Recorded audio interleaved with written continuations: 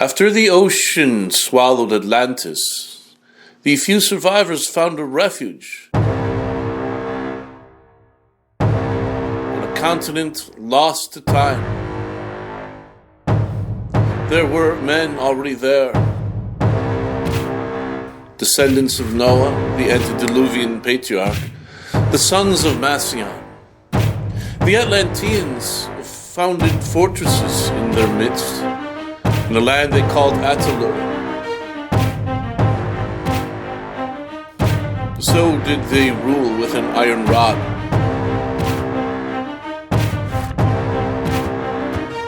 And yet desirous of the many Egyptian commodities that they once enjoyed, they invited the Egyptians to settle nearby, in the land Goa, whose flooding river reminded the Egyptians of their homeland. Then came the Greeks and Romans, whose fierce independent minds would not submit to the Attalurians, and they founded their own cities, the greatest of these being Regulum, whose Roman army eventually defeated the Attalurians in war.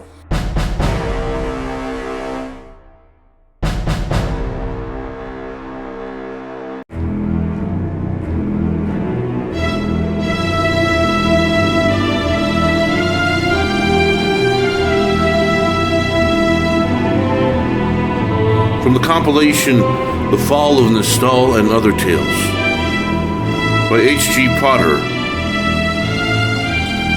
comes an adventure unforgettable. After Atlantis. This audiobook is not for sale. Here now is the only surviving history of that lost civilization of Regulum, the great city, and how they struggled to preserve their republic.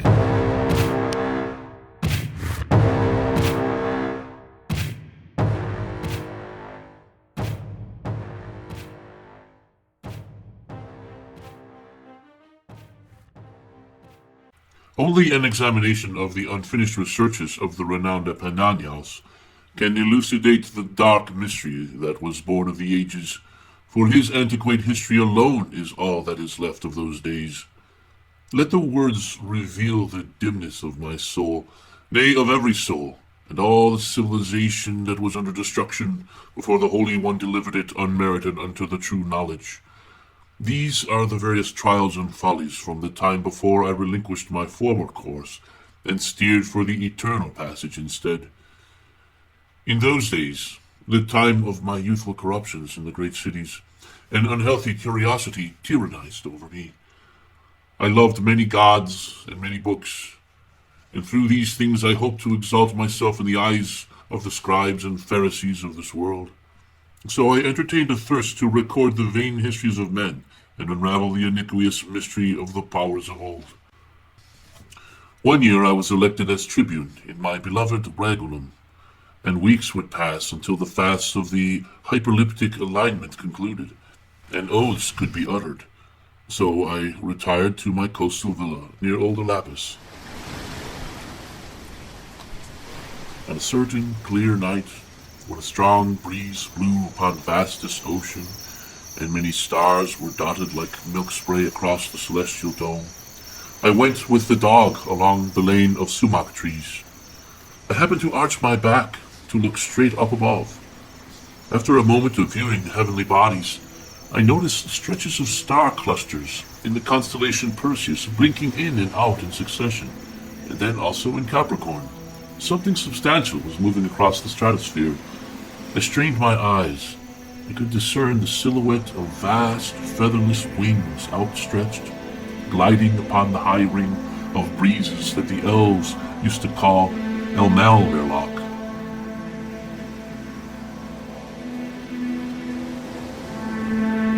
The conceit that such beasts are mere fiction was finally extinguished from my mind. The sighting I took to be a sign from the gods. The old beasts of yore still prowl the worlds, but are hidden from sight.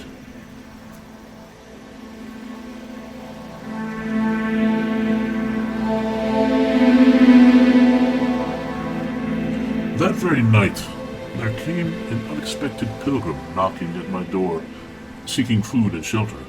It was a monk from the monastery of the Weeping Brotherhood, that mysterious isle of desert seclusion located in the dry blood dunes. Some power, I know not what, urged me to welcome the wayfarer. I could have him stay a few weeks and assist me in copying certain books, and even add to them, drawing from the fragile urn of his memory. In that clay vessel, everyone admits, some monks preserve nectars of good tale, which were forgotten, not to mention rare histories. So, if the divine race wills it, let the winds whisper the truth of things in my ears, of what was, of what is, and even of what might come. Open thy mind for the sake of recording things which may pass entirely from human familiarity. Rare is the codex or rhyme stock in our city that men have saved from time, devourer of all things. Therefore I hold nothing back, and favor no powerful princes as I recount the passing of ages and the struggles of men in this world.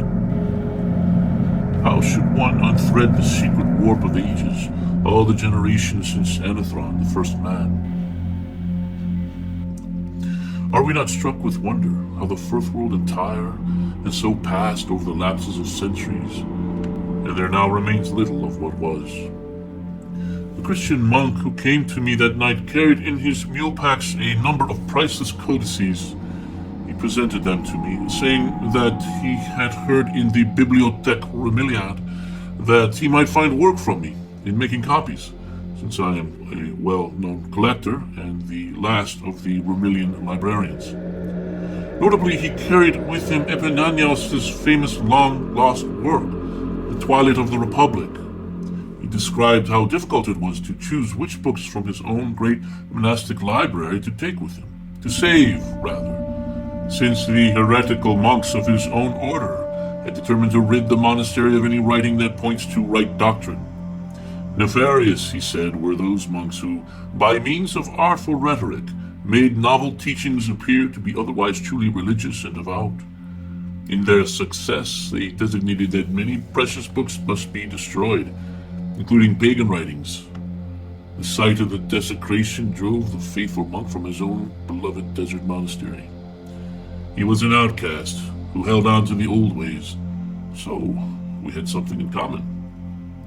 I myself was a great voice of the worldly city, Regulum, mighty governor of Illystrian provinces, in the days when it was safe within the walls. Those days have fled away, and it is now better for men of goodwill to live apart from those workers of corruption and sin who dwell in her dismal streets.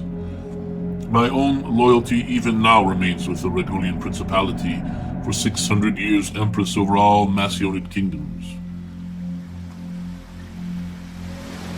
In this little shore-side villa upon my desk, the pages of a great text are caressed by the evening's seaward breeze.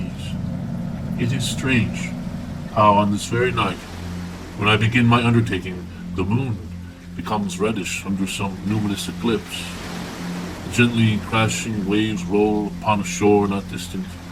The ocean's resounding calms my soul. The Christian monk worked assiduously with me in preparing a new manuscript of The Twilight of the Republic. But before we had completed the first chapter, he vanished without explanation, leaving behind his mule and many scrolls and books. Suspicious, I immediately hid away Epinanaus' decaying leaves.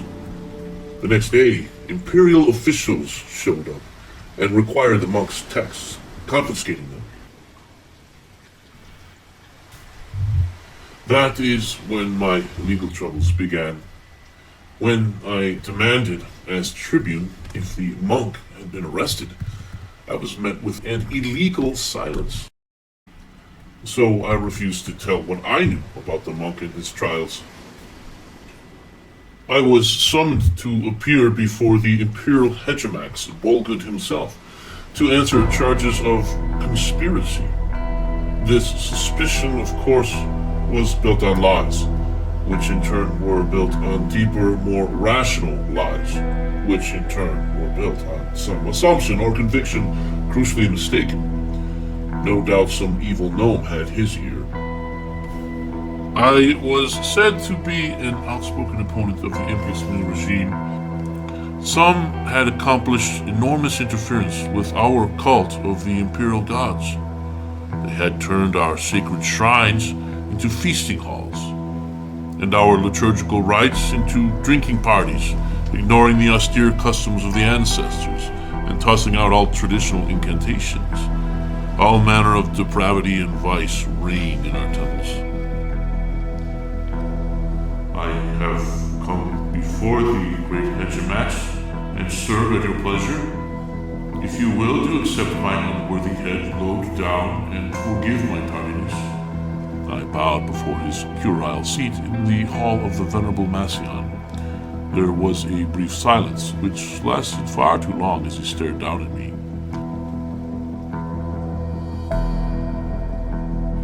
Accept your head? Should I not remove it from your torso? What if that were my pleasure? My pleasure? Obviously my pleasure means little to you, since being without much pleasure yourself, little motivates you to be on time before this assembly. What of pleasure, you say? You have not yet joined us in the righteous bacchanals and solemn rites of Venus, Tribune? I cannot imagine that you would think yourself above the gods with all your austerity. Your magnitude, I must keep myself from partaking in such pleasures which the gods have deemed restricted in accord with true understanding of the ancestral wisdom. It is also forbidden by the gods to hold in contempt your lord's wishes. Where is wisdom in that defiance? Do you imagine that you may dictate morality to the senators? Do you say that your flesh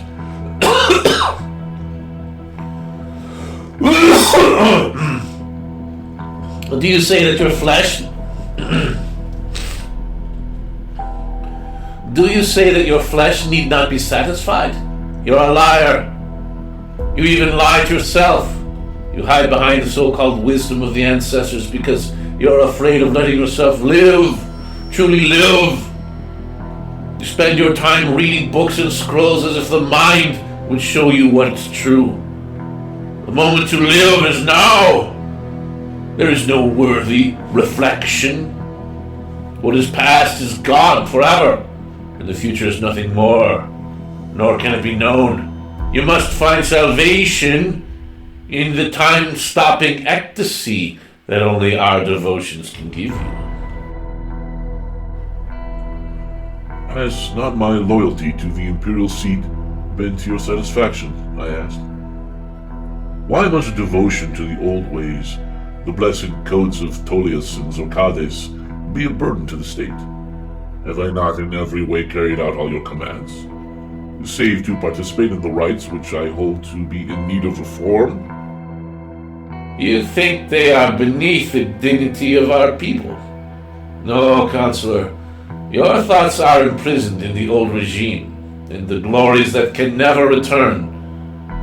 You learn many things, but you have no true pleasure. No pleasure that can transform you, which can make you a demigod in the state of cathartic titan, which I myself am about to reach. His face turned red with rage. The red asceticism now rising will never... His absolute devotion to the new religion of carnal indulgence had taken a toll on his health. The red asceticism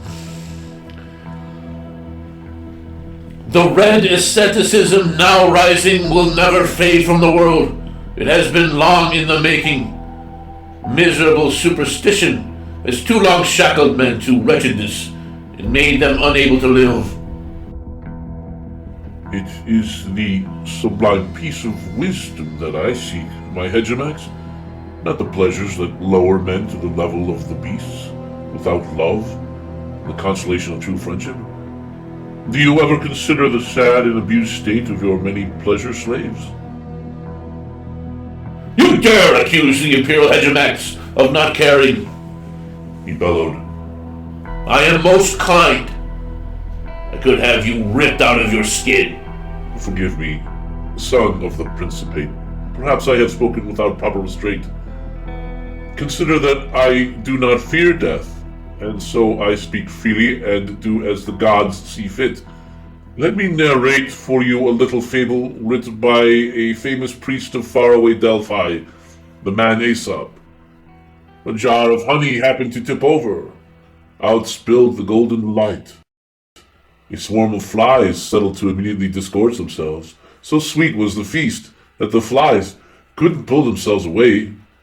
Soon this became literally true, as their legs stuck in the mire of spilled honey and held them fast. The flies were in despair of ever escaping.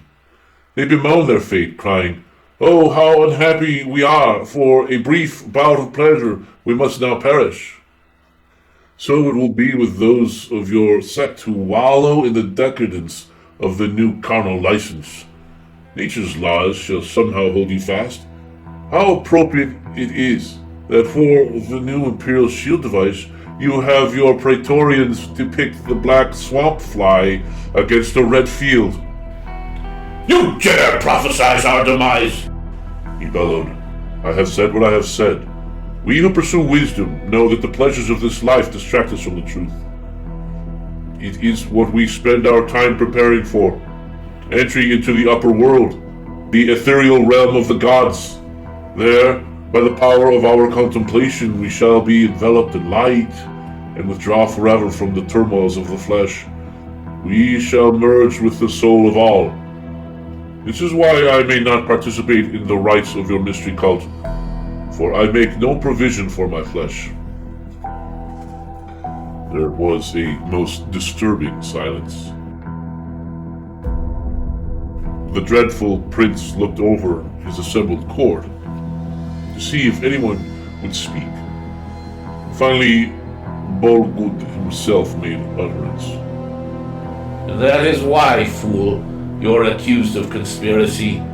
Your philosophy is an elaborate conspiracy to keep men under the yoke of superstition. My informants tell me that you are counted among the pernicious fold of the so-called wise men. What is it they're called? The ELDARI? A secret society of the Kutal, meant to subvert the mental health of the citizenry? So, have you secretly hoped for my demise ever since I took the curule seat? How do you answer the charge? The Emperor took a deep draught of his wine and thrust out his great cup for the slave to refill. I took a foolish chance to give so bold an answer. I hope and pray that the true gods will draw you out of ignorance and bondage to pleasure into the light of reality and wisdom of the republican system. May they grace you to know the freedom of your own human life and the acknowledgement that your body is a sacred vessel not to be abused. It is true that I walk with the Eldari, but our discussion is only upon knowledge of the good. A look of distant sadness seemed for a moment to betray the Bolgud's inward thoughts. It was as if he suspected or even knew that what I had said was true, and secretly desired my peaceful walks with the Eldari.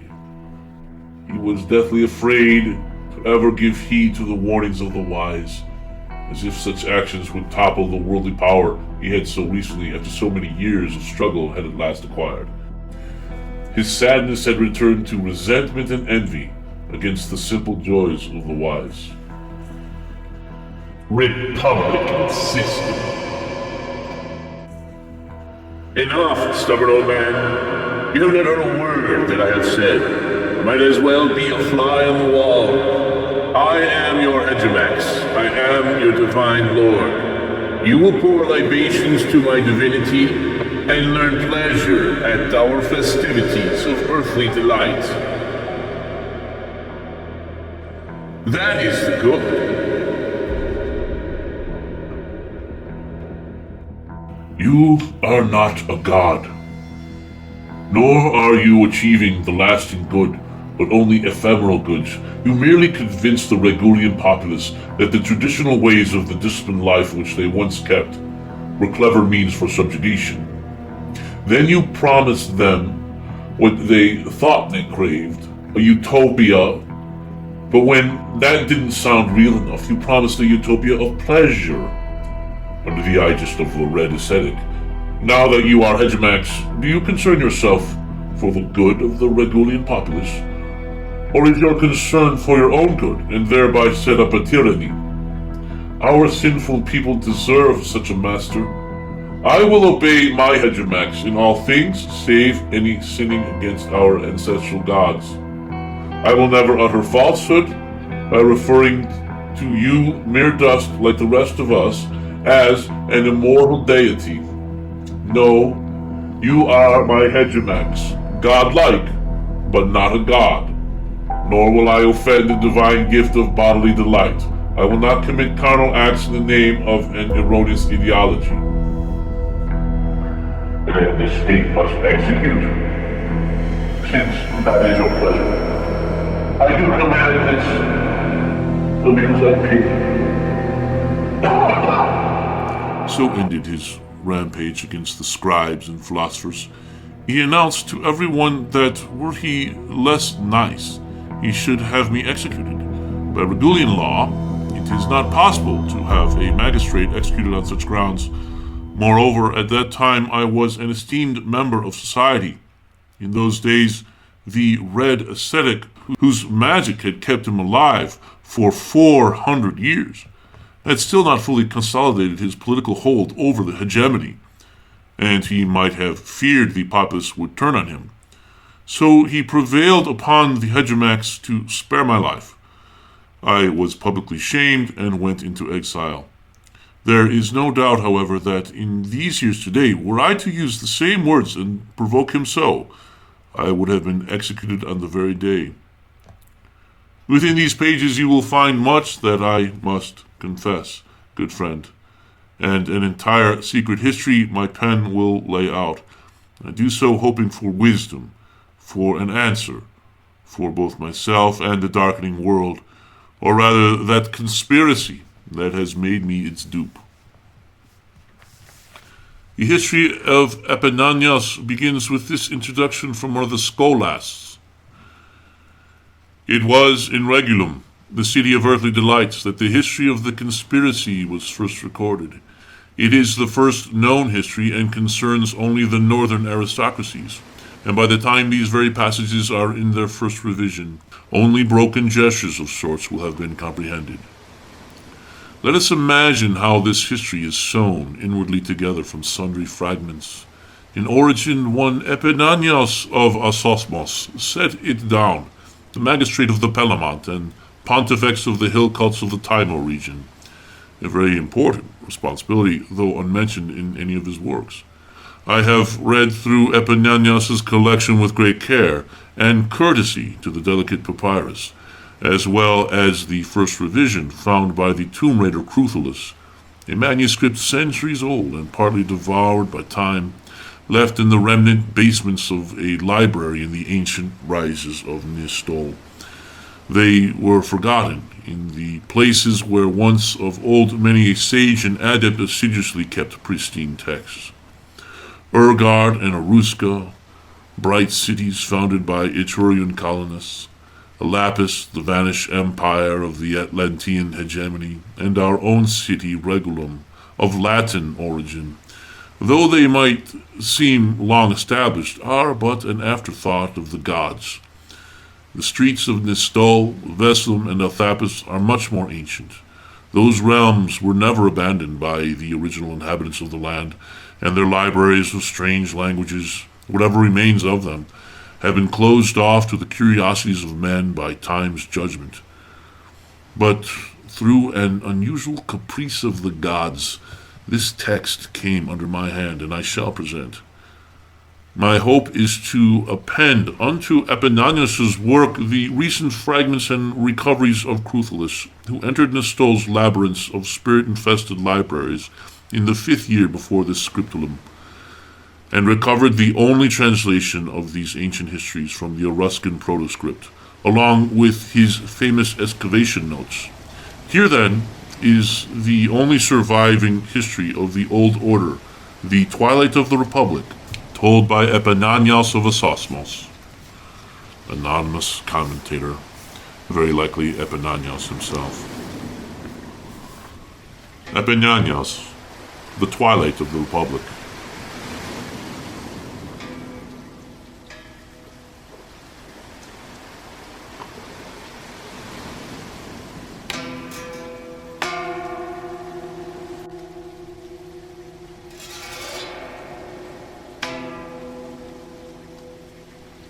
May it please the Father of all that Epinanaus of Asosmos, his servant, here sets down a history of the Republic for preservation, lest the frail memories of men lose knowledge of how the world past unfolded, and how the free Republic governed the first reaches, be it in exploit of war or abundance of peace, or in failure both of want or of excess.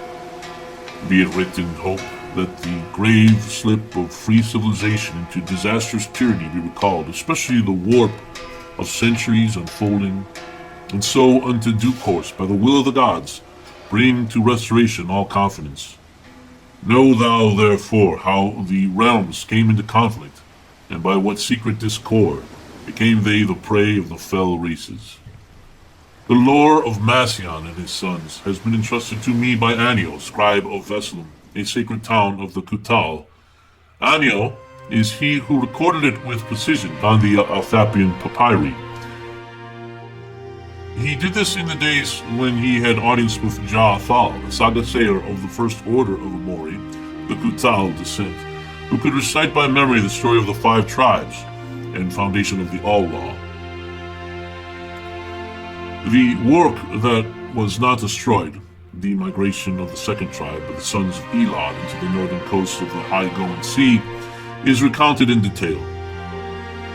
Ja'athal had received these stories from his father, who had in turn received it from his father, and so back for uncounted generations. The recording by Annio was left unfinished, but the inquisitions of the Red Ascetic came the following year. Thal was imprisoned. He had voiced a lack of interest in defiling his body with unholy pleasures.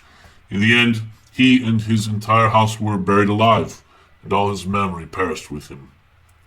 Annio, upon hearing tidings of an inquisition, hid well his transcripts, being wise to the hatreds of the Red Ascetic. On this I spent all the remainder of my inheritance. I employed nigh all my wealth to acquire those precious books from Annio. It seems that some evil god does not want the lore to be heard. Oh, that the lay of Zilmuria, writ in full, was not forever lost, the rhyme stock being impossibly scattered, the dream of an entire age. What happened to those originals of Annio's? Only the frightened donkeys that ran off with them will ever know.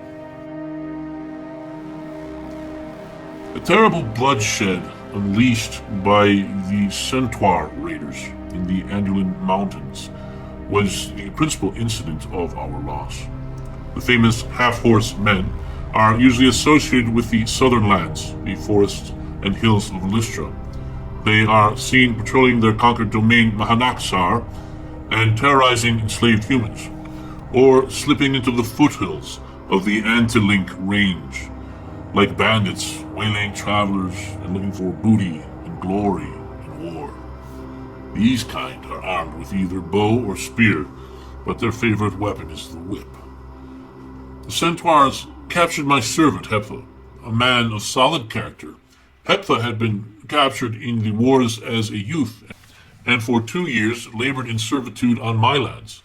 Being thus later stolen from me, he did finally escape his captors, those savage beast men Centaurs. Lost in the east, Arath, he took service in the 12th Regulian Legion, the Ataluran cohort. As I herein recount, Heptha would return to me years later, bearded and weather-beaten, with long whitened locks, a wild man taught by formidable adventures. The severe mishap, the ambush that was our undoing all those years ago, will not rest in my memory. We were deep in the cedar forests of Icorius, heading southward and east to Nistal, for the Romulians had granted us monies to journey to distant Nistal, that we might hire scribes to make several copies of the Illustran books. This was in accord with the treaty signed by all the civil lands, a treaty made with Nistal during the Ataluran Wars. Every kingdom and principality must at once submit all their precious and ancient writings to Nistal for copy, paid for by the owners. The war magics of Nistal had crushed the terrifying Ataluran tyranny. An unusual set of tomes bound in black elephant hide was also entrusted to us for this purpose. Slave girls and monks copy such valuable works in fine handwriting, and the artisans of Luz and Zaspur illuminate them with elaborate traceries. My new boots caused me discomfort, for I had not yet broken them in, and there were few stops. Our guards were the pikemen division of the 3rd Regulian Legion. They did not even have full leather boots, but instead wore those special military sandals, which proved better for a long hike in hot weather. They carried all their equipment with them on back frames, and wore their typical bandit armor. The mounted officer was a Vrith noble of the Romilian militocratic family Arvidai. His full name escapes my memory, but he was well-mannered and exacting in discipline. I had heard that he had attended the same nomatorium as myself. He often would ride ahead to reconnoiter with the 2 hawker scouts, since it was well known that these forests were entirely dangerous and unexplored, and rumored to conceal a bandit army. Nevertheless, the path departs from the Syrian way in the north, where it begins to deteriorate. Often taken by pilgrims to Vasulum, it is the oldest known road through the Antalink range. For this sake, it is patrolled often by Edolant riders, especially during the festival season. The road crosses the Washir and passes through Aquilaris and the forest of Icorius, where it climbs the foothills of the Anduin Mountains, and turns south to run the pass of the Vale of Chimera, finally turning into a mere forest path.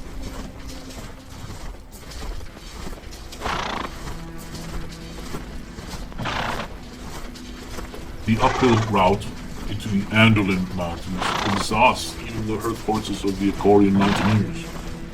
We took many breaks, for it was not considered a high-priority mission by the hegemon.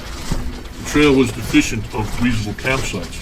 On 2 occasions, since the upper forest became exceedingly rocky and steep, we made a hasty camp on the path.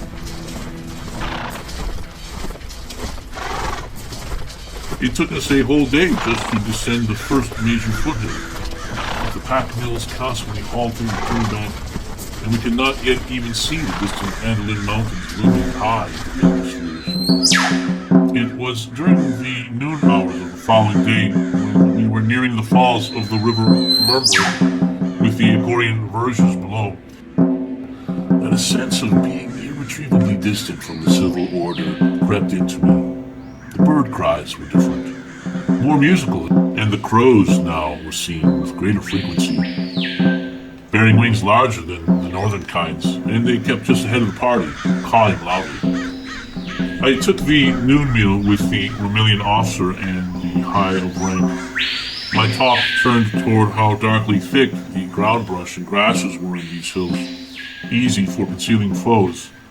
The officer said nothing, being a neophyte, but the old leathery-faced centurion spoke up, agreeing. Bloody-handed bandits. Foxes laying in wait for pilgrims. Their archery most deadly, swift death for the unwary. But there are worse dangers here. I assure you it is not possible, the neophyte officer claimed. It is not possible that any half-provisioned band of forest thieves would dare go after a detachment of the famous 3rd Legion, no matter how fast of foot or bowshot. With stern brow, the old centurion, forgetting rank, offers a look of trepidation. Why have we no heavy armor in territory that is beyond the frontier? Do you think that our numbers are insufficient, even to keep back a band of outlaws? They have never sent so few into the high Icorian wilderness alone. It has never been this way. There is something amiss. I suspected we're not merely the typical cheat of senatorial coin. I tell you, there are black motives among the syndicated gentry, whispered plans, sinister things of greed, or other sin. We are an offering. We're not meant to return. Surprised, the young officer paused his eating and looked at the centurion. Being gentry himself, perhaps he knew that it were true, or at least suspected as much. It seemed he had suddenly put a few things together in his mind, that he had just discovered why he had been chosen. He stared off elsewhere with the look of one who has been given a death sentence. It was to be a lengthened journey through perilous and uncharted regions, and we should have been augmented more troops. The sergeant had some scouts go ahead and search out the rocky path which passed through the overgrown ruins of ELDARK, a route which has been held by outlaws in the past. 60 light infantry marched in 2 columns. Picture the glint of the forest sun blessing their helms, their diamond-shaped shields slung over back. Little do they perceive how swiftly death is nearing, how like shadows and dust we men. The flesh recoils at such slight injury as a pinprick. How will you, O hero, hope to persevere Mahak fire or Ataloran sword slash? And should not then every man make preparation to soon breathe his last? Consider, I pray, how great the confidence in these men to soon see again their wives, children, and homes. And that very day will deny them even of again seeing the sun's gentle decline. The next thing my memory keeps is putting on my boots in the morning. There's a sense of being watched. Someone notes, and that encompasses my mind. We make ready to pass through the ruins only a furlong distance, in order that we might make Fort Flammel stand in the Chimera Valley by the 3rd hour. For almost half the previous day, we'd heard strange horn blasts from some distance up the old forest path. Yet the commander and other officers take no cautionary measures. Then, as the sun arises in the morning, pack mules and hirelings and troops cross a grassy forest opening. We are at once hearing horn blasts on all sides, and next bestial roars of 100 unseen enemies. Of the Radulian soldiers, some are spooked by the haunting war cries of the savage. At first they look about perplexed, unable to spot the enemy. Soon they fall beneath the hurled axes of the savages before they can even muster a line and unsheathe their short swords. The mounted officer in his noble cape and raiment, the neophyte, is immediately struck with many arrows. He and his horse fall to earth and crash into the brush. Many of our lackeys and supply troops, seeing this, flee to the woods. The Centauri are waiting for them with nets. One centaur, eager for war, races towards the legionaries' makeshift formation, some of whom are still struggling to throw off their backpacks, while others stand fast and ready their pikes and swords. The galloping centaur is impaled by a well-placed Radulian pike through the neck. It was the first engagement less the centaur's advantage of surprise. But the point is to no avail in diminishing the morale of the enemy. In the chaos, a line of centaurs rushes in. The beastly lord gallops up and succeeds in divesting the same pikeman of his helmeted head. 2 men next to me, hired muleteers. Both at once are struck by arrows. One dies instantly, the other lunges forward with only his dagger, but is straightway trampled by 2 Portuguese. The forest keeps pouring forth Centauri, their torso tattooed over with colorful designs of savage aspect. 27 or 28 of the remaining infantry form a circle, and with poorly formed shield wall, defend with their spikes, while the swift-moved centaurs circle around and round, loosing shafts of death. It is clearly to become to massacre.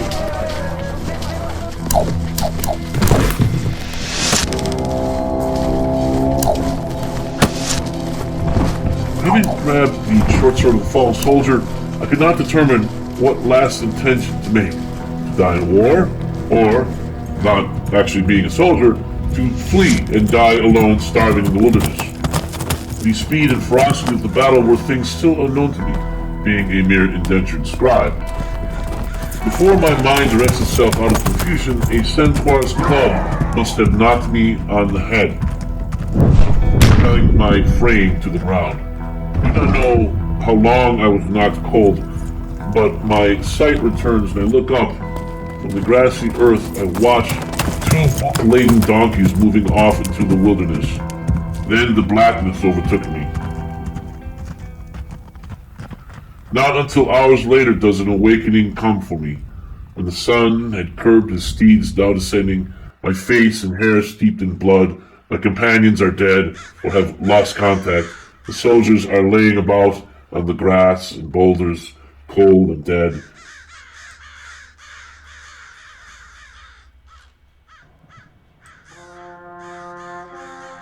And there is now only myself. Great dread fills me. As a blessing for the many slain, I offer my prayers to the gods.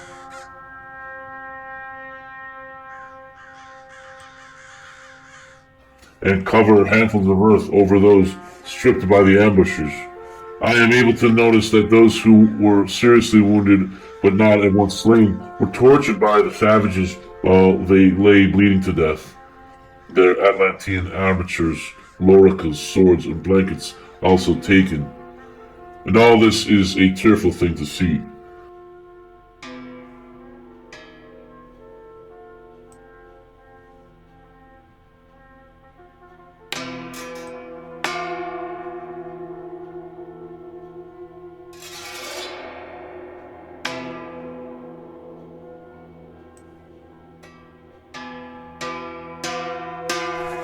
I am strong enough to make way to the house of the old Butterham in the foothills of the Endelin Mountains. The old man cares for me, and after the third day we ride back to the trail in order to bury the dead.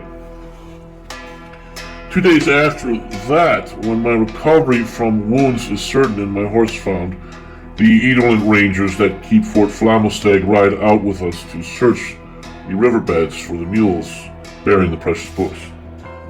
The Regulian Principate tolerated such provocations less and less, and finally retaliations were administered. Even so, the Centaur bands became more and more bold and finally waged war openly on all humans, claiming for themselves all the arid grasslands of the Mahanaxaran Plain and part of the Echorius. All this could easily have been avoided by honoring the treaties, but those with financial interests in expansion prevented it.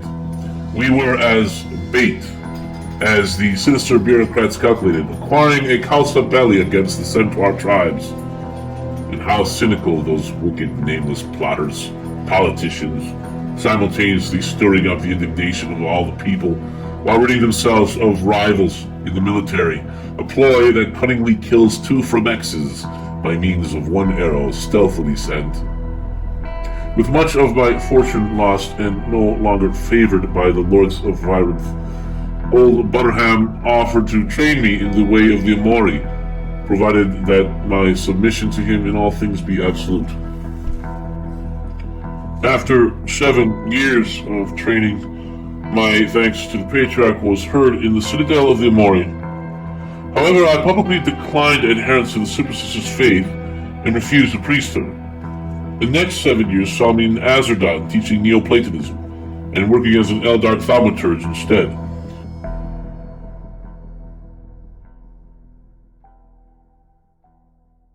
Suddenly the All-Being called me to desert seclusion and contemplation of the deep mysteries.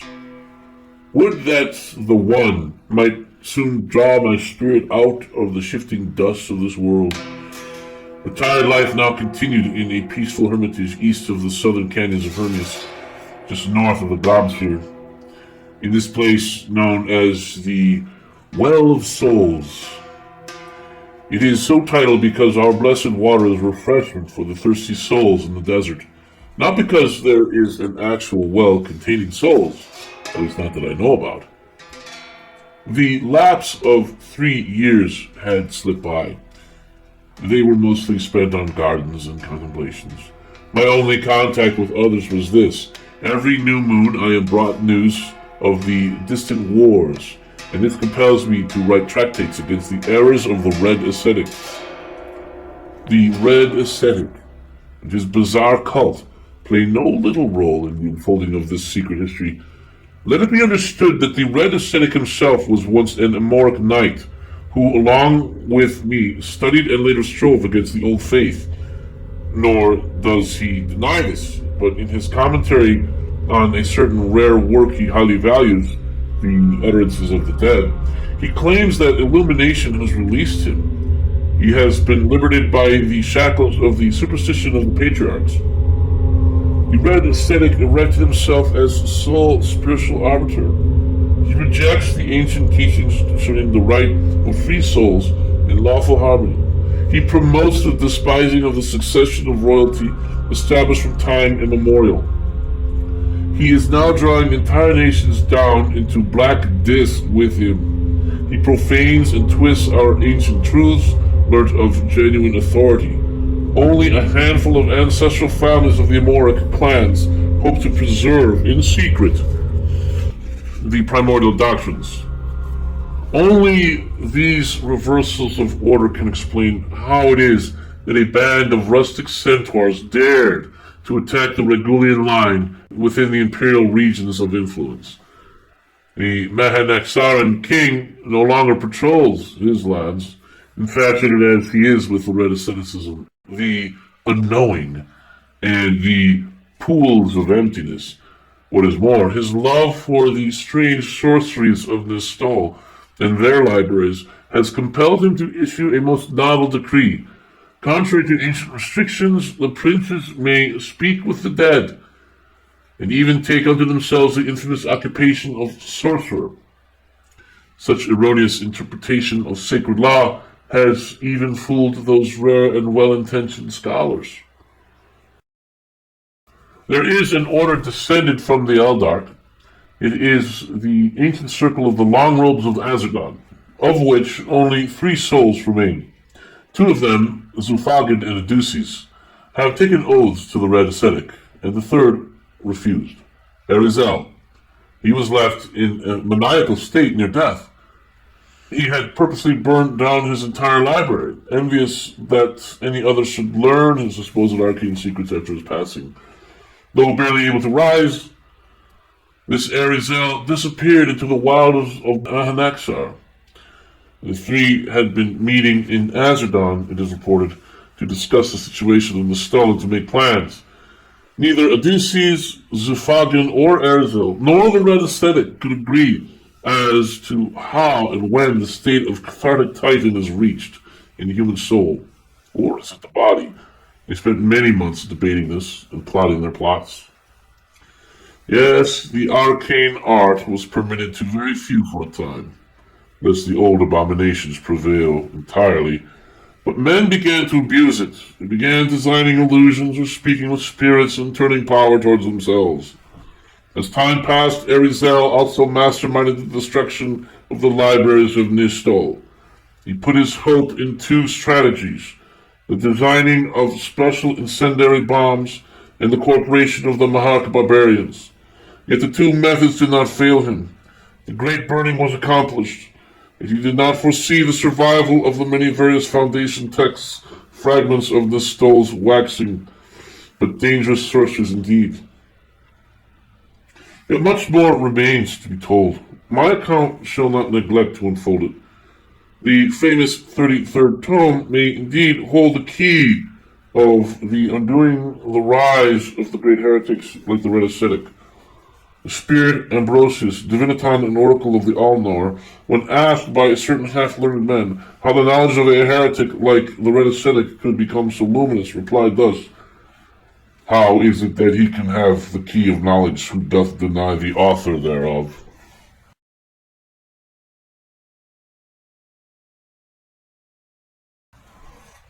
Here, in the desert hermitage, new depths of meditation concerning the unbegotten reality had of recent given me much consolation.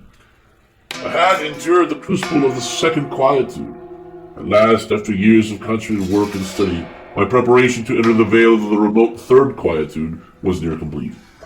One night, as the supreme hour approached for this interior bliss, there was a sudden knocking. Someone was at the hermitage door, sole entrance to that little cottage. Such a clamor was a powerful disruptive to the fabric of reality, my meditative state. A fear flashed through me. Understand that the soul enters a delicate transition at this advanced stage. The sages warned that any disintegration of silence could all but tear the superstantial realization. Of course, you recall that true metaphysic assures us such a disaster is impossible. How could any unnecessary being thus disturb me so? To that question, no answer came to mind. The noise jolted me back into the waning subrealities of the transient world. Of course, the ritual demands utmost attention. My response was not to ignore, but to answer the knock with a commanding tone. "Hold, wait ye for a few moments you must." I no longer had familiarity with my own voice. That also unnerved me. The ritual ended, my slippered feet carried me to the door, to discover what sort of uninvited guest would dare disturb. For all know that the few inhabitants of that barren land dwell there so as to not be disturbed. Even so, it is not permitted a hermit to treat anyone dismissively. It is our custom to first welcome and dine guests, then ask questions, but these were dark days. So I opened the door of my hermitage. I see a slight man with Near Eastern visage, his eyes cast upward to the heavens. He lets down his glance from above and looks upon me standing there in ceremonial dress. He presented a wild, untamed expression, as did his array, unshod and outfitted in camel hair. He was aged roughly in his latter middle years, and stood like an ancient, just suspended in time. He was of formidable bodily frame. The sun had darkened and thoroughly wrinkled his skin, but yet his spirit shone luminous by the facial expression and from radiant eyes. He immediately bowed, and esteeming him a poor suppliant, I raised my hand to grant blessing.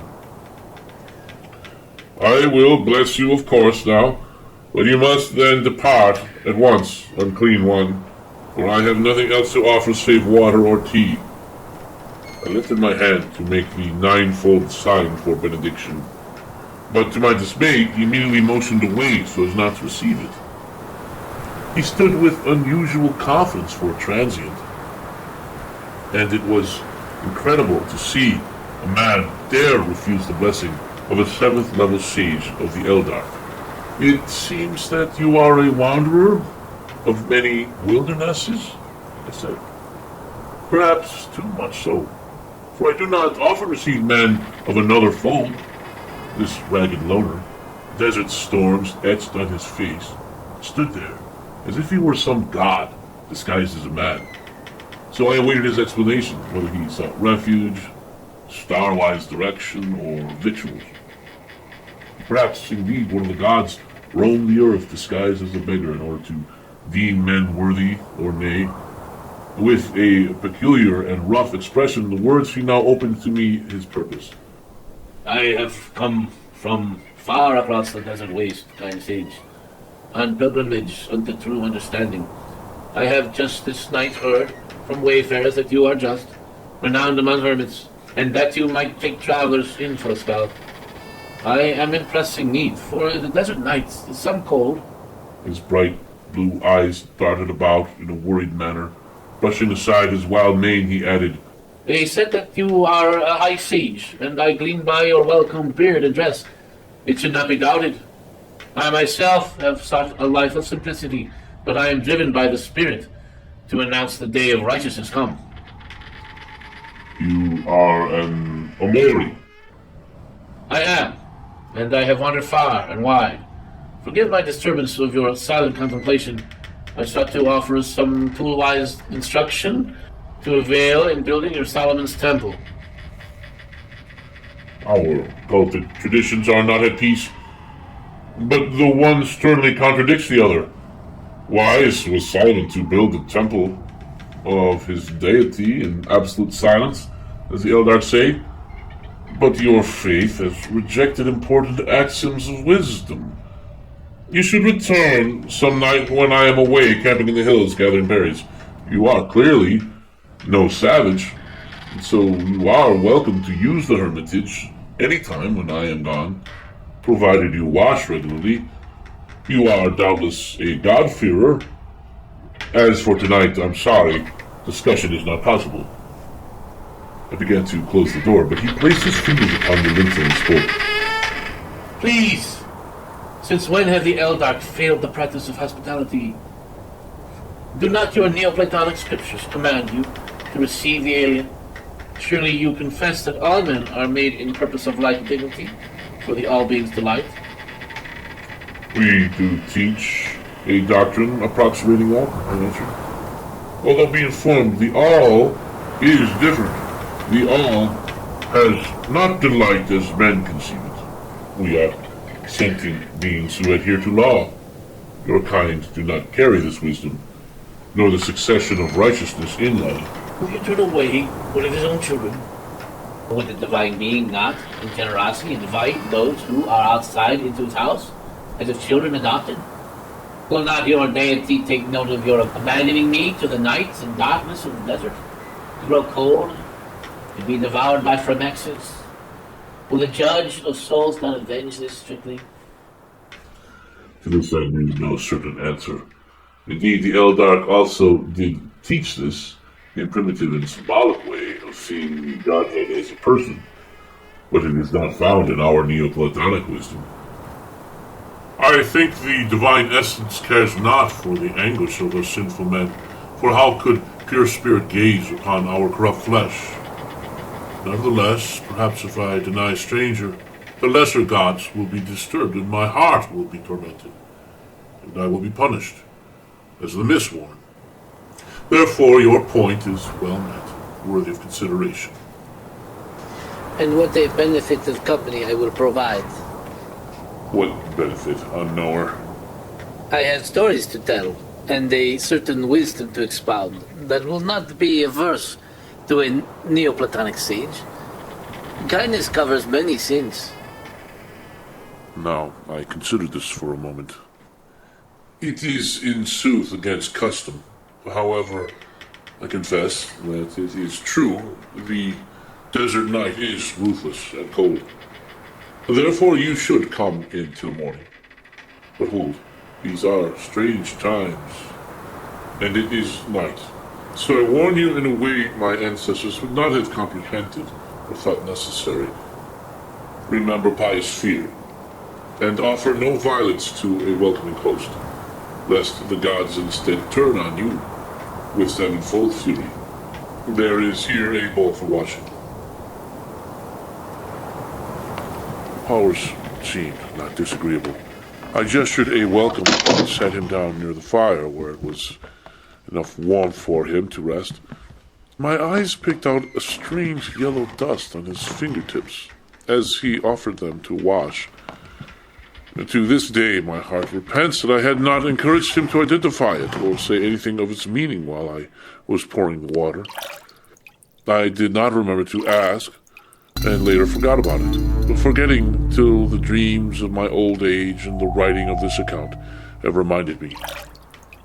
I have suspected that it be the yellow pollen of the desert crocus, but now it is impossible to have any certitude.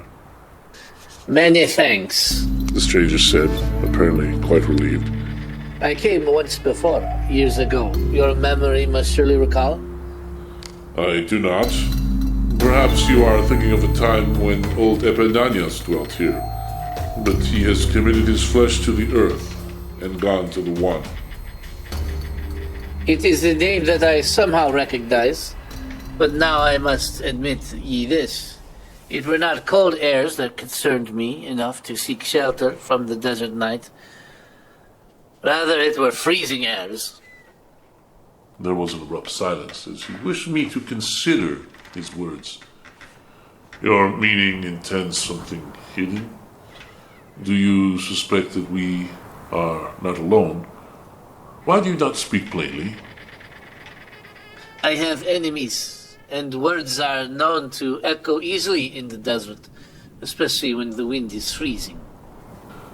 Your wording has an obvious exaggeration and seeks another meaning. For the breezes are everywhere mild tonight. I glean that you are a traveler upon the spirit, as they say. So my guess, therefore, is that you speak of things of the wind and of freezing inhospitalities, or powers that have no warmth and whose freezing nature does damage to the mind. Suddenly, from just outside the dwelling, I heard a great howl. It was not a Framex. It sounded more like a dire wolf. A howl truly frightful.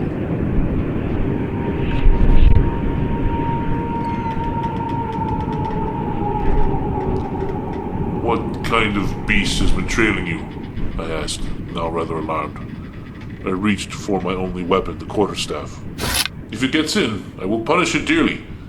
And if it does not retreat, it will die. What mean you, sage? What has caused you this upset? I looked at him with incredulity. You did not hear that with your ears? Did you hear something? I heard nothing. What do you mean? How could you not have heard it? You must be almost deaf. No doubt the desert wind howls and plays tricks on your mind. The desert cannot trick his own child. If that is so, I warned, then it is best that you depart from here. If you say it were the wind, then you will be unafraid to go out there. I looked and saw that my strange guest had suddenly fallen asleep.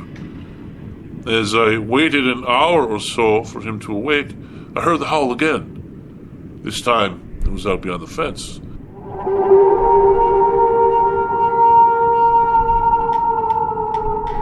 It was surely some kind of dangerous beast. I opened the door and saw a man standing, not far off, partly in shadow. His face was not bestial, but gentle. Who are you? I asked. Just a man who hopes to obtain comfort from the night's cold. Your guest. He didn't tell you, did he? I am his slave. He makes me sleep outside. He is embarrassed of me. Will you bring me a blanket? We shall see. I will not permit a man to be left outside like a dog. I must talk with him first. I do not know if you are some bandit. Remain where you are, and I will return. I returned inside and closed the door. The sound awakened my guest. At once I demanded, "Who are you, and what is your business in these parts?" I am a pilgrim to Argonisiel, good host. May I learn also who you are? I am Epinanaus of Ososmos, scribe of the Pelamont, and archsage of ELDARK mysteries. But you have not in full answered my question, and I demand an answer. Pious pilgrims do not keep slaves. And if you do not tell me the truth at once about your identity and business, this quarterstaff will be the next interrogator. Do not be rash, friend, he said. There is no need for alarm. I have no slave with me. You have no slave? And who is that man I just saw out there? The pilgrim stood up. There is no man outside. Again you are false, I said, quite irritated. Just as you were false about the howling that we heard. That you heard? You must be having hallucinations. Then suddenly I heard the frightful howl again. It must have come from the man, or else a beast accompanied him. The guest just looked askance at me.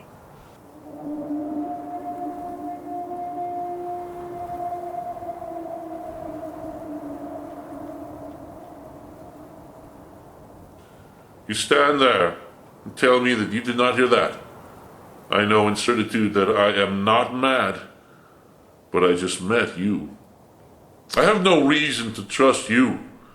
Beware, if that man outside dies from exposure, I will call out the indolent rangers to track you down. Nay, perhaps I will blow the grue horn and summon them this very night, for it is illegal to impersonate a pious pilgrim. If you are not frank with me at once, you will be arrested. No, please. He said. Do not call the rangers. I will be frank with you. I did hear the beast still howling. Yes, I am sorry that I was not forthright. I did not wish to alienate you by the strange circumstance of this visit. The howling is from a starving beast which trails me. And the man? There is no man. And once I stepped forward toward him aggressively, so as to threaten with my ashen staff. Please put down your staff. I tell the truth. The howl that you heard, that was a beast. But the one you saw, that was no man. What? I said, not a man. How can that be? I saw a man with my own eyes, and I spoke with him. He requested a blanket. I wish to have him come in. I will not permit slaves to suffer. Good sage, that is commendable, but hear me. You must by no means invite him in, or you will jeopardize your own soul, and at the same time cause my demise. For I say to you that it is not a slave. If anything, I am his slave. That is a creature whom you heard howling, and as I said, it is no man. What sort of creature? Your answer had better be a good one. They are unmentionable, he said in a near whisper.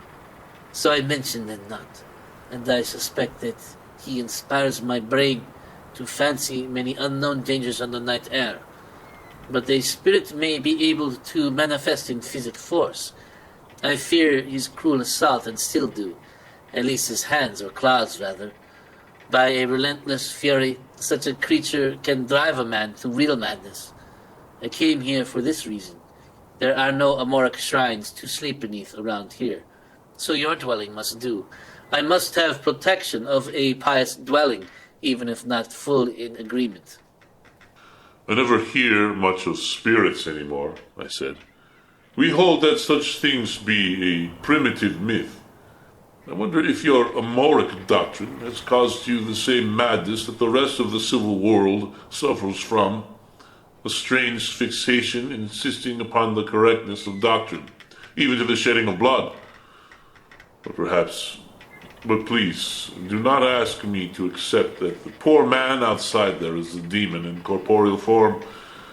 You will put me in dilemma.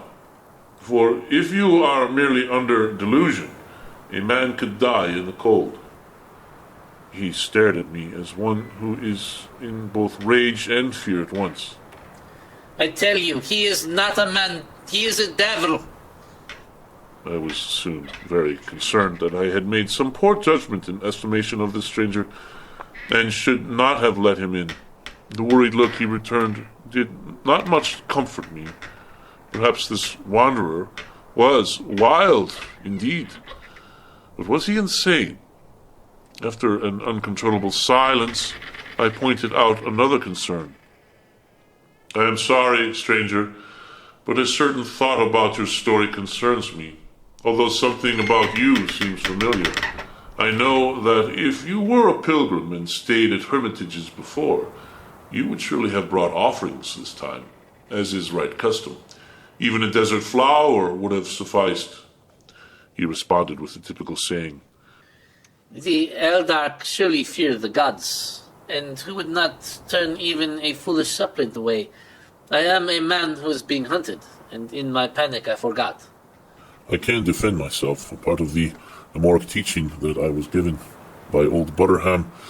was the usefulness of the quarterstaff and the various techniques that the staff can be used even to drive off demons. I never did accept that such entities existed. He wishes to remind me how I have become a slave of the devil. I explained to him that I could not accept a doctrine that posits demonic powers, but only gods. He claimed that the demons and devils are not just for stories, but real fallen entities, spirits turned of malice. In our Neoplatonic opinion, if anything is like that, it must be understood as abstraction. The only genuine evil is to be found lurking in men's hearts, or in the forests of the brain, such as what error-filled superstition constructs. On this exception he vehemently disagreed, citing several of the superstitious Amoric texts, of which we also have familiarity. They were created at the beginning, pure spirits. That is not written in the holy texts, I countered. But it is your own. Your ELDARK traditions also teach this lore. He countered in turn. One must distinguish our oral tradition from what the Eld texts intend. The war between demons and angels is merely a morality tale unworthy of Scripture, nor have I ever seen a demon. Just because you do not see them, does it mean that they are not there, or that they are abstracted?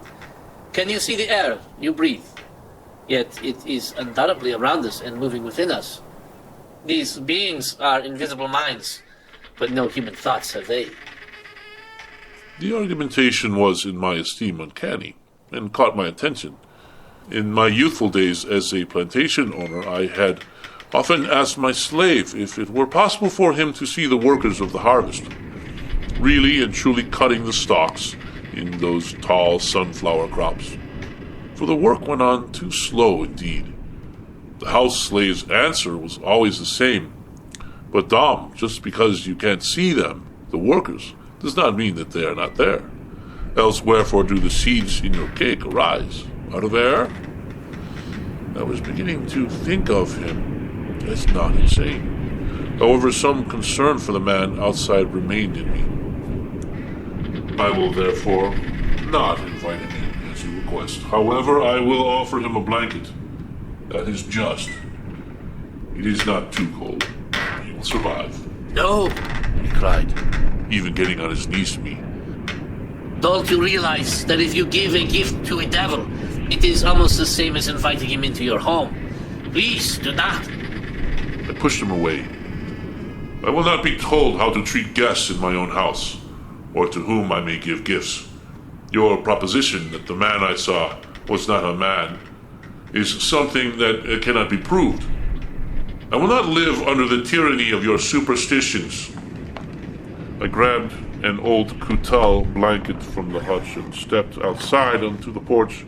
I saw no one. I stood a moment and waited. There was silence. The silence was terribly broken once more by the howl, desperate and remote now, even perhaps as far as the foothills of the great mountains. It sent a chill up my spine.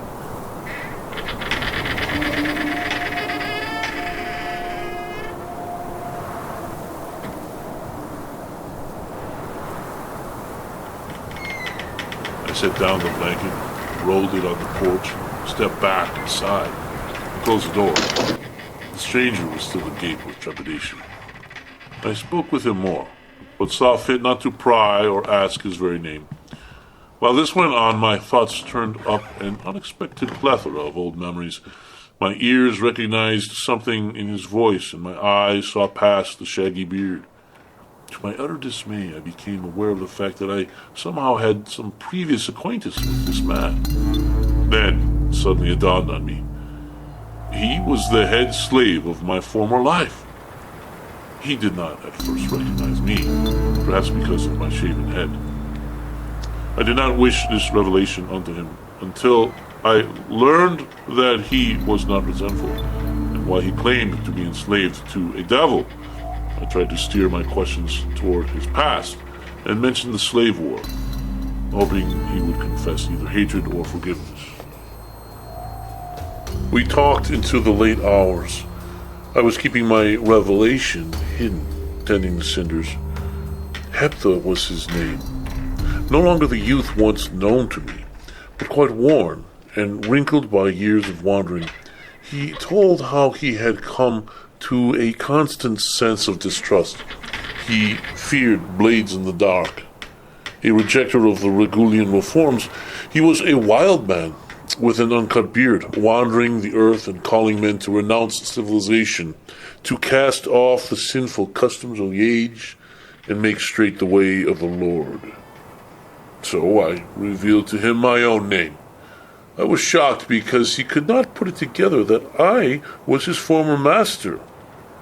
I mentioned the fearsome ambush of the Centaurs all those years ago, but I would not in full relate my own story unto him, of how my own life unfolded since that mishap so long past. He recently left off sojourning in the southern wastes among the Zerbi nomads in the Deadly Hills, 10 leagues east and south of Nistol's Rise. Uncertain as to how he might react, I finally revealed to him that I was his long-lost master. To my surprise, he was glad to learn my identity as his former master, and that my condition was good. He cried out and grasped my knee, for he feared that I was slain in the ambush. My years of having treated him with kindness and generosity in his servitude had not been in vain. Most Regulian slaves would have at least maimed their former masters if given an opportunity. Nevertheless, he would never trust me as an equal friend. He watched me closely. Did he suspect that I might again attempt to subject him to servitude? He did not know that we who take on the ELDARK cord could never again return to worldliness and treat an intellective being as property. He often went back and forth from the door peak and glanced out the hole, feigning concern about the slave outside, suspicious that he were being watched. Someone or something must have been, for later we heard the howling deep in the night again.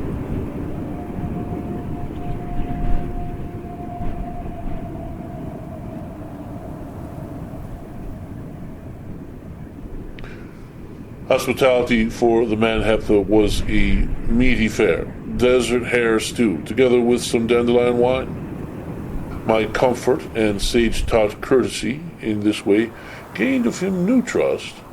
This, however, was not enough.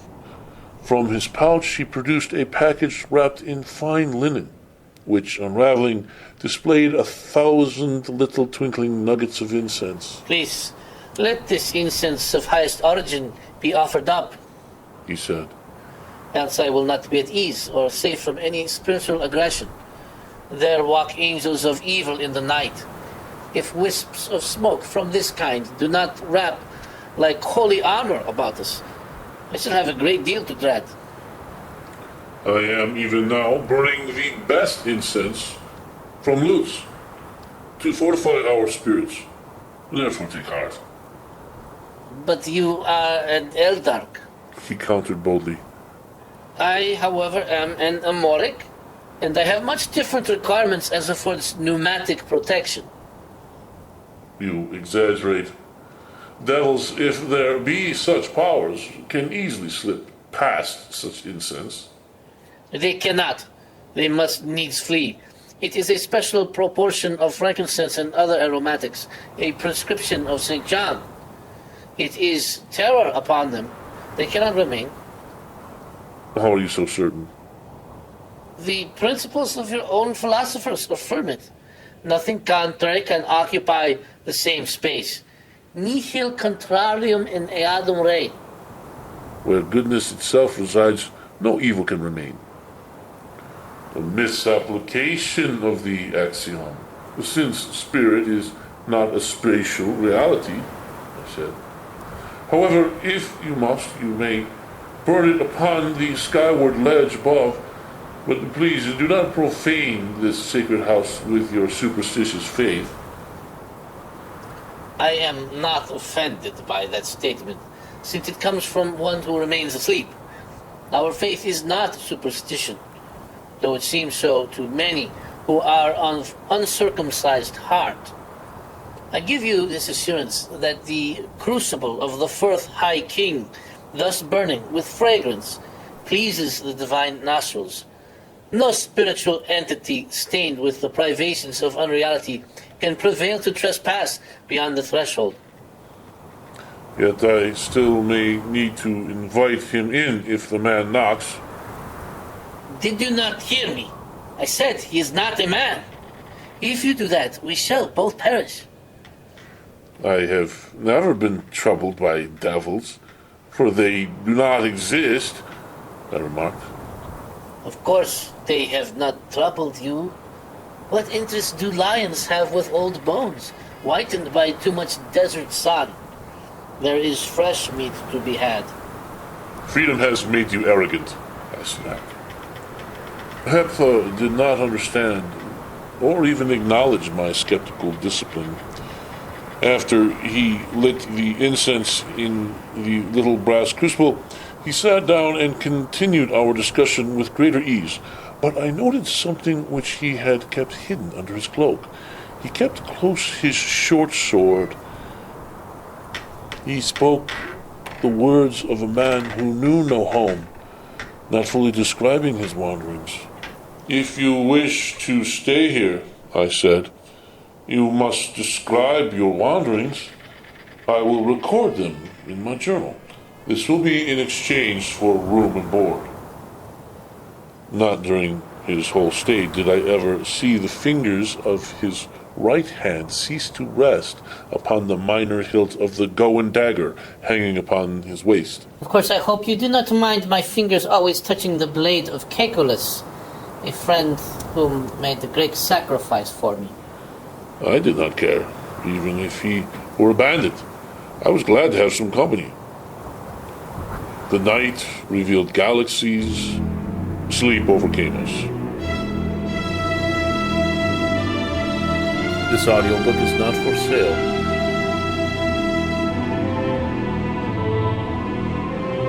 After Atlantis.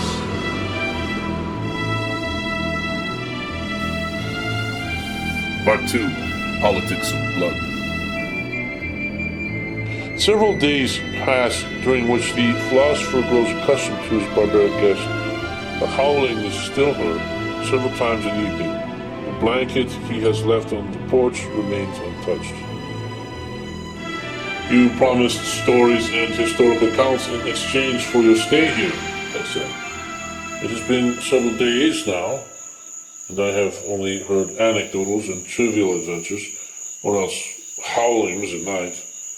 I now require that you treat on all which you know, for it is evident that you have knowledge of things beyond the common key. I gather that you are a private man, He said. and not devoid of wisdom. Soon the time of the half moon will make things safe. I will tell you all that you can bear, especially on certain historical events, those which interest the righteous. However, pray, leave me to work the garden for another day, since I cannot disclose all at once, and must foremeasure my words. Over the next several days, he imparted to me with great care a synopsis of the Black Book, the 33rd tome, which he memorized for 4 years while awaiting execution in the prisons of Goa on the coast of the Kalar Marab. He had long since resigned to joke with himself about what he called the Black Books of Melancholy, because of the bitter-sweet consolations which memorizing the tome bears upon me throughout the years, he said.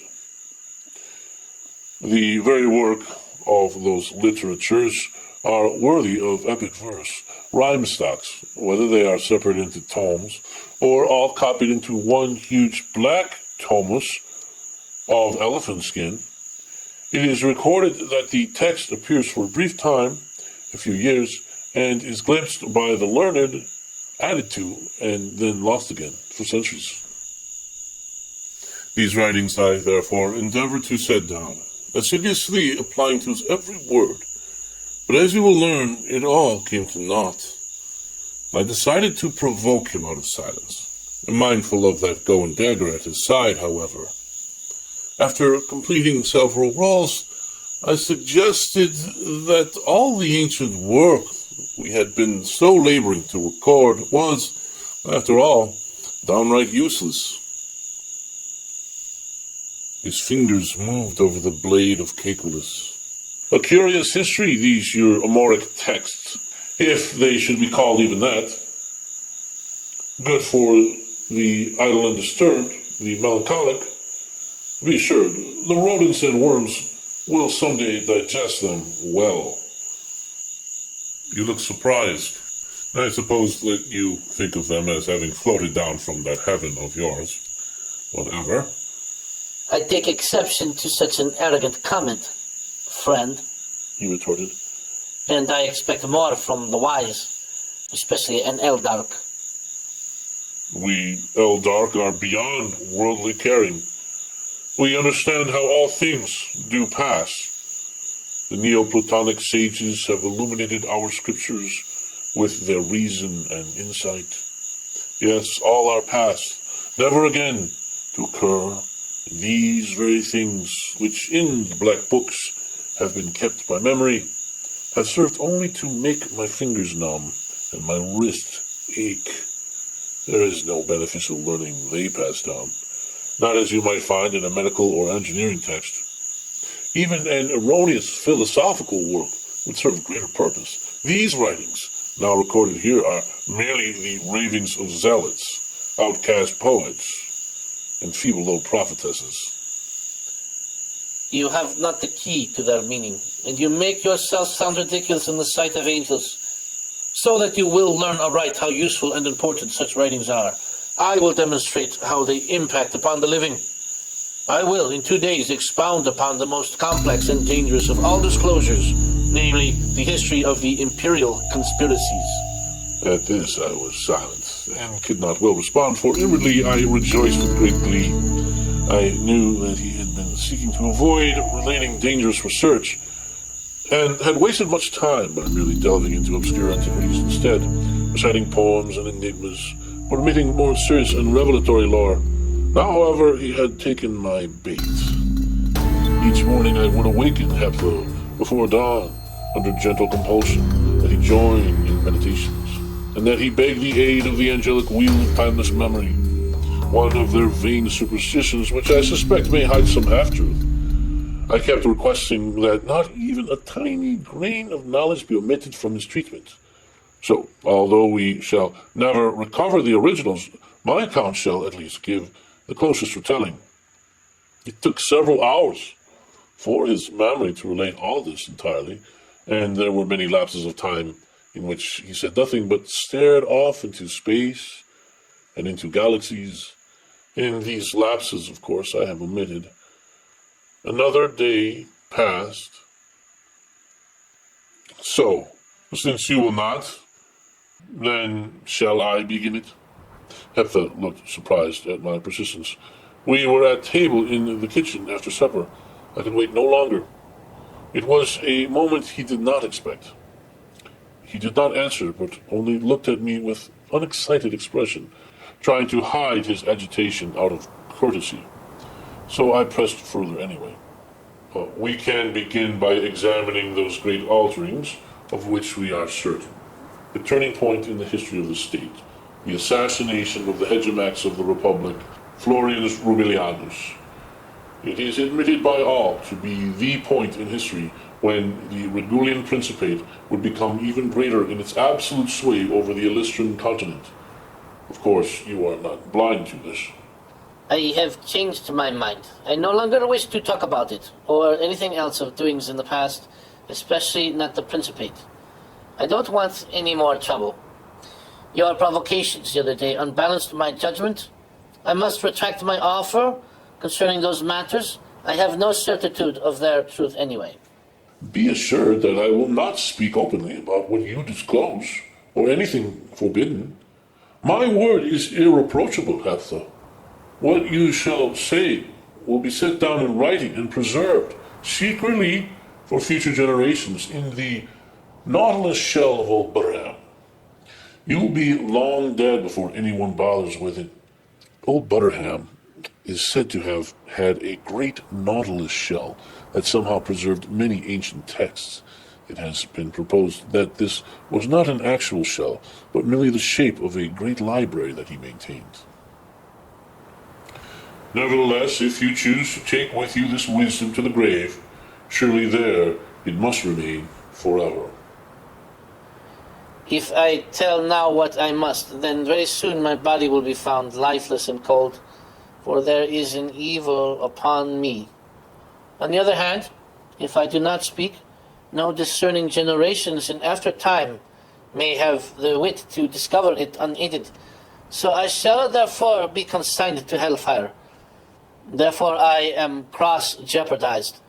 To tell it will surely mean death to me, but to keep silent will be the second death, and woe to many.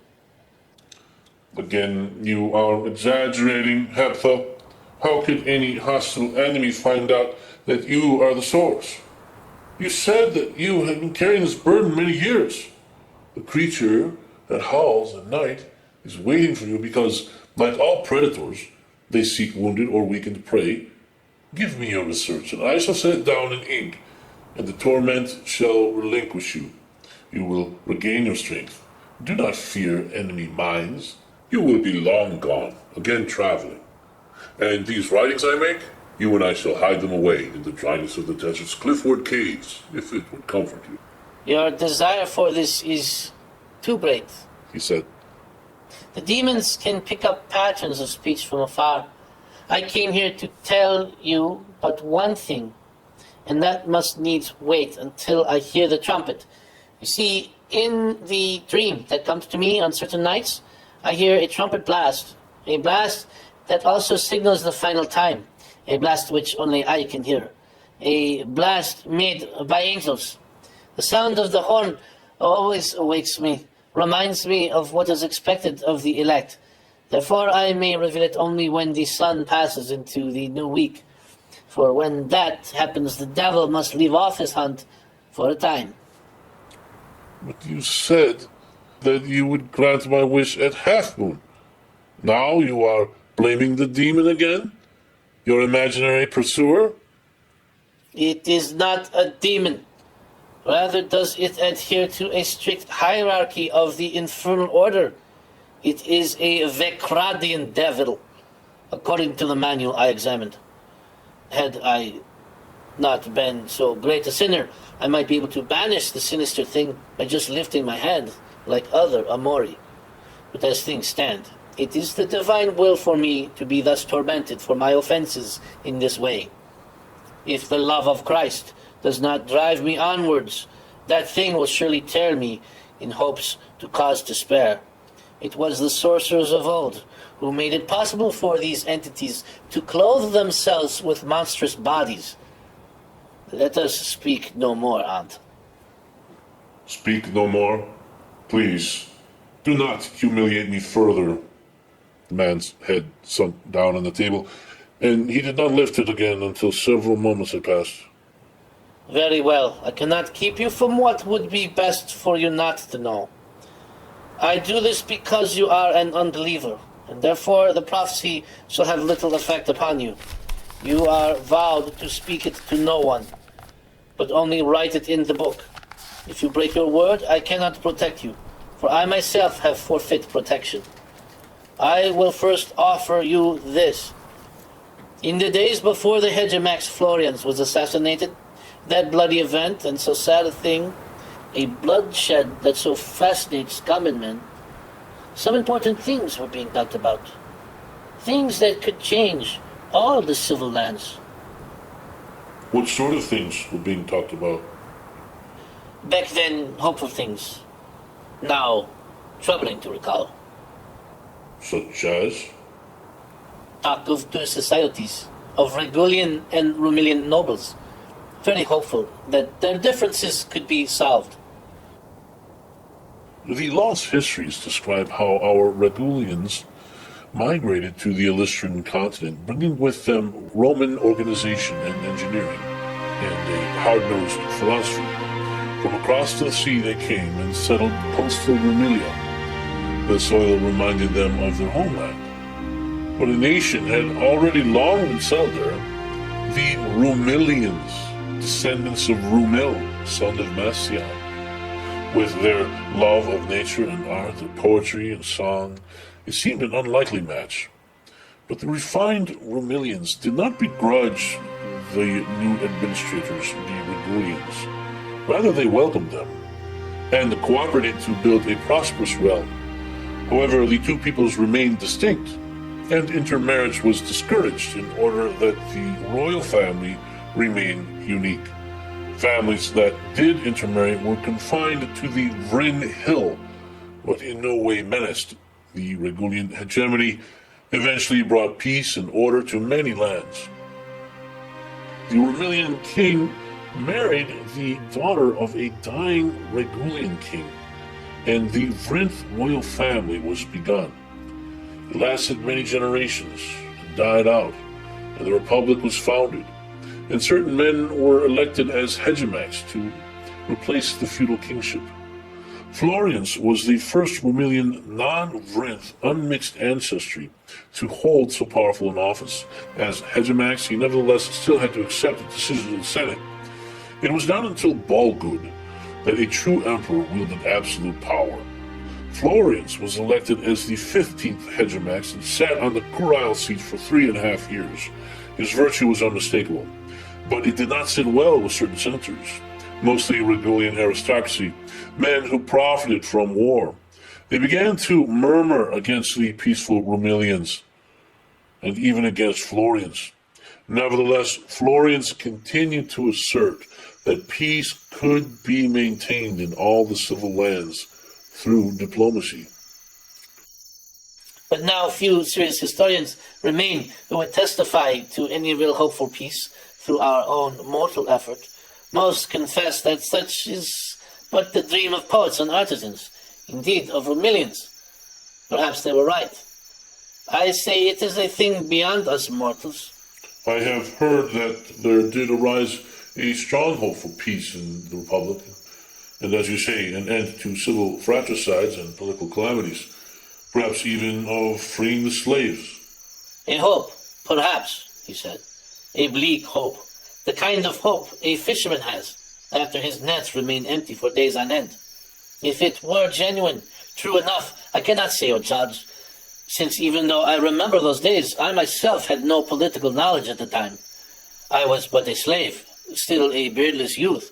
I was your slave, remaining untaught. Yes, I said, looking down. But your servitude, Hepha, I pray, was not without mercy and humane treatment? Not according to the proper perception of things. Can you see that I myself am different? I was willing to take you in without requiring the sweat of the brow. No, but I have requested only one final act of servitude from you, to open the memories that your brow conceals. You are not different. To propose that you are reveals a conceit. However, I am now become your accomplice in conceit for having pointed out your flaw. Nevertheless, I remain grateful for your sanctuary, so I am no better. You did not fare well, as you mentioned. Did you become a slave? Only a scribe indentured. I had forgotten how to order a plantation according to sound principles of production.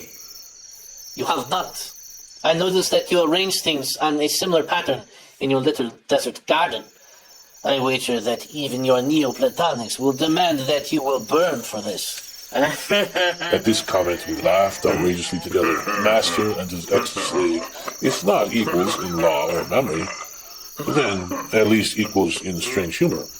Then he continued.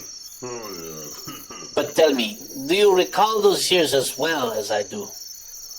Probably I do not, I said, for I was in the days of the world and its delights. Mature people, however, have sincere trust in the senatorial body and military enforcement.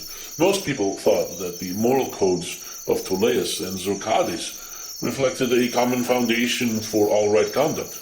There are still some few who adhere with vigor to the truth, He explained. especially those who have encountered the opposition. But of those years, I do now recall something of interest. Things I did not understand at the time, but now they make passing sense. I recall how it was widely, perhaps foolishly, thought that even those provinces and border kingdoms, the ones which had slipped into popular resistance against the Republic, could eventually be won over by diplomacy. Yes, that was the common sentiment, I stated somberly. Think about this. He continued. Those powerful politicians who despised peace were dead set against any diplomacy with the Amoric kings. Florian's was promoting it, inviting them to become client kings. Then the assassination of Florian's succeeded, and did so through a conspiracy of senatorial levels. The planning involved cooperation of at least two factions. The Praetorian Guards, somehow linked with the Red Ascetic cult, and the other faction, senators hostile to the Hegemox's plan for removal of legions from the kingdom of Manaxar. But if such secret factions existed, common opposition does not seem sufficient grounds for imputing conspiracy. You of course cannot deny they did operate in common opposition. Do not play innocent with me. The Black Book is a record itself of an even vaster conspiracy, dating back many ages, of which the assassination was only a part. And you hold that this is demonstrable? No, it is not demonstrable. For if it were provable by historic investigation, it should be considered a failed conspiracy. But this murder has notoriously succeeded in its goal and anticipated after effects. Only a fool would believe or disbelieve otherwise. Your logic is circular, Hepto. That is merely my human ineptitude. As such, it has not much to do with this, being something larger than me or my logic. See me as a broken vessel unable to hold back the overflowing wine of truth. Consider it this way.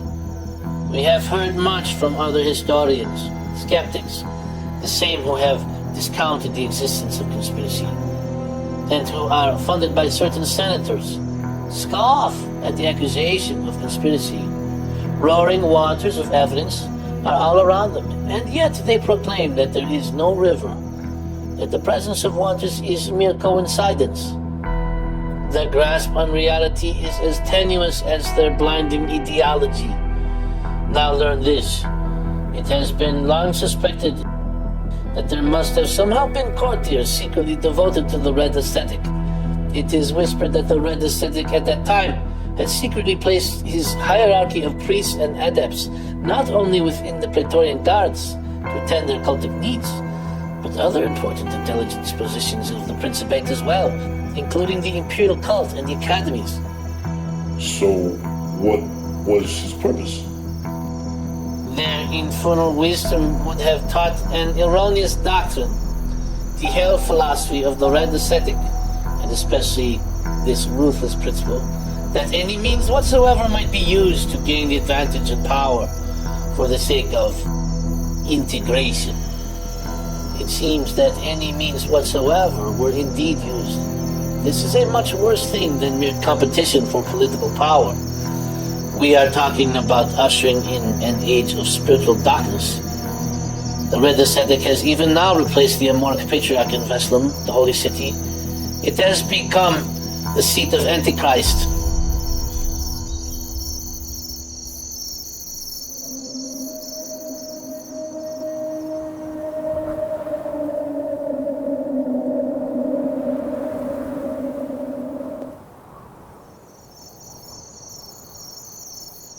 If you will not believe me, believe that devil.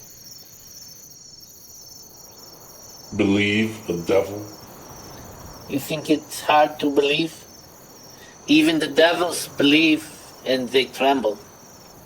So for now, I will explain all else that transpired. As you know, somebody slew the Imperial Hegemox, and the mysterious assassin was never found.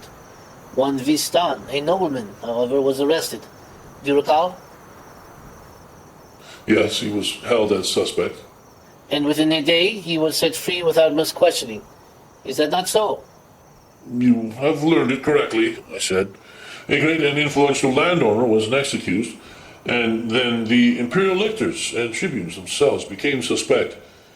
In turn, they implicated certain senators, and evidence of a widespread conspiracy grew. What about it? A council of 12 tribunes was appointed to lead the official investigations. Did they learn anything of the puzzle? Not enough to interest anyone, I can't imagine. It was enough to interest some, He countered.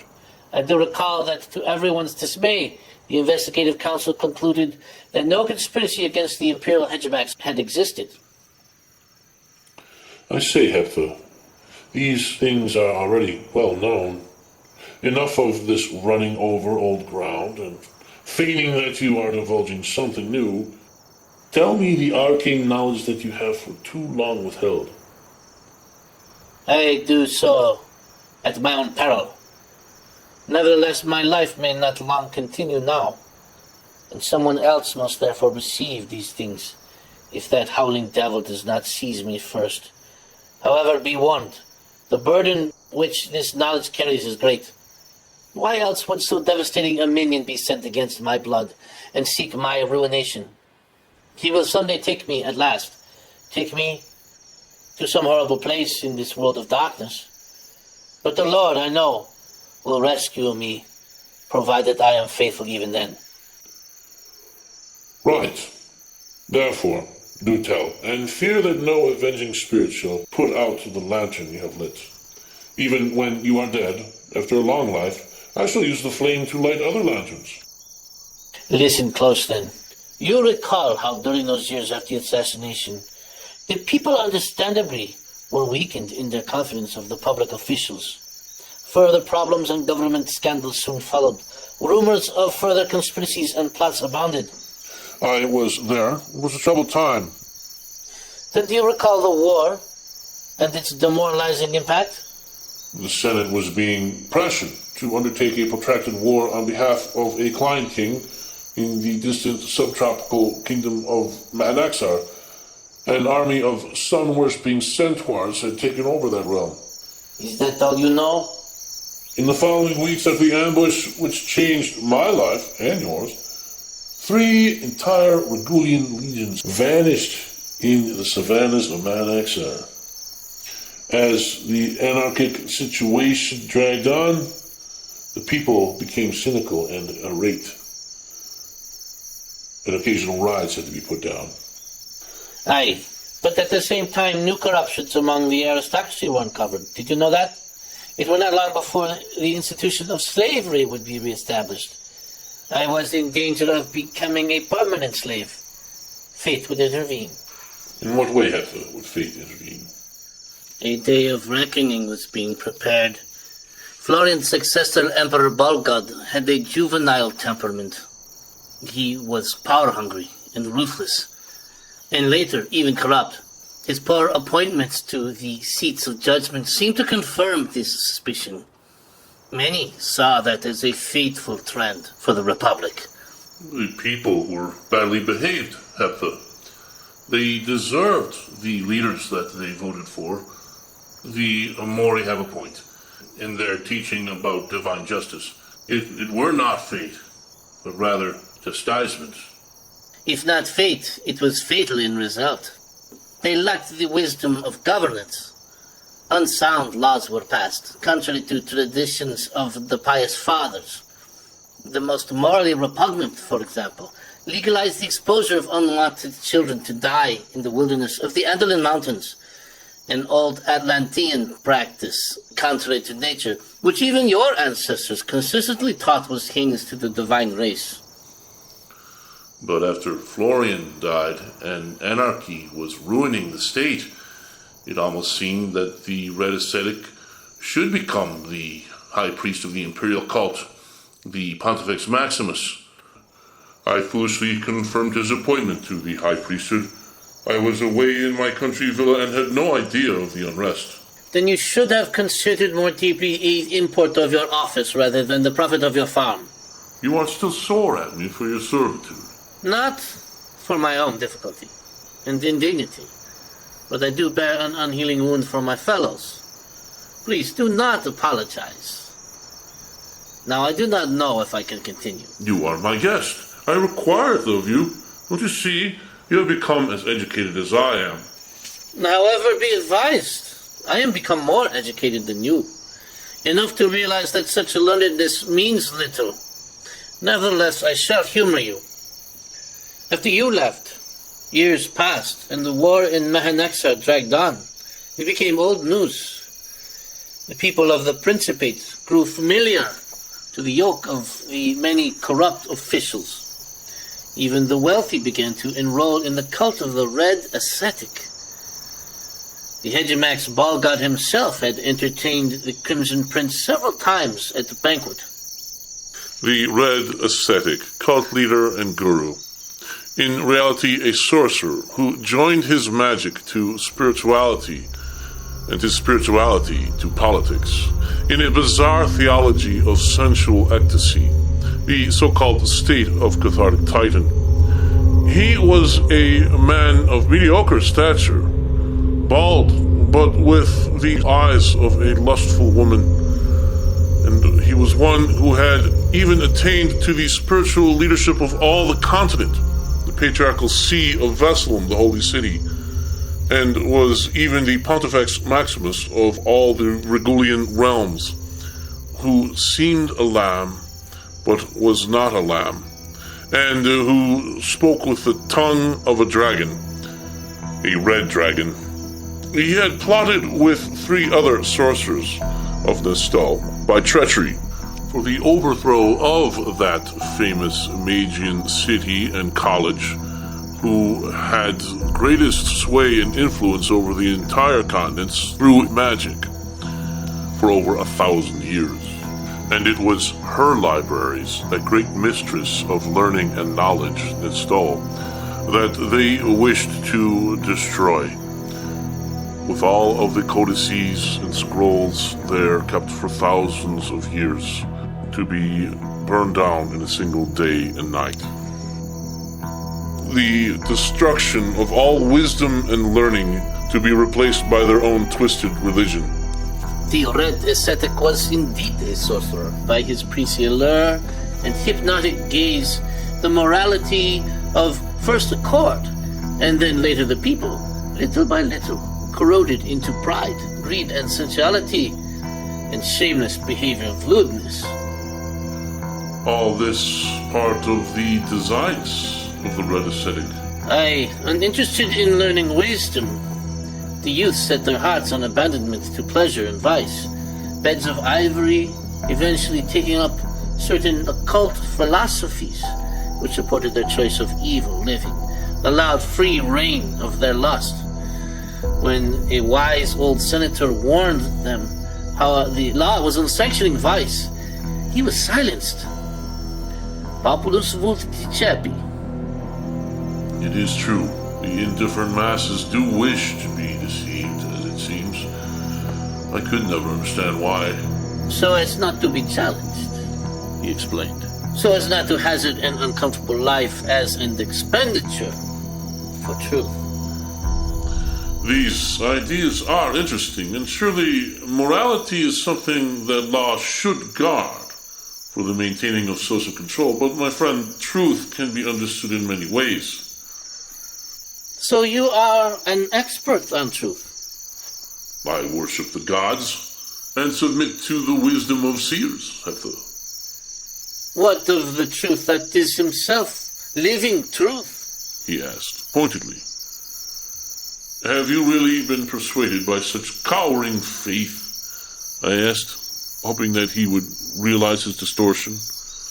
I have.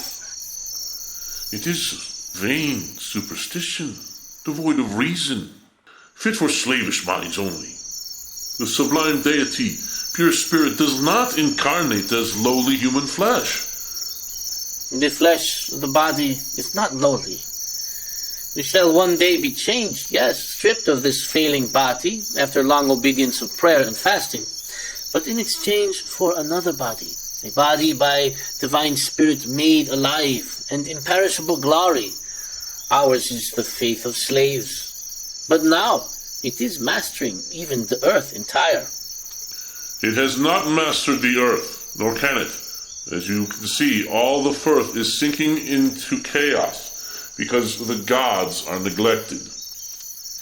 No, it is not sinking into chaos. What we have is darkness. Darkness always precedes the day. In right faith, no darkness can reside, and in time to come, darkness will seem as daylight, and the mind will not remember thoughts of woe. Even now we partake in the righteousness that surpasses the righteousness of the high ELDARK in centuries past. It is a teaching of devils. I remind you that you do not believe in devils. How you describe your faith is not what I have heard. Your prelates have stained their hands in blood. In the long years of the Amoric hegemony, how many were executed for heresy? What sort of holy men would you esteem them? Our doctrine does not render men holy. It only affords them to make holy men of themselves, a thing which your wisdom laws cannot do, no matter how much effort you make to fulfill them.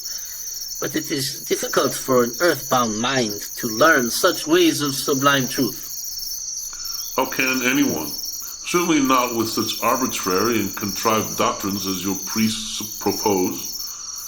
If you wish to reform your faith and make it acceptable to reasonable men, why don't you change such absurdities of belief?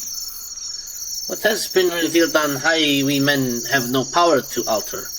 It is true that we are unreasonable, even fools, just as a lover becomes a fool for the sake of his beloved. Our wisdom is not of this world.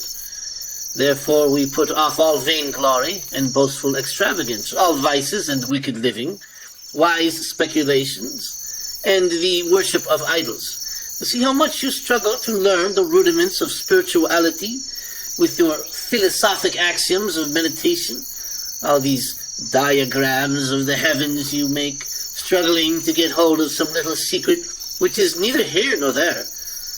Our Heavenly Father has given us insights beyond imagining, real nourishment of the next world. No wonder a devil pursues you. You have no experience of such things as I attain to. Enough. Let us continue with the history of the conspiracy. I do have an experience to know that you are not yet ready to receive the dreadful history which I am burdened with. What experience, Hector? You would not believe it, nor will I cast my prose before the swine. I will respect your word.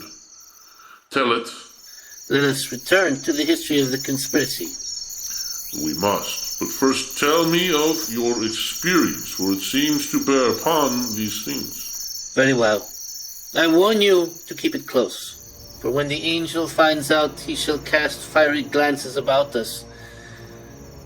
Not long after I escaped the prison of Goa, I set my face to the work of living in accord with the Spirit.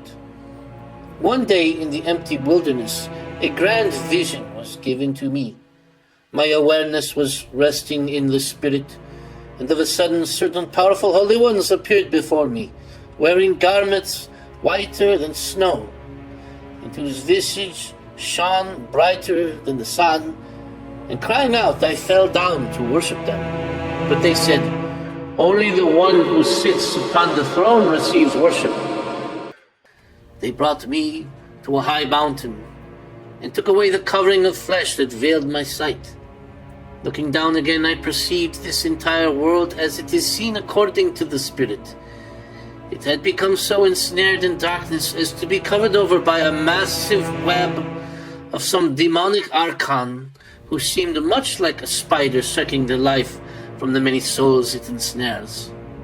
Lesser demons accomplished its every bidding, but there were many holy angels as well, who were guiding souls away from death and hell, from the pleasures of the flesh that chain us to this darkened realm. I asked, will the earth ever be free of the evil power?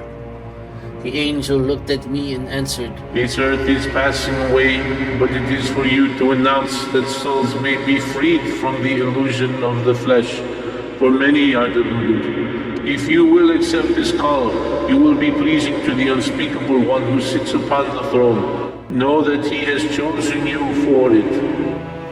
Then I replied, but I am a condemned thief, and a man of envious eyes, and bloody hands. He replied, That is true, you must pay for your crimes, and there will be sent a devil who will not cease to vex you. In the end he will drive you to ruin, but provided you persevere, you shall not perish forever in darkness. As for your eyes and hands, they shall be made clean. Suddenly there came a blinding light into my eyes, and bright interior burning of great pain. Time did not pass as we are accustomed.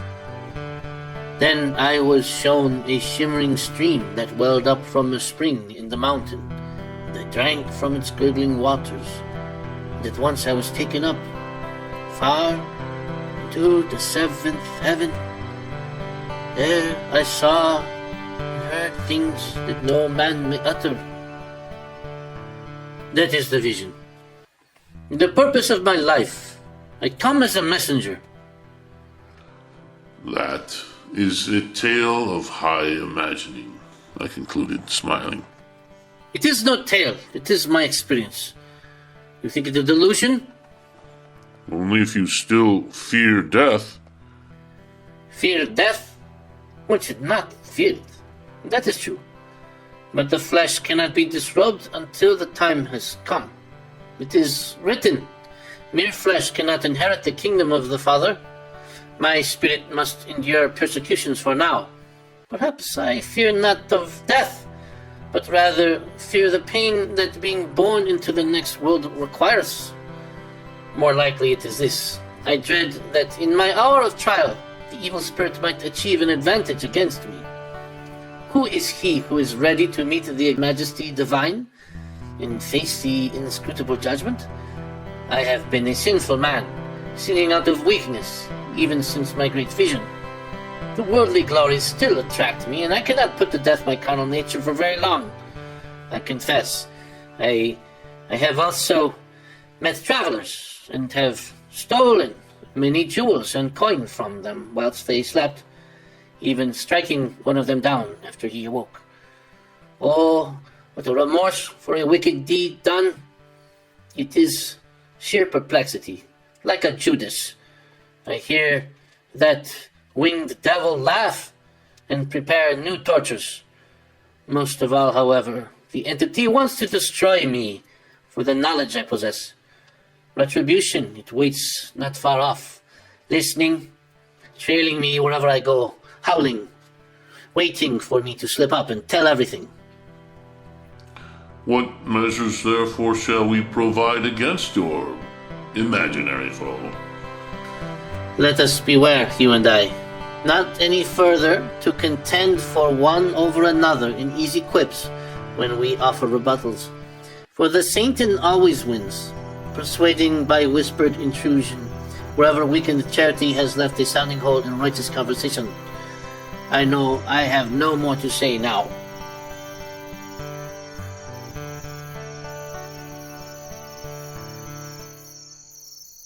But you must explain many things, as promised.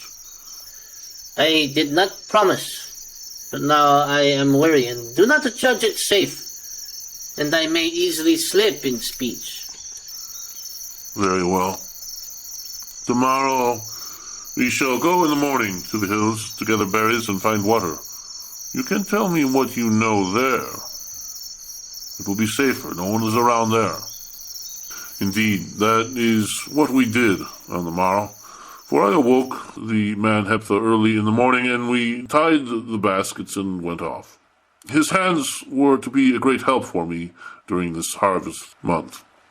During the hike up into the great hill, which I bade be made in silence, I cannot help but have a private chuckle for myself over his stories about the aerial spirits and his one crucified deity.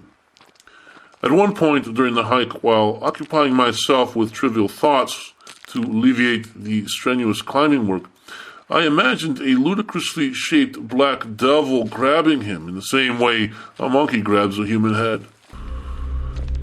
I broke into a fit of uncontrollable laughter.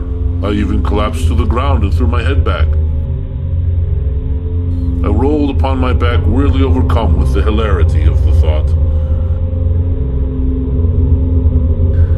What is wrong? Why do you laugh so great a laugh? What has made you so mad?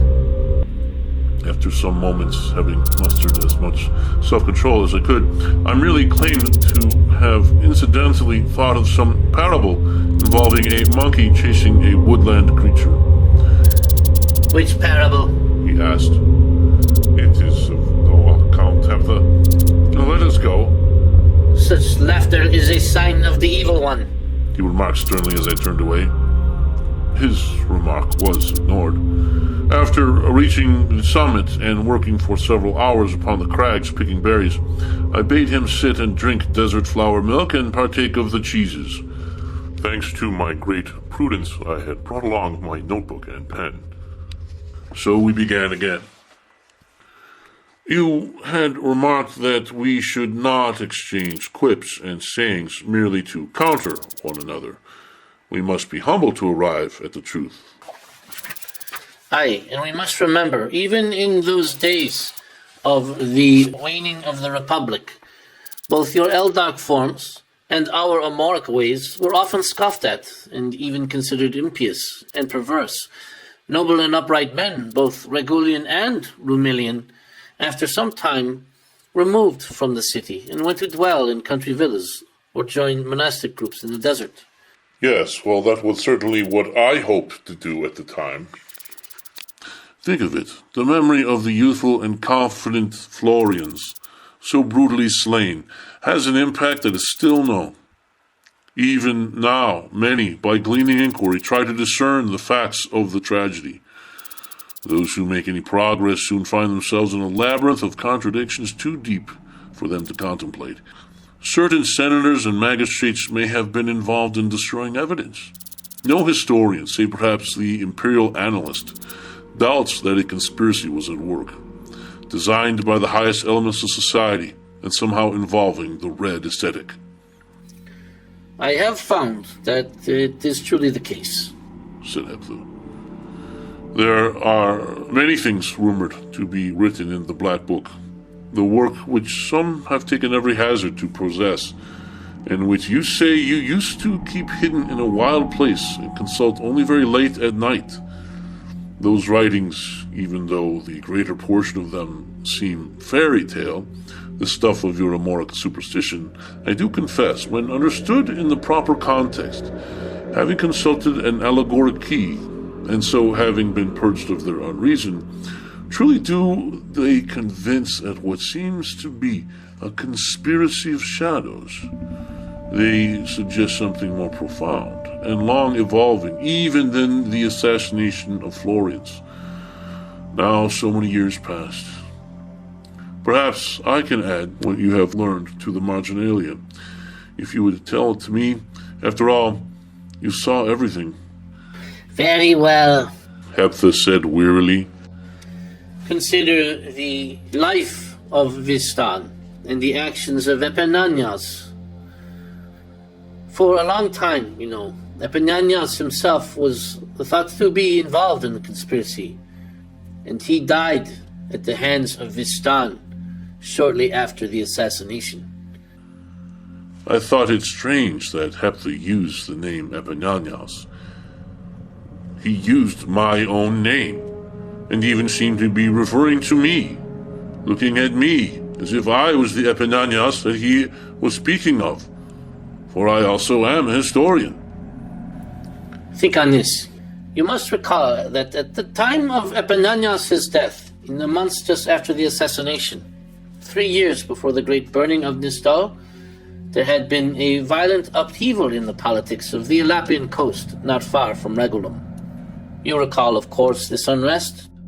Heptha went on to explain this unrest. Two principal clans of the city were in competition for control of the state. The Reguli, descendants of the ancient Roman kings, and the Rumili, the Macedonian tribe which tradition holds had lived out there from the beginning. The Regulian hegemony was not yet fully consolidated. The ancient Rumilian nobility, said to be derived from the Macedonians of the early Firth, still traced their own theocratic patriarchies and were keeping in check most of the Regulian reforms. Much of the old wealth was in the hands of the families that dwelt on the Vrinth Hill, where the old royalty still lived. It was wealth passed down from the Atlantean line of overlord, a dynasty long defunct, but sharing with the sons of Rumil. The senatorial government of the territories was now chosen by rival guilds, some of whom shipped huge quantities of Ardevi grain on barges down the Washir River, the river which separates the city in three parts to the sea. The Regulian guilds were mostly barges sent down the Washir River loaded with grain. One spring, these Regulian ship guilds claimed that their rivals, the Rumilian sea haulers, had in a night raid burnt their trading barges. The barges had been docked throughout the Washir Delta, the very boundary of influence. The Reguli clans quickly retaliated. The resultant violence was far too exaggerated to have been spontaneous. It cramped the composure of the noble families, who were in fear for their lives. On this account, the Senate declared martial law and imposed it for several moons. Mercenary protection from abroad had to be hired. It was a situation which drained many noble families of their wealth. Most historians do point to the dissatisfaction among the guilds and other workers as the cause of political factionalism, Epinanaus. I think that you would know better, though. So it is really true that after the assassination, criminal elements, corrupt governors, senators, and praetorians had a free-for-all. What you say is true, and they had succeeded in the entrapment of Epinanaus' most aged father, Cephalus, and had designs to seize Epinanaus' ancestral Hypatrid plantation. And Epinanaus' father, bless his noble head, went on trial under the trumped-up charge of having spread seditious talk among the commoners in order to inspire mutiny against both rival guilds. In truth, he only opposed overtaxation promoted by the guilds and the horsemasters. As for Epinanaus, he himself had many old enemies from the ancient wars. These clans had, in long absence, taken control of the magisterial positions by subversive alliances with the Regulians loyal to the Red Ascetic. Then Epinanaus himself, a venerable historian, a Rumilian, was implicated for assisting the reactionary politicals known as the Mad and Scared Dogs. Even though Epinanaus was thought to be an inactive member of the party, he was charged with other less serious crimes. These in total normally carried only the punishment of cheek slappings. But your gods did not smile upon him in those dark times. He appeared before the Senatorial Committee of Royal and Noble Inquiry, the old Romulian jurisprudence that had been allowed to keep its title. He was sentenced very strictly after the incitements of Vistan, a watcher of the courts and an influential member of the Echecratid family of the old Regulian line, a man still under scrutiny for his suspect role in Florian's assassination. And we know that he was a member of the Mad and Scared Dogs. Already a court had indicted, tried, and secured the execution of many so-called mutineers, rebels, and heretics of the Hill Cult. The Mad and Scared Dogs was a subversive organization. These men were, in reality, merely political dissenters, right, Heptha? Men who had refused to accept bribery as a means of political discourse. They certainly were not rebels. They certainly were not really active members of the Mad and Scared Dogs. They were indeed to become pawns in a deadly game. Epinanaus was a piece occupying a key position. At a critical moment during his father's trial, which all records reveal, was rigged and illegal, this Vistan character, a long-standing critic and adversary, had taken out a very long pipe and begun to stoke it, billowing smoke profusely. A thing well known to be rude, I observed, and that should never be done in the presence of a Vrinth noble, or any noble for that matter. Never, no, never. It is so rude, in fact, that there have been several noble deaths on account of duels thusly provoked in the past. So right there, Epinanaus angrily rebuked him, publicly shaming Vistan as half-spawn and a brute, and tearing at him with cutting words.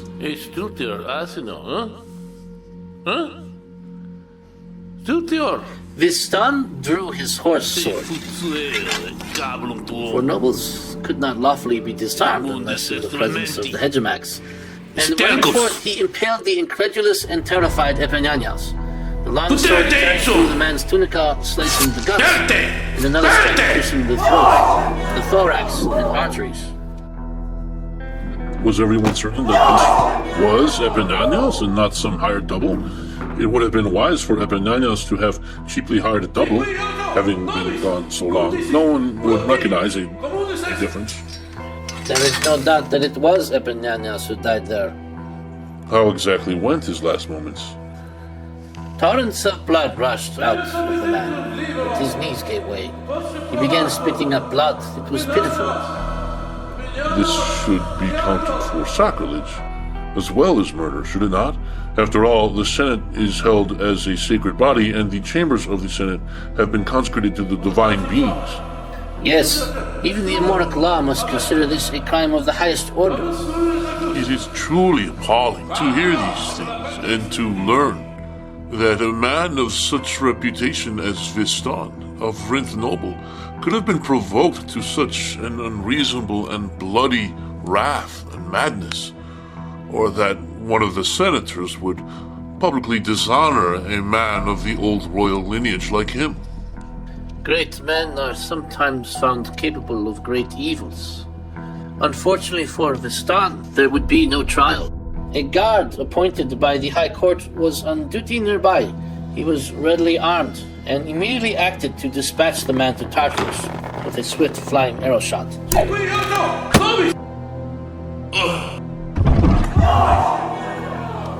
Our famous author Epinanaus, however, remained alive, though fading quickly. He did not die immediately. The blood vessels in the neck were torn, but his esophagus remained intact, allowing him speech.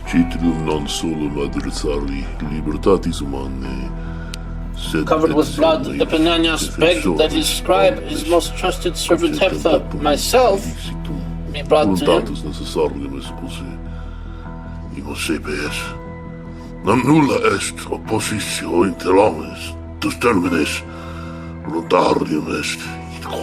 I was rushed in from the senatorial antechamber immediately.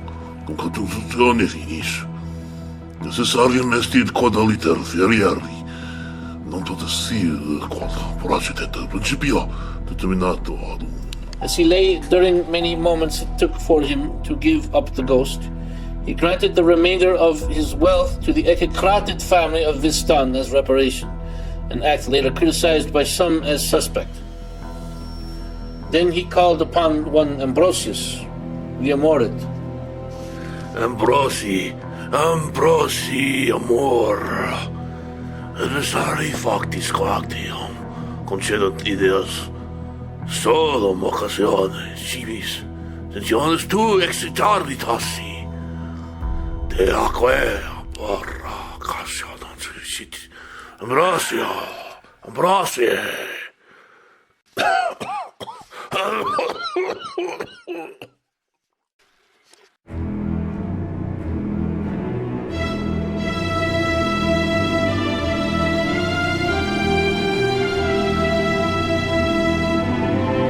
After Atlantis by H.G. Potter, from the compilation The Fall of Nistal and Other Tales. This audiobook is not for sale. Part 3, The Day of the Jackal.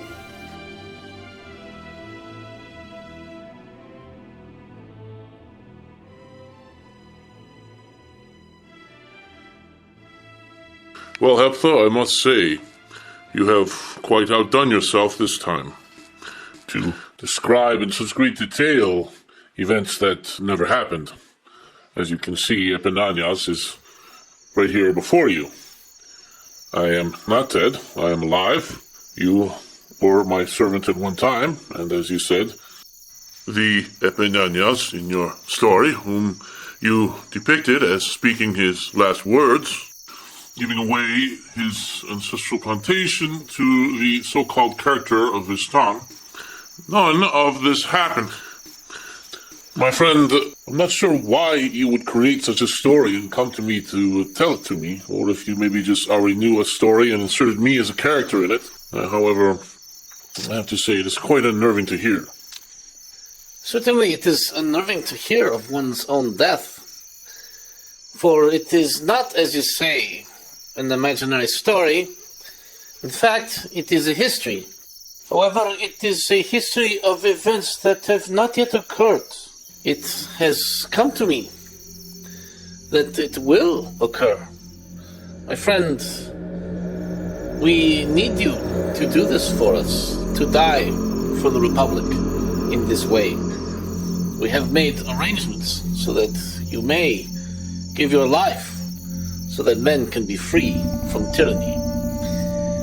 What you have heard, indeed, is a history that will be written. But it will be written by you. Being a famous historian, we wish you to write the history of your own death, so that nothing else may be made which would suggest otherwise, that your motives were unworthy. Things that other historians might write. By means of this dramatic incident, you see, the cause of the Republic will achieve the sympathy of the people, and we will initiate a righteous uprising against Bolgud and his red asceticism, of which he is a great fanatic. Otherwise the people, especially the youth, will remain complacent in the acceptance, almost universal now, of the carnal license, and that immoral incorporation of hedonism into the traditional rituals of your gods. There will be no remembrance of the austere rituals of your ancestors. Natural piety will become corrupted into base depravity.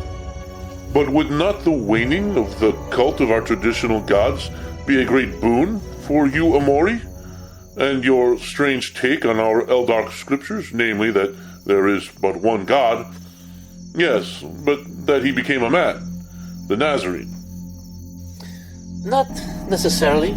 The red asceticism will not cease with the corruption of traditional paganism. After it has brought low and enslaved all the cults of the Olympian deities, it will then turn to the ELDARK and Amoric cults and corrupt them. Indeed, I fear this has already begun. If you do not help us to free your own pagan kind, think of what it will do to the truths revealed in the ELDARK texts. Heptha, your plan will not work. In Regulum, all of the populace knows that I am an ELDARK and observe the cults of the traditional gods. You have Epinanaus calling out on Ambrosius Amori, that angelic entity, as he is dying. I would not do that, nor would anyone agree to murdering me in such a way and then being slain themselves, as you have Vistan doing. They would believe. You spent how many years is it now studying the Amoric doctrine under old Butterham? A faith which in the end you foolishly rejected. I imagine that you didn't mind it, because you could argue well against the Amoric devotees like myself. But I warn you, wisdom of this sort that comes from God is not something merely for debate or to be brushed aside. It must be lived out. We have already spread report in Regulum that you are considering a return to the Amoric faith, having failed to find anything of the all-being in your desert meditations. But that is not true, Heptha. I demand that when you return to Regulum, you correct this rumor. My meditations into the remote quietude have proven very fruitful. How can a Christian like you lie? It were not a lie, Epinanaus. It is a prophecy. You will show yourself worthy of the Republic by sacrificing your life in the hall of royal and noble inquiry and being murdered by Vistan. I will not. That is absurd. It is the will of God. We are at war. You will die like a soldier, and your name exalted forever. And this Vistan? How do you hope to rope him into this? Vistan is indeed guilty of having assassinated Florians, the virtuous and promising prince of the Republic. Vistan came to us secretly out of a sense of remorse, wishing to repair the damage he had done. For when he saw the depredations of Bolgud, who even requisitioned his sister to become a love slave, he was brought to the deepest consternation. Instead of turning himself over to the authorities, who would simply use his execution to downgrade the old royalist faction and further bolster Bolgud, Vistan decided to make a sacrifice. Vistan is an Amori and a sinner. He has agreed to do this penance, which will save his soul, to so die in battle against tyranny. So intent is he on this, that he is willing for his own name to be put down in disrepute, to be written down in the history books as the villain. Vistan has been instructed as to how it shall transpire and what he is to do exactly, and how he is to die. He has agreed to this, because the Republic cannot be saved without this. Vistan has taken this role of impassioned villain, and he has been preparing for a long time to be slain as a criminal, to die with a bad reputation, and to die in disgrace, committing a sacrilege in the court. Vistan wishes to do this because even though he is a monarchist and would have the kings of old restored, nevertheless he has seen the virtue of the Republic and is not able to bear the shame, the eternal shame, of his own royal family and all his descendants being slaves of Bolgud, servants of the Red Ascetic. How it would be a much greater disgrace for the Republic to be lost if men were to do nothing. Men must act. Men must do what is right. It is incredible for me to hear these things, Heptha. That you are a member of the Mad and Scared Dogs? Not only a member, I am one of the head bosses. I have come here on this mission with high authority, and I do so with great trepidation, but also with faith that you will make the right choice. You see, Epinanaus, after the Centaur ambush, I fled and was taken to many places, and I saw many lands. However, I did end up back in Regulum, but I found myself without any work, having been an ex-slave, so I joined the Thieves Guild, and it was through the Thieves Guild that I was introduced to the reactionary politicals, in which I advanced considerably. I am indeed myself a member of the Mad and Scared Dogs. Mad, because we are infuriated at the loss of our freedoms to state control. And scared because we see the decline of virtue in the citizenry, their abandonment to base pleasure and every vice. And so we are dogs, by which is signified men of faith, who, though of different breeds, nevertheless have the same goal: to hunt the jackal and capture him, to overthrow the wicked tyranny of our time. I wish I could help you, but it is not the ELDARK way, your plan. nor does it coincide very much with how the Neoplatonic interpreters have understood what it means to act in righteousness, not concealing any motive, but representing oneself openly and clearly. What you say is a worthy concern, Epinanaus, for how can the All-Being, as you call him, accept such machinations? We, who are the mad and scared dogs, however, are not merely superstitious extremists seeking to control the state. Among our members are counted not only Amori, but ELDARK, like yourself, as well as a number of pagans. We are very aware of all that is at stake. Christ our Lord himself taught all things openly, and we can never do evil in order that what is good, in this case the restoration of the Republic, might come of it. However, for men to observe that ethic in all things strictly, it would make it impossible for states to make war and for the public good to be defended. You see, Epinanaus, we are no mere insurrectionists. We are men who have developed a counter-conspiracy against the defrauding of the state, to displace the ancient conspiracy of iniquity, of which the Black Book has detailed record. Our counter-conspiracy, however, requires sacrifice. No lasting good can be brought about without sacrifice of virtuous men like yourself.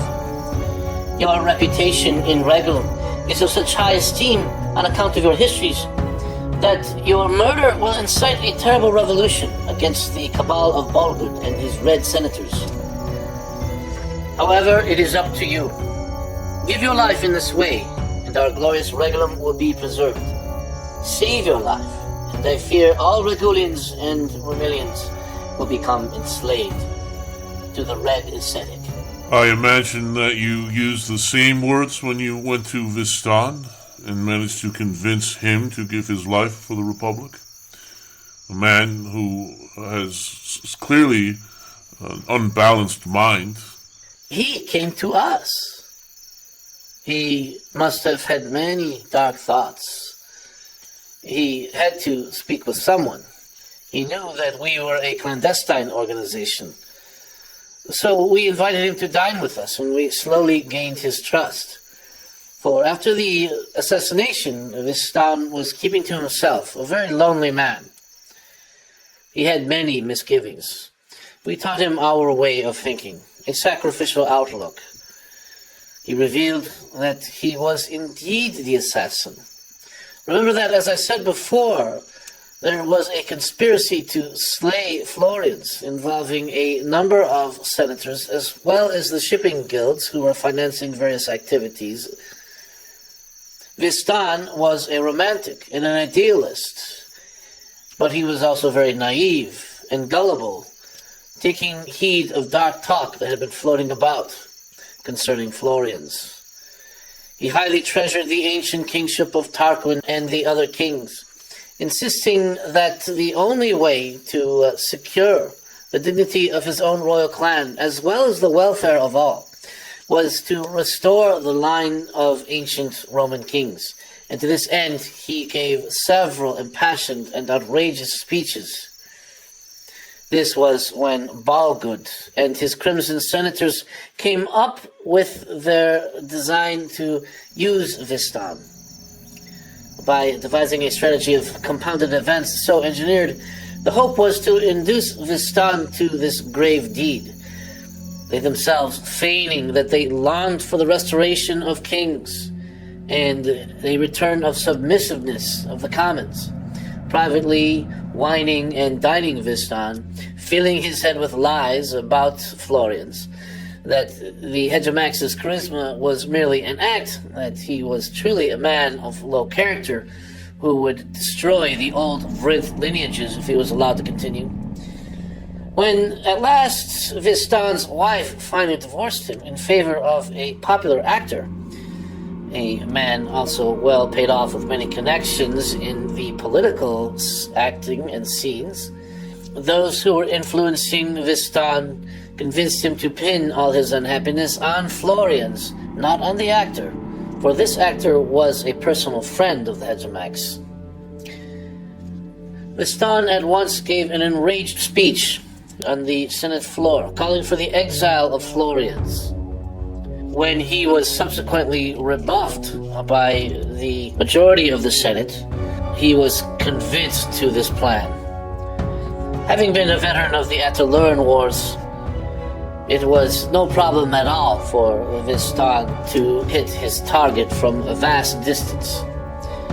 Florian's was in parade in the old arena of the province of Eregion, and Vistan, from the Tower of Dill that overlooks the old arena, used a Childeshire bow and was able to strike his target from a considerable distance.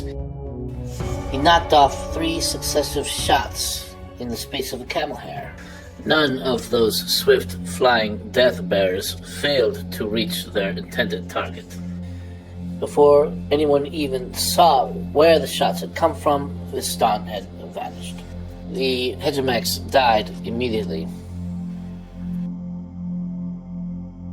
The Blood Syndicate, those who are adepts of the Red Ascetic also, sent assassins in the night to slay Vistan.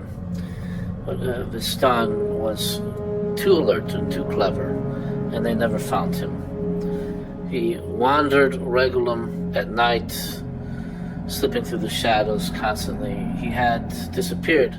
Of course, he was questioned concerning the assassination, and suspicion did fall on him, but there was no way to prove his involvement whatsoever. And that is where we came in. We took Vistan into our residence in the Mad and Scared Dogs so that he could be safe from the assassins. Emperor, allow me to interrupt you for a moment. I do not see what difference all this makes. The actions of a few eccentric senators and a hedonistic narcissist who considers himself a god. All this is mere show. Life goes on as usual in Regulum. I have heard no other reports to the contrary. No alarm of new slavery. Men are content to serve their rulers as long as there is bread to be had. And circuses. Life does go on. It does not, Epinanaus. My friend, Bolgud has now consolidated all power into his own hands, while still claiming to be the validly elected Hegemex. With his crimson senators at his side, he is able to accomplish whatever his will desires in law. But that is not all. The red asceticism is now the state religion. The cults of the other gods have been suppressed, if not wholly incorporated into red asceticism. All citizens must pour libations to the divine Lord Bolgud and recite the creed of the red ascetic, derived from Lucretius's famous poem. No dissent is tolerated. If one fails to do this, execution is not the punishment, for our new masters are merciful, but you are forbidden to buy and sell. Bolgud, as you already may have known, has purchased enough shares of the Ardevi grain as to control the supply.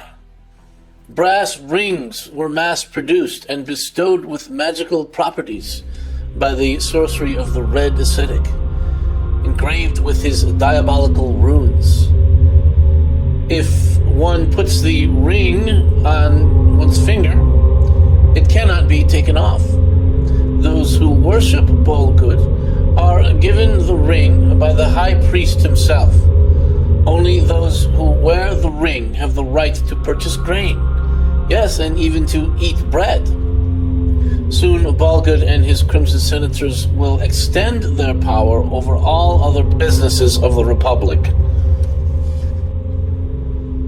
Will not the Amori pray and call upon their powers, such as Ambrosius Amori, to defend the state against this wickedness? If your God is real, then explain why he does not send his angels to strike down Bolgud and his Crimson Senators. Tell me about this Ambrosius Amori, this angelic entity. This Ambrosius the Amorid is an Agathodaimon, or salvage spirit, who is called upon by those who enter into dangerous places, and need supernatural help, such as the labyrinths of the underworld, or labyrinths of ancient history, labyrinths of conspiracy. The entity has been known from many stories of underground adventurers to have interceded on their behalf. Now, this spirit, this Agatha Diamond, appeared for a brief moment floating in the air and spoke strange blessings over Epinanaus. A strange, amorphic apparition, certainly to be discounted. Do not discount him so quickly. Do you not know the stories? Have you not studied your own pagan myths? Do you not know that the Ambrosius was an entity that was even before the Amoric revelations? Do you not realize that he is from your own cultic tradition? It is not for serious men to pursue wisdom. Suit yourself. As for me, I did not see the apparition, but I noticed the commotion. If you want to believe in a lion-headed entity with 7 horns radiating from its head that appears to heroes from the old epics, well, that's fine. You go ahead and believe in that. As for me, I'm just going to consider it a wondrous and artistic thought of imagination and fancy. But there are more serious things I must ask you. You have told me that I must give my life for the Republic, and you have painted a picture of how that will transpire. Please explain to me, how do you prophesy that I will... Say if I were to say no, as a reasonable man would, to your proposition, what do you prophesy will transpire as far as my histories and the things that I wish to communicate to men? Speak to me your history of the future if I were to say no to this invitation to die for You would say no to this Epinanaus? That would be even more unbelievable. I do not know if I would have the ability to relay such despair to my fellow countrymen. For it would surely mean the end of the resistance and the permanent cancellation of the righteous revolution. Our war would become shame and defeat. You wonder how that could be? Do you not understand your reputation, Epinanaus? Not only among the literati, but also among the commons? Your histories certainly gained you great fame among those nobles and aristocrats who have the time and the leisure to read. But they had no effect among the common man. The hard-working Rumilian fishermen or the Regulian grain haulers, the guildsmen or the blacksmith, the bread bakers and the gladiators. The reason you are so loved by them is because you were the only man to have ever stood up against Bolgud and told him off. All others who fell into disfavor either fled or were found dead. Did you not think it strange that Bolgud did not follow through on your disgrace and exile? You humiliated him before his entire court, as well as the Crimson Senators. You almost sounded like an Amoric saint with your chastising words. What is more, when he commanded your execution, he was immediately prevented by the Council of the Red Ascetic, who was well aware that your death might sting the aristocracy and their sense of freedom too early and spur a resistance they were not prepared for. So this was a double humiliation for the god Bolgud. It was more than he could bear to let you remain in your villa with your freedom. Outright retaliation was impossible for him. Did you not think it strange that he appointed you indentured scribe of the Republic and sent you away to Nistal with those precious books of that Christian monk that had been stolen? Bolgud knows that the black books of Elephant Hide are tomes that preserve the record of ancient conspiracy and the key to its unraveling and revealing, which we Amori call the Blessed Apocalypse. He sent them to Nistal for, in his words, copying, but in reality he knew that Nistal would burn. The Red Ascetic had planned it all out beforehand with Erizel, Adusis, and Zufagin, and Bolgud was in on it. Nistal with her magic could not be the hegemon of the kingdoms. The Republic was the only power left to counter Nistal, and Bolgud would never let ancient learning kept in her towers to get in the way of the triumph of his glorious Red Asceticism. I suspected as much of Bolgud. However, I am not setting my face against him.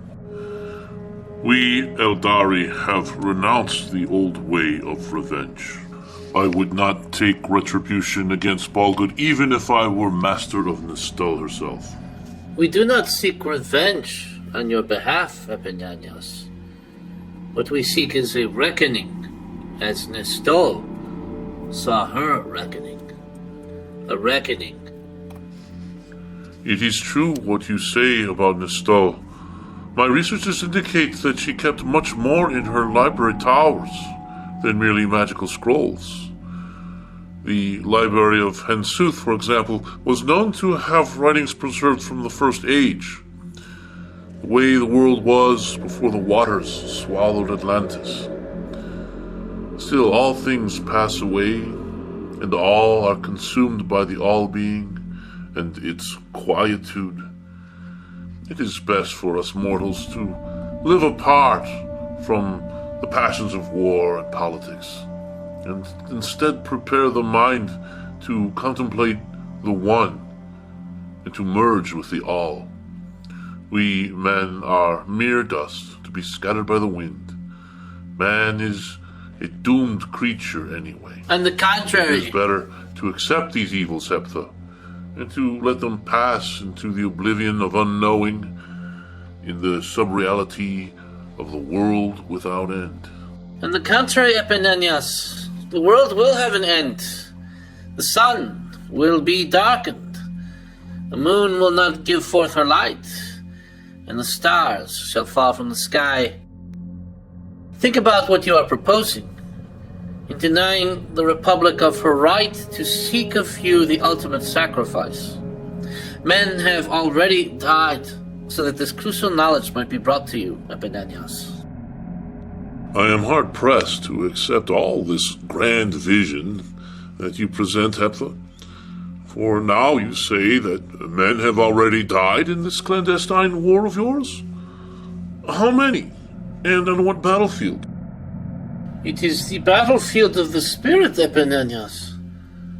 When I was sent on this mission to find and communicate all these things to you, 2 men accompanied me, secret members of the Mad and Scared Dogs. You surely would have guessed this, for no one travels the paths beyond the Regulian frontier alone and survives. These men were also well-trained veterans of the Atalaran Wars and served as excellent guards. However, they were not as trustworthy as we had thought. Having been away so long on this journey by foot across the Firth continent, they missed their wives, understandably. But it must have been marriages according to the flesh. For as soon as we were passing by a brothel in Kitham, they hurried in with all abandon. I warned and rebuked them, but they would not heed me.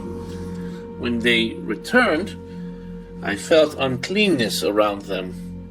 I wanted not to be their companion. So in the night I grabbed their monies, for the party had supplied us well, and some of the jewels that they had as well, to hire mercenaries and vessels that might be more worthy of the work. One of them awoke, however, and I struck him down. Some evil known must have witnessed the deed and reported my unforgiveness. The Vecradian devil, by divine permission, was released from his hell confinement to pursue me, having lost the favor of heaven once again by returning to my old ways. I should have taught those men by stern preaching and shown them God's mercy, not stolen monies and struck them. They are our brothers. But this was not the end. As I traveled the paths of Hermes Canyon south to this place, the Well of Souls, I met some Kutal nomads who informed me that they had seen Edolit rangers going north into Catham with 2 men arrested. I immediately returned to Vassalum in hopes to secure their release with the gems and other monies, for we could not risk that they be interrogated by the authorities and give information about our mission. However, I was too late. Somehow, the marshal there in Vassalum was very keen and an adept of the red ascetic. When he heard the answers of the interrogators, he was immediately alerted that these men were subversives. They were tortured, and I imagine gave up a considerable amount of information about the mad and scared dogs. But they knew nothing of my identity or of the true nature of my mission. The 2 men were crucified for sedition the very next day. How will I bring this news to their families? That is bad enough. And you will also have me relay the worst of tidings to the mad and scared dogs? That you have refused to die for your country? Oh, shame profound and eternal. No man wants to die, Epinanaus. These men were willing to take a risk of dying. These men, yes, were sinners, weak flesh, yet they repaired for their misdeed in the end, for they would have been spared had they recited the creed of the red ascetic and poured libations to Bolgud, the demigod. Instead, they died horribly. But they did not die in vain, as those who claim they owe nothing to their country. They will die without any meaning. Such men who exempt themselves from that sacred obligation, they will be forgotten, not only by men, but by God.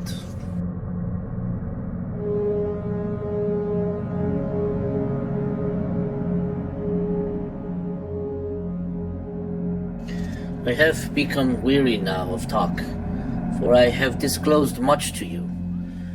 I must go to my work of picking berries. There's still a long walk back to the hermitage as well. Wait, Heptha.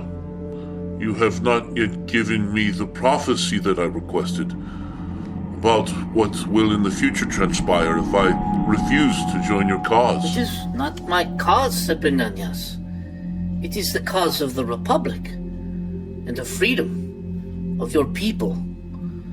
I cannot just summon the spirit of prophecy at will.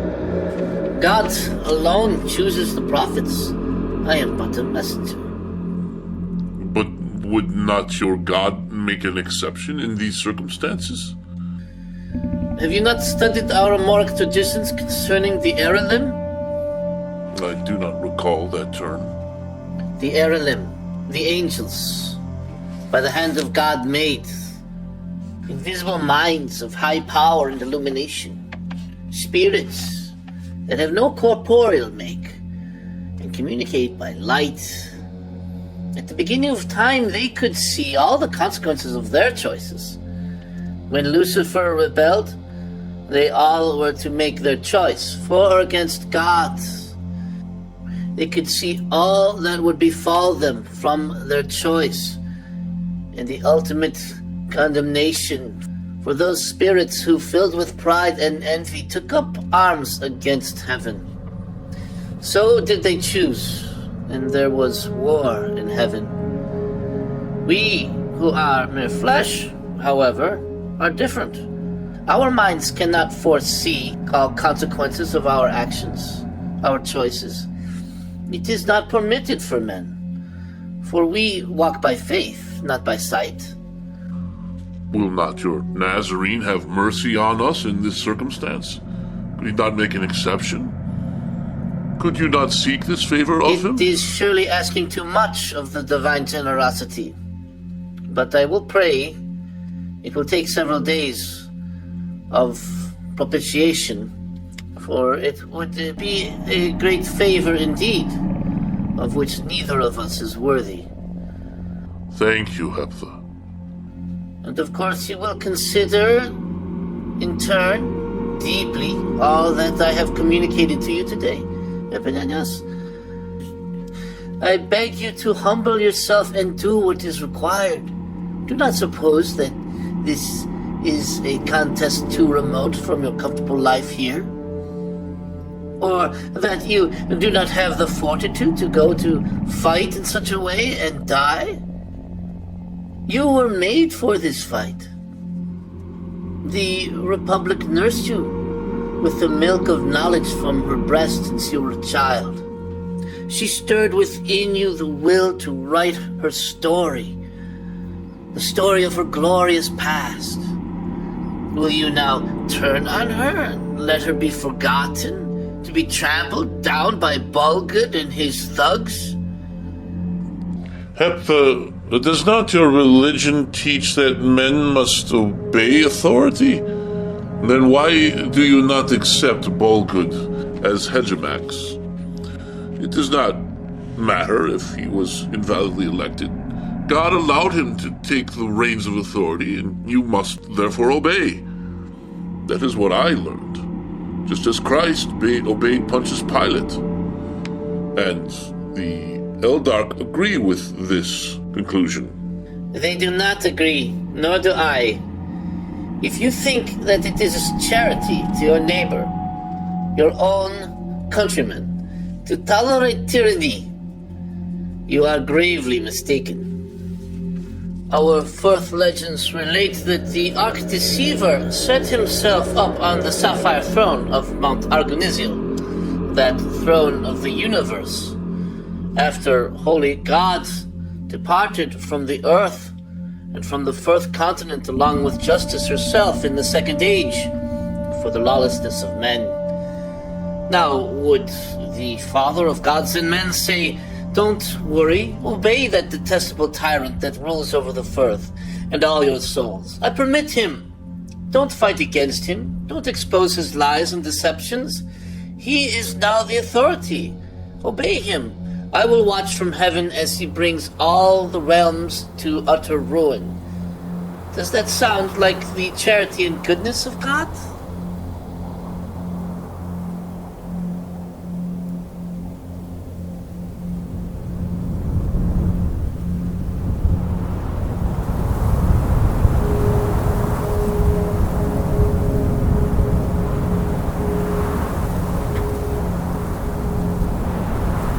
Lo, a great desert wind has come upon the mountaintop. Now I have given you much to ruminate upon this day. The radiant chariot of Helios takes the declining course, and his steeds will soon hurry away the light from the celestial dome. Only a few hours of picking berries remain, until night's long tresses cover the sky, and that accursed howling of the Vracradian devil resumes. We shall converse again tomorrow, or in a few days after I have made sufficient reparation for your lack of faith, and pray to God for his prophecy. So then, let us go. Heptha, Yes. pray to the Christ on my behalf. For although I consider him but one of the gods, I will heed his prophecy as being of the all. One does not persuade so great a being who created the all, Epinanaus, by mere gestures of acknowledgement. Without faith it is impossible to please him. Enough then. Please, my mind wearies and my body seeks that for which it was made. Work.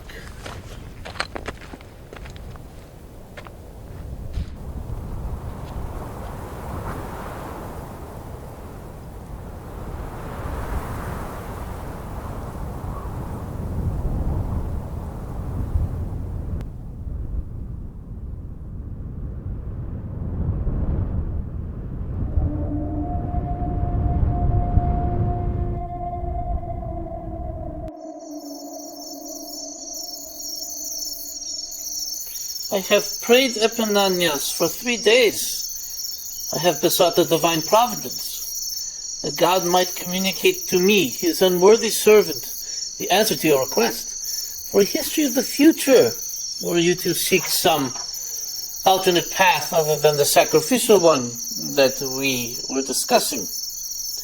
On the 3rd day, the Agathodaimon Ambrosius Amori appeared to me in the night vision. He spoke unto me, saying, Arise, Hector. Did you not know the Lord your God, whose name is holy, and who is above the heavens, does not give the secret prophecy of life and death upon request? This is because it would seem as a prognostication, fortune-telling, which God in his generosity has forbidden.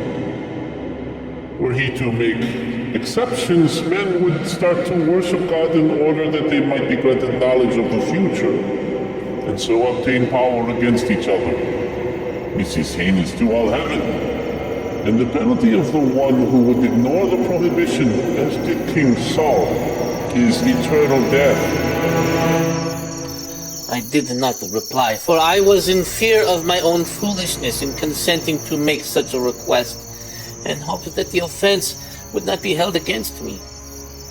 In tears I looked upon the 7-horned, lion-headed angel, robed in light, and merely whispered his name, Ambrosius.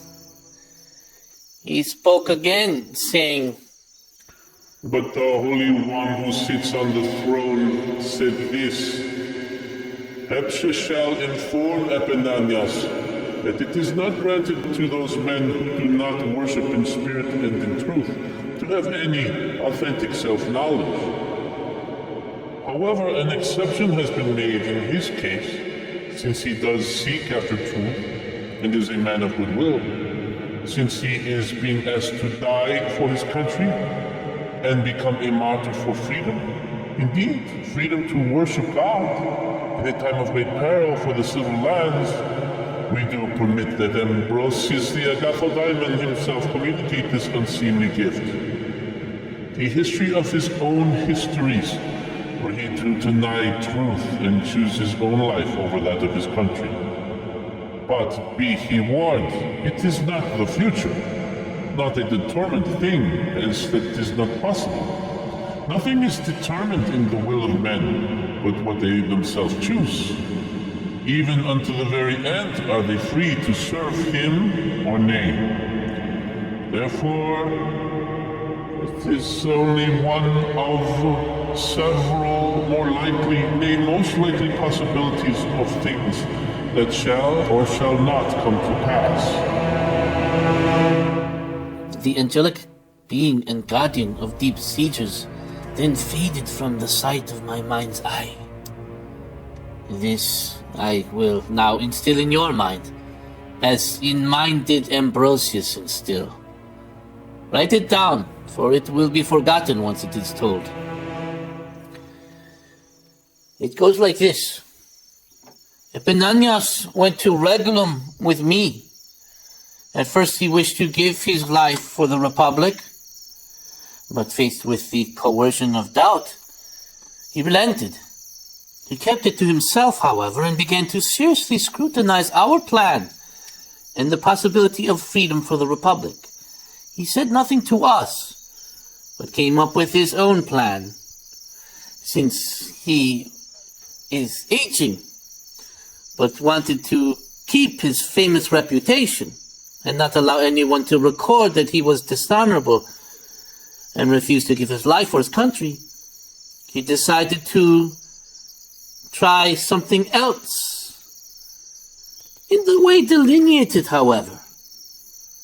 As he had no wife or anything else in life save his histories, he must save them. And how many might extol his histories all the more, were he heard to have died a martyr. An older man, he might be dead a few years anyway. What if Bolgud in his madness were to immediately confiscate all existing copies of his histories as he had done with the poetry of the Amori? It would certainly make sense for him to do that.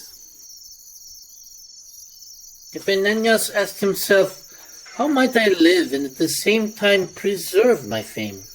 Could I hire someone who looks like me to die in my place? But who would sell his life in such a way?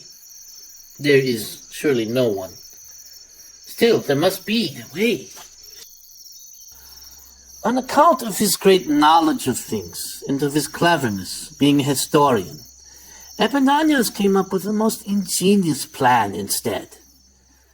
A certain bestiary he had once examined when he stayed at the stall in his early days came to his mind. It had been titled The Intermundane Bestiary, written by one Cruthulus.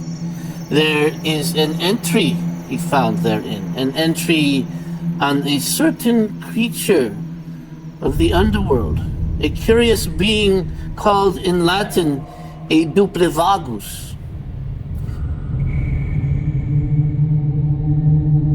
Intelligent and yet very mysterious. A disturbingly humanoid, grayish, remote, bipedal stalker, but with a kind of exoskeleton and exposed brain.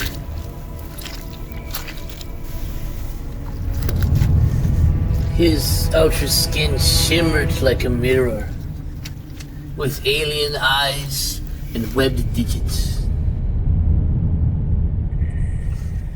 Epinanaus saw fit at this time even to utilize his enemies in order to protect his reputation.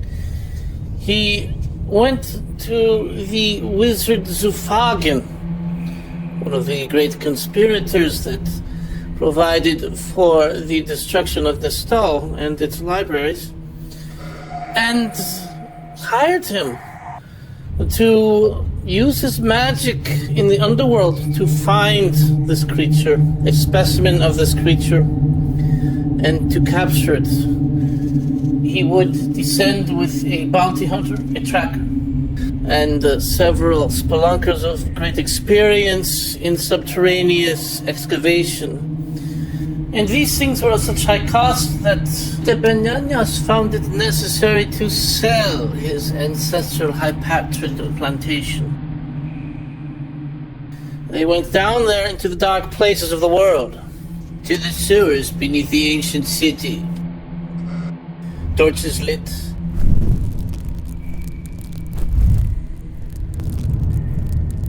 And very carefully made their way to the caves of Kakon, where the creature was rumored to dwell. At one point, Epinanaus even had to rappel down a mountainous stalagmite of 1,000 measures, the famous world bridge, the Vanith. Oh, the lengths to which one will go to protect his honor. And searching through many labyrinths, at last were able to track down a specimen and to capture him with Zufagen's magic and bring him out upon the surface of the world to do their bidding.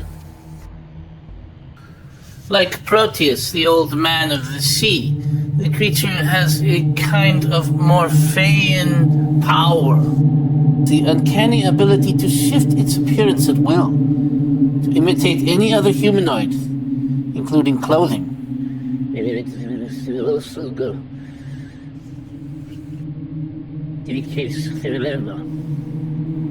Hiring a translator at great cost, no less than a high-level wizard. To his surprise, speaking Oruscan Greek, which of course is the favored language of wizards that travel through the underworld,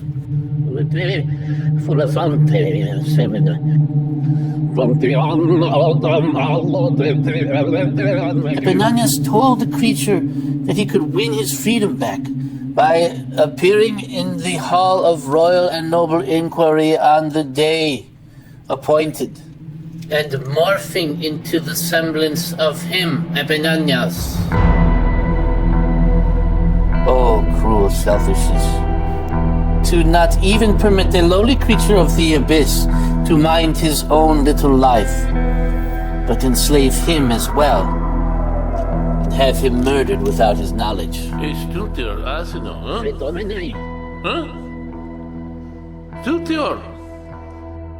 Oh, great lowness to which a great man has sunk, so that he might preserve his own fame and reputation.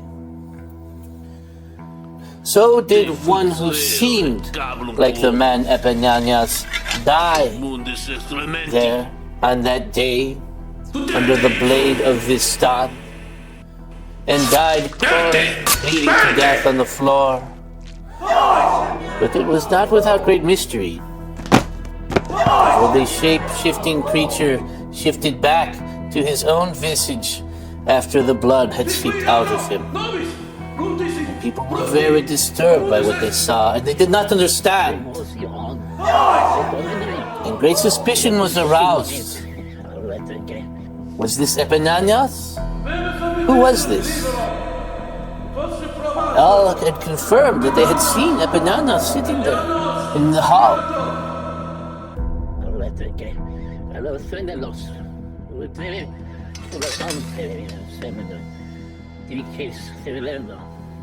And yet now another body lay there.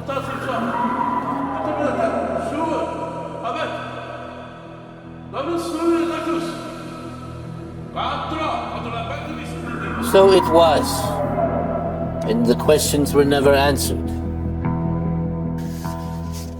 The creature only seemed to die, however. Understand that this entity, as is written in the intermundane bestiary, as well as Guy of Zaraga's manuals, has an extrasensory perception. And with this sense perception outside of the normal range, was able to determine that something was wrong. And in so determining, had been able to create armor for itself. The creature was able to simulate wounds and blood seepage by means of sacs that develop on its chest for that very purpose. He also can assume a death-like state, but not maintaining disguise. When the pseudo-Epinanaus creature was about to be burned in the funeral pyre, an argument broke out between Epinanaus' family and his clan and the physicians who had examined the corpse. There was a huge crowd. The family disagreed that it was the body of Epinanaus and refused to recognize it and refused to let it be burned so that they could not disprove what the physicians were saying, who argued that it was indeed the man, and he had contracted a rare and terrible disease that mutated his features. In the ensuing struggle over the body, the physicians spilled some aqua vitae on the creature, which awoke him and healed his wounds.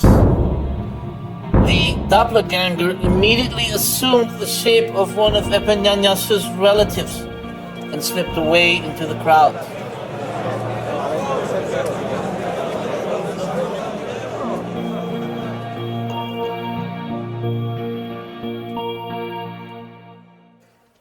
But things are never so simple as they appear. Vistan, you see, after he had been arrested for slaying Epinanaus, was questioned as to his motives, And he quickly pointed out to the Regulian tribunal that he had not slain Epinanaus, but had slain a netherworld creature who had mysteriously guised himself as the famous historian, as was evident from viewing the strange corpse, for he had that day noticed some very suspicious things about Epinanaus, such as webbed fingers. Since the physicians could not positively identify the corpse as Epinanaus, it was impossible to find him guilty. Although he was found guilty of having desecrated the Hall of Royal and Noble Inquiry with an act of unlawful violence. But being of the old royal bloodline, could not be administered the usual punishments. Imprisonment in this case. When Bolgud found out about this, remembering Vistan's ability at assassination, he decided to keep his enemies close, and so saved Vistan by appointing him to the Praetorian Guard, which is, of course, illegal for royals to enter into the military. But Vistan was found to be in the elite inner core, those who swear loyalty to the Hegemox himself. Vistan quickly became the top imperial assassin and would be assigned to several jobs in a number of our embassies located in foreign lands to rid the world of revolutionaries. However, the occasion of the overthrow of Bolgud, devised by the doppelganger, would happen even before Vistan departed. The creature returned to Epinanaus, glad to receive his freedom, having fulfilled what was required of him. However, before leaving, he inquired of the Thieves' Guild, hoping that Epinanaus, who had employed the bounty hunter and wizard, might also provide to recommend him for employment with the guild, as this creature did enjoy the acquiring of shiny objects. Epinanaus, however, wary that his dark plan, which had failed, might be uncovered, said that he knew nothing of such a guild. The Duplevagus' extrasensory faculty immediately kicked in, and he detected the lie, even though Epinanaus by now had become an expert liar.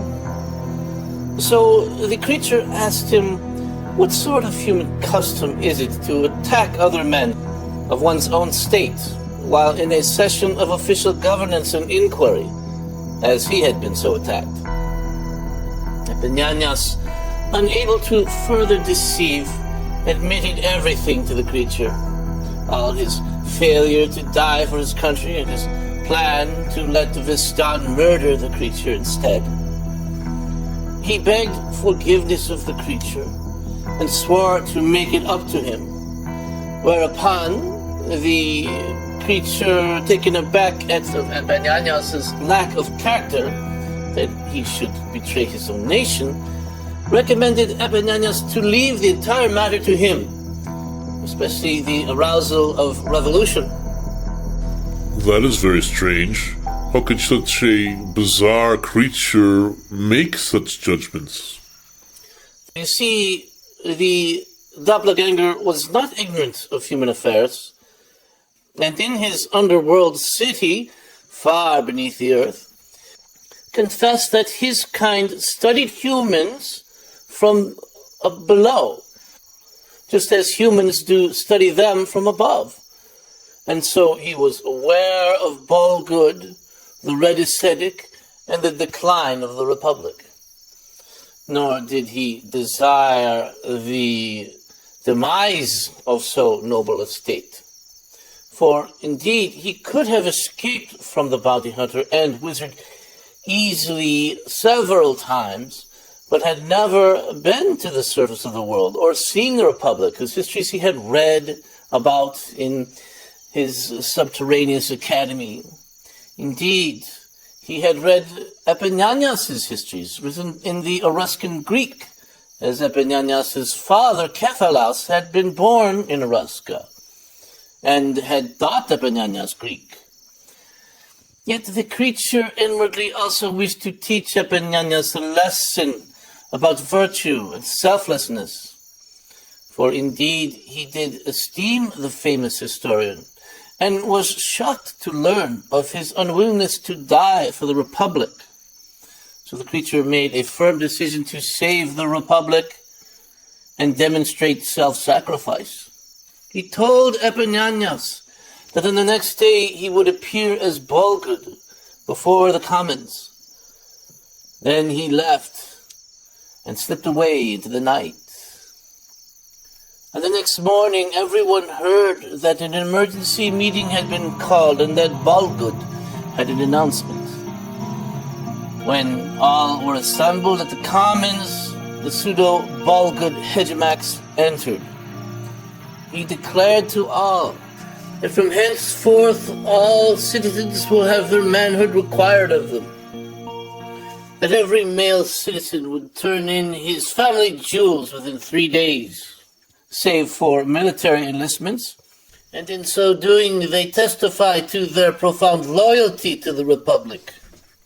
In order that the state of cathartic Titan might be properly regulated, and that he alone would practice it freely, for he himself would now become the Pontifex Maximus, and was the new red ascetic, the former one now retiring. The pseudo-Bolgud, of course, quickly exited, noting how appalled and outraged everyone had become, and easily morphed into the semblance of a beggar that the real Bolgud passed as he now entered the Commons chamber, and was at once asked by high-ranking officials if all his commands and decrees be obeyed without question, to which, being a tyrant as he was, he responded in the affirmative, and was at once seized by outraged praetorians who, although themselves exempt from such mutilation, did desire grandchildren. Of course, you can imagine the response of the people, not to mention the red ascetic himself, who did not intercede for him when he heard that Bolgud had been arrested by the tribunes with the cooperation, of course, of the Praetorian Guard, and was to be executed. Epinanaus, when he heard this, on the one hand was relieved that the Republic had been saved, but on the other hand was mortified that now the truth would come out. So did the glorious revolution unfold to the glee of the mad and scared dogs.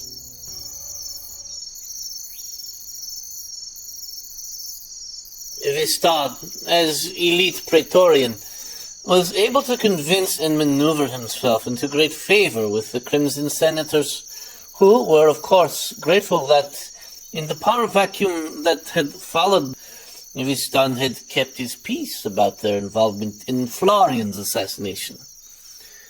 In fact, they were so concerned about their own necks on this account. For the mad and scared dogs were always in their mind as ready to get them, putting various individuals on trial for betraying the Republic.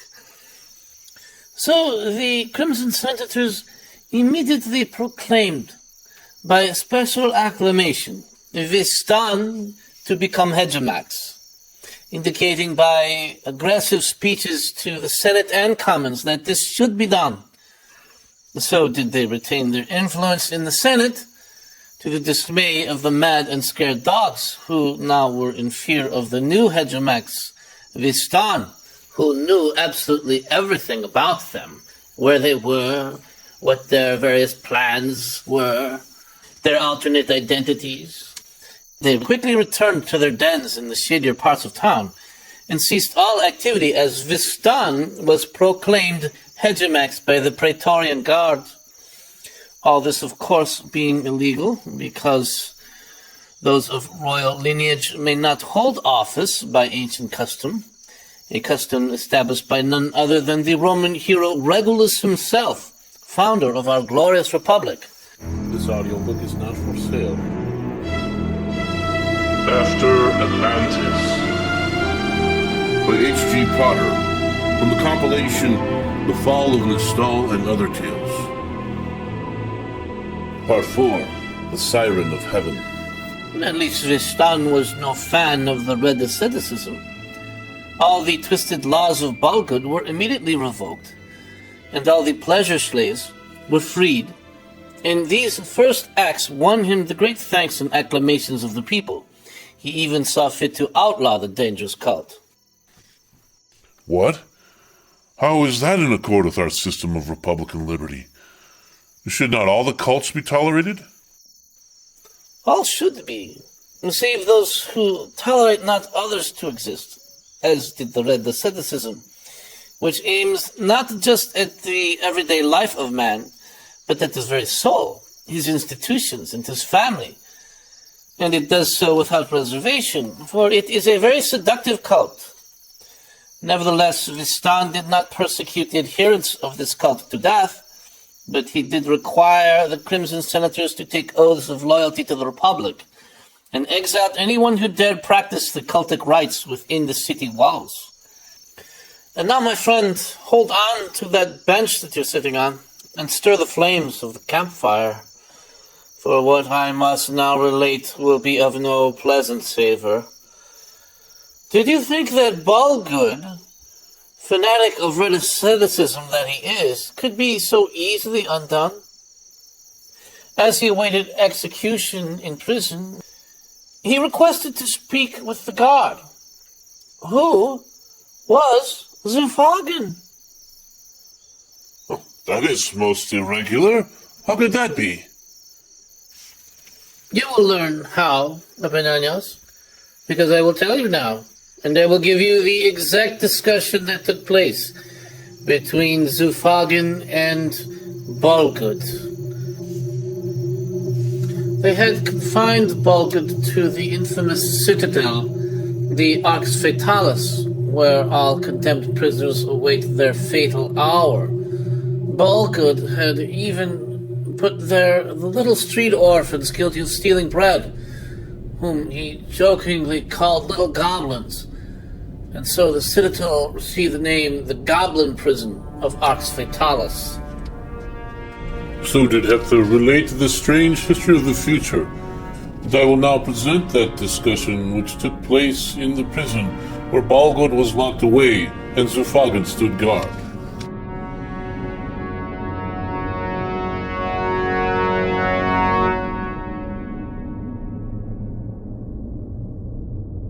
Zufagen!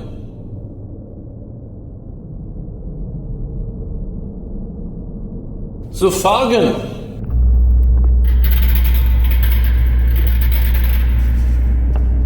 My lord, may the gods give you pleasure. Tell me, why do you keep guard here against your lord, who has done you no harm? Have they paid you well? I think not. A magic user of your skill needs little coin, as you are a grand master of wizards, and own several great towers. Do you have some glorious cause that makes you do this? For surely the god Mammon has no influence over your free mind. I was told not to speak with you, my lord, for as you are clever as a fox, they warn that your words are your weapons and your scepter. So you will then heed the bidding of your new master Vistan, the usurper, who has seized the hegemony and the imperium? Do you know that the Crimson Senators plotted with him to assassinate Florence, just as no doubt they plotted to undo me with some mysterious trickery? I suppose they have offered you the office of Pontifex Maximus in the regime, and that is why you stand guard and will do whatever they say, even after they have extracted all pleasurable activities from the public domain. and made life nothing but a drudgery of dull work. Such a reward of office, I think you will find a poor trade against loyalty to your rightful lord, who alone has been concerned with your earthly happiness here in Regulum. It is not for the honor of office or for wealth or even for pleasure, my lord, that I have accepted this guardianship. I assure you my motives must remain mysterious. Am I not a wizard? Indeed, you are a wizard, Sir Falcon, and I have always thought highly of you. But this now gives me doubt. If you have no motives that are common, why then would you betray your lord in such a way, knowing that soon, on the day now being born, I must die? The least you could do for a man so doomed is explain why you placed the dagger in his belly? Very well, Bolgud, Hegimax of former glory. I will tell why. It is not out of hatred for you, although, pray, you would have my manhood removed. Nay, it is not on that account. Rather, it is that this god knows that you indeed have magical abilities granted to you by the gods, or some power, on account of having reached the state of cathartic titan. For you glow with a strange glow, and your voice echoes across the void like a god. What other strange and occult power you have, no one, save perhaps the Red Ascetic himself, could possibly know. A simple soldier posted as your god. No doubt you could easily overcome with some magical spell. However, I am one of the most accomplished wizards in all the Firth, and no other wizard remains in our time who can match me. For Nistel has burned, and her magic is forever broken. Most of the wizards went up in flames in the towers, or were trapped below in the crypts, where they had endeavored to hide from the Maharim, the tattooed barbarians of the northern forests who lit the fires that day Arizel the mage opened the cistern gate and let their sandaled feet climb the steps to the collegium above. So by treachery was the great center of all knowledge doomed and burned for a whole day and night, her smoke billowing and blocking out all the sky. But why do I tell you this? It is well known that Arizel planned it, along with the Duces and the Red Ascetic, and that you knew about it, but did nothing. Now only Regulum, the last vestige of the old world, retains a library great enough for men to learn the ways of civilization. For indeed all the civil lands do now flounder, and without a certain hegemon, as once was Nistal, great darkness of unlearnedness will come upon the world. No sky charts, no almanacs of various agricultural knowledge, no medical texts, no great collection of herbologies or chemistries, no sound philosophies, no treatises on physical sciences. Need I go on? Yes, the darkness of ignorance is upon us. And what have you done, Bolgud, but taught men vanity? So that is why I guard you, for I alone can resist your magic. Have I taught men vanity? It is not so, Zophagan. I have shown men how to truly live, to claim their right as free citizens to experience the full pleasures of life, that they may know ecstasy and realize that the strange strictures of the past are mere superstition. It is not my fault that Nistal is gone. Had I spoken out against Arizel and the Duces and exposed their plan, they would have used their magic to silence me, for they are as powerful as you, although they do not have the great authority that you have as Grand Wizard. And with such authority, why do you debase yourself by cowering to the likes of Vistan, a man who has been accused of having a hand in the assassination of Florians? You do his bidding as if he were already voted hegemons by the people. He is but an uneducated brute that fancies himself a royal and boasts of it. A true royal would never have attacked a tribune in the hall of royal and noble inquiry, offending the gods. This we know he did. Like a fool, I appointed him to the palace guard, not knowing what else to do with him. But the gods were watching, and now perhaps they do punish me. I suppose I deserve it. Even the gods, after all, punish the other gods. After your death, my lord, I will see to it that your name is not mocked, for your rule was not entirely unpleasant. You're right, Sufagen. And you, I understand, enjoyed many evenings of pleasure at my banquets and parties, for I always invited you, for you were always great entertainment. But now the good times must end, my hegemex. All good things come to an end, as do all pleasures. Even your life will come to an end, wizard, someday. However, I am a god. If that means anything, it means that I am immortal. Tomorrow, when you see the executioner sever my head with his axe, know that I am not dead. Not dead? Of course you will be. No, Sufagen. I will live. You will see. I can make you live too, for I am a god.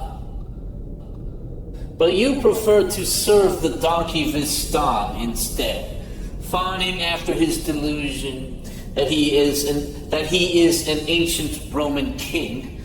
I will laugh from the heavens as I watch. Then you will die and be seen no more upon earth or heaven, but become a mere shadow. For you betrayed your lord, and the gods will assign you just retribution. I do not serve Vistan. This is just a temporary job. Vistan promised that if I did this guard duty, he would reward me well. Not with silver and gold, nor honor, nor pleasure, but with the satisfaction of vengeance. Vengeance? Indeed, my lord. In return for this brief service of but one day, I will accomplish what for years I was frustrated upon, to have my vengeance against Arizel and the Red Ascetic. Vistan will be placing their names on the proscription lists, to be published in all the provinces and beyond. And they will be arrested at once, probably still in bed when they have no thought to put up some spell to protect them. So will they be executed, and will be told, Sufagen sends his regards, but he cannot suffer enemies of the Republic to live. Ah, what great glee I will very soon now have. So that is why? Forget it, Sufagen. Do you not understand that those lists are ignored? I cannot tell you how many times I had lists prepared and had them posted on all the public buildings. The name of many enemies of the state were published and proscribed. The people ignored the lists, and no one would give information. It's because of the mad and scared dogs. They operated always in the background. The people feared if they gave up someone. They feared that the mad and scared dogs would come knocking. For that wicked association of traditional moralists is now everywhere and in every province, and comprises half the population. Oh, that they would see the error of their ways. How many brutish criminals have been protected because everyone on the proscription list are now thought to be members of that vile organization, be they or not. So no one is going to turn in Erizal, my friend. Nor would anyone dare arrest him if they could get his location or the red ascetic. Out of fear of their magic, Vistan has not been honest with you. Now, I am truly perplexed, my lord, if what you say is true. It is indeed. You are working for free. Vistan will simply indicate to you every day that you inquire that Erizal has not yet been turned over. He will ascribe it to human ineptitude. Nothing will come of it. Meanwhile, you will have lost the only master that might truly enable your vengeance. You could help me, my lord? They say that vengeance offers to the soul freedom from bitter resentment and unhappiness. If this is true, it must be provided for you. Man must not be without pleasure. Pleasure that peace of mind provides. As our noble teacher Lucretius so nobly sang, "But were I to help you, I should expect also help in turn from you, my friend." What is that, my lord? Tell it to me quickly, so that quickly we may hasten to new plans and new resolves. You must help me restore the Principate to its rightful deity, Bolgud, the demigod, who alone can assume the state of cathartic titan at will. How will we do that, my lord? For you are locked within that cell by adamantine locks, and we cannot go safely through the streets of Regulum, as you will be noticed, and you need an army to go up against Vistan. An army I will have. It is certain that news of Vistan's usurpation has not yet reached beyond the frontier to the outer forests of our legions, the 12th, the 13th, and the 6th legions. Being the most powerful outside of the provinces, we will make haste to the 12th legion and take command, and bringing in the other legions, as many as 8 of them, we will oust Vistan and restore the Principate. I do not understand how, my lord, to move an army like that across the continent and supply it for war takes considerable monies. Coinage that you do not have access to, for the treasuries are now closed to you. I do not need the treasuries. They are nearly depleted anyway, as Vistan is the inheritor to that mess.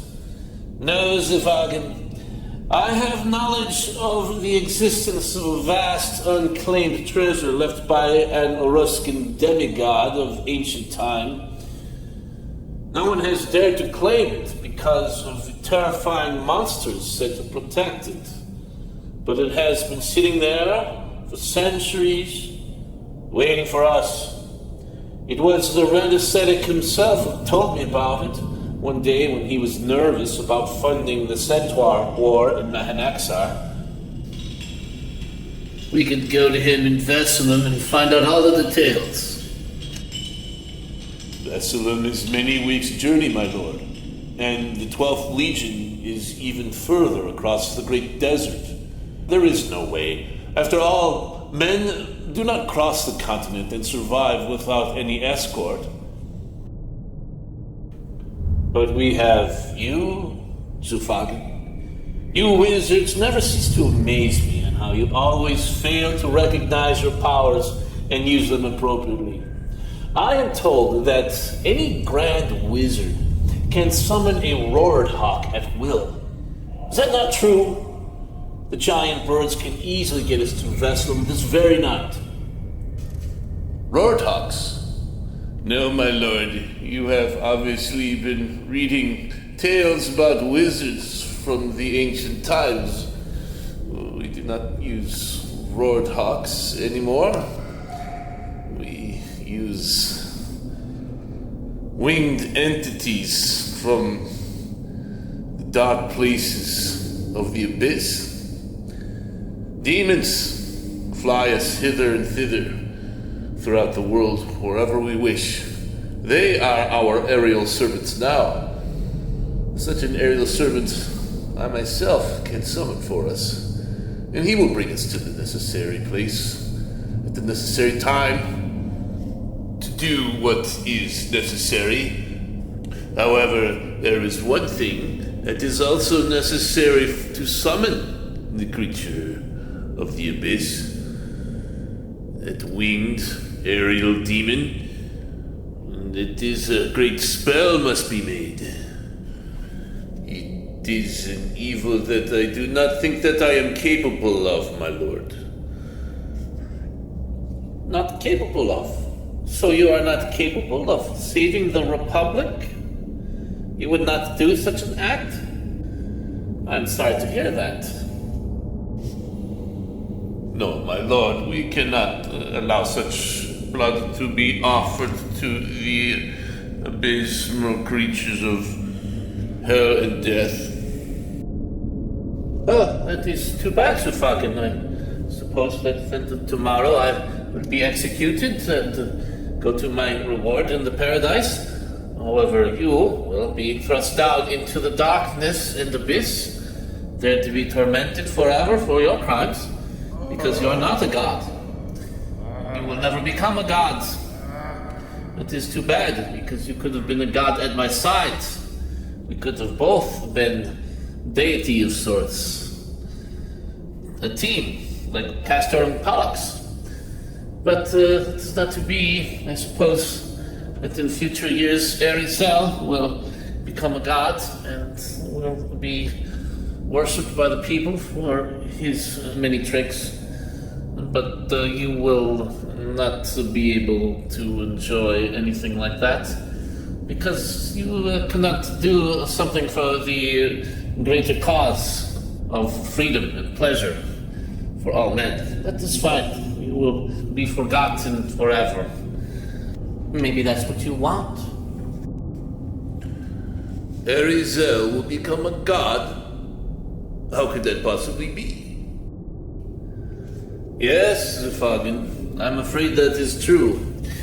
My informants tell me that even now a petition is going around in the province of Goa, his birthplace, that he be declared a god by the Regulian Senate, since he single-handedly, apparently, was instrumental in the fall of Nestor, great rival of our hegemony.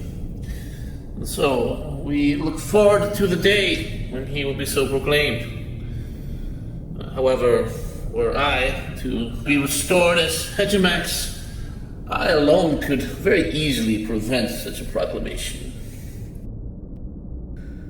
My lord, perhaps I have been too scrupulous in my thoughts concerning what I am capable of. Zufagen, I'm sure that there is someone around here that can help you with your spellcasting needs. I will see to it, my lords. But please consider that I will certainly have my license revoked by the Amoric Soothfold, that commission of the church which prescribes which magics can be used and which cannot. This is strictly forbidden. It is a kind of abysmal magic, and they certainly will find out about it. I will not be ever again allowed to use magic. Do not worry, my friend. We can, I'm sure, place our own men on the church commission, for the Amoric church is no longer on guard as it should be. And they will certainly look the other way when the complaint comes in about you.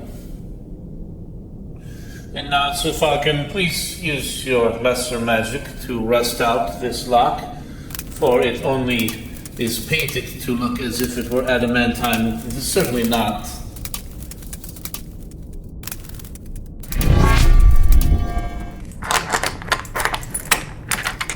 Now then, we will make our way through a secret door in this labyrinthine prison that only I know about, having long ago studied this place in preparation for this very possibility. We shall make our way through the sewers of the city and come out beyond the walls. By that time, I pray your aerial servant will be waiting for us to take us on a flight to Vassalum, the holy city. There to accost the Red Ascetic and extract from him the information we need about the treasure in that distant place far away. My lord, the Red Ascetic cannot be taken by force, magical or otherwise. He is most clever, and not only double-crossed me with the help of Arizel, but probably also has betrayed you. He is most clever, fashioning by cloud a phantasm of me and causing it to claim the unmanning of the citizenry. What devilish trickery! No, my lord. In that I can inform you correctly. It was not the Red Ascetic who played a trick on you. It was another. Who, Zufagan? Tell me who it was, if you know. By the gods. It was a man you had written off long ago. One Epinanaus of Asosmos. Epinanaus? That old prude? A mere historian. A man who sits around and reads old books and picks his nose. How is that possible? I thought I had read the principate of that sorry excuse of a human being. How did he do it? Magic? No, my lord. He hired me to accomplish a special plan of his. I was extremely bored last week. I needed work, not for money, but to get my life back into what it should be. Practicing wizardry. I hadn't cast a spell for over a year. Epinanaus hired me to go on an expedition and to use my magic to capture a subterraneous denizen far below the surface of the world. I went down there with several experts and we tracked down a very rare specimen, a humanoid creature called a duplavagus, a doppelganger, that is. Epinanaus said he wanted it for some project he was working on, wanted me to capture and bring it up to the surface so that he could interview it. I thought it rather odd, but we did the work anyway. After it was over, I noticed Epinanaus talking with one of the mad and scared dogs. So I was suspicious that I had been used. Now I know that I had been. And their plan had been to duplicate our great Hegemox Bolgud and overthrow the state. Clever Epinanaus. Clever as always. Clever with words, clever with plans. When I return to power, I will immediately have him arrested and beheaded. Or, if by that time he is already dead, I will have his works confiscated from every library and noble's bookshelf and destroyed. He will not win immortality by fame, as did Homer or Achilles. Nay, he will win only infamy and disgrace. So let it be written, so let it be done. Now, let us off, you and I, for the moon is down, and we may do what we must, unseen.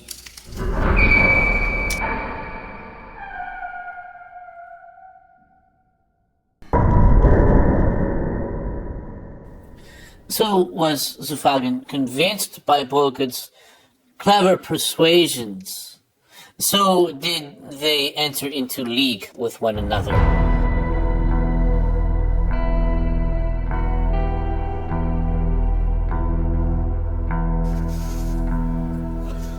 Alas, what calamity for the story of the Republic, that these two are tolerated yet tread earth. It makes even a faithful Amoric like me wonder, Epinanaus, that God in his providence allow them, for they stoop to such lowness as to offer innocent blood to gratify the powers of hell. Or at least that was their intent. But as it is written, God thwarts the way of the wicked, and their plans come to nothing. See, Epinanaus, strange to say it, but God is of such generosity that he wishes that souls even so craven and opprobrious as Bolgud and Zufagin be saved. And that is perhaps why the lines of his artistry seem so crooked to us, for we are mere mortals, and see not the all. I cannot imagine that your God should be called good were he to ignore the horror of those plotters of iniquity that we have heard about this day. He does not ignore them, Epinanaus, but neither does he call down fire upon them as they deserve. For something now would happen that they did not expect, nor could anyone have guessed that it might happen. And that is ironic, for it is something that happens every day.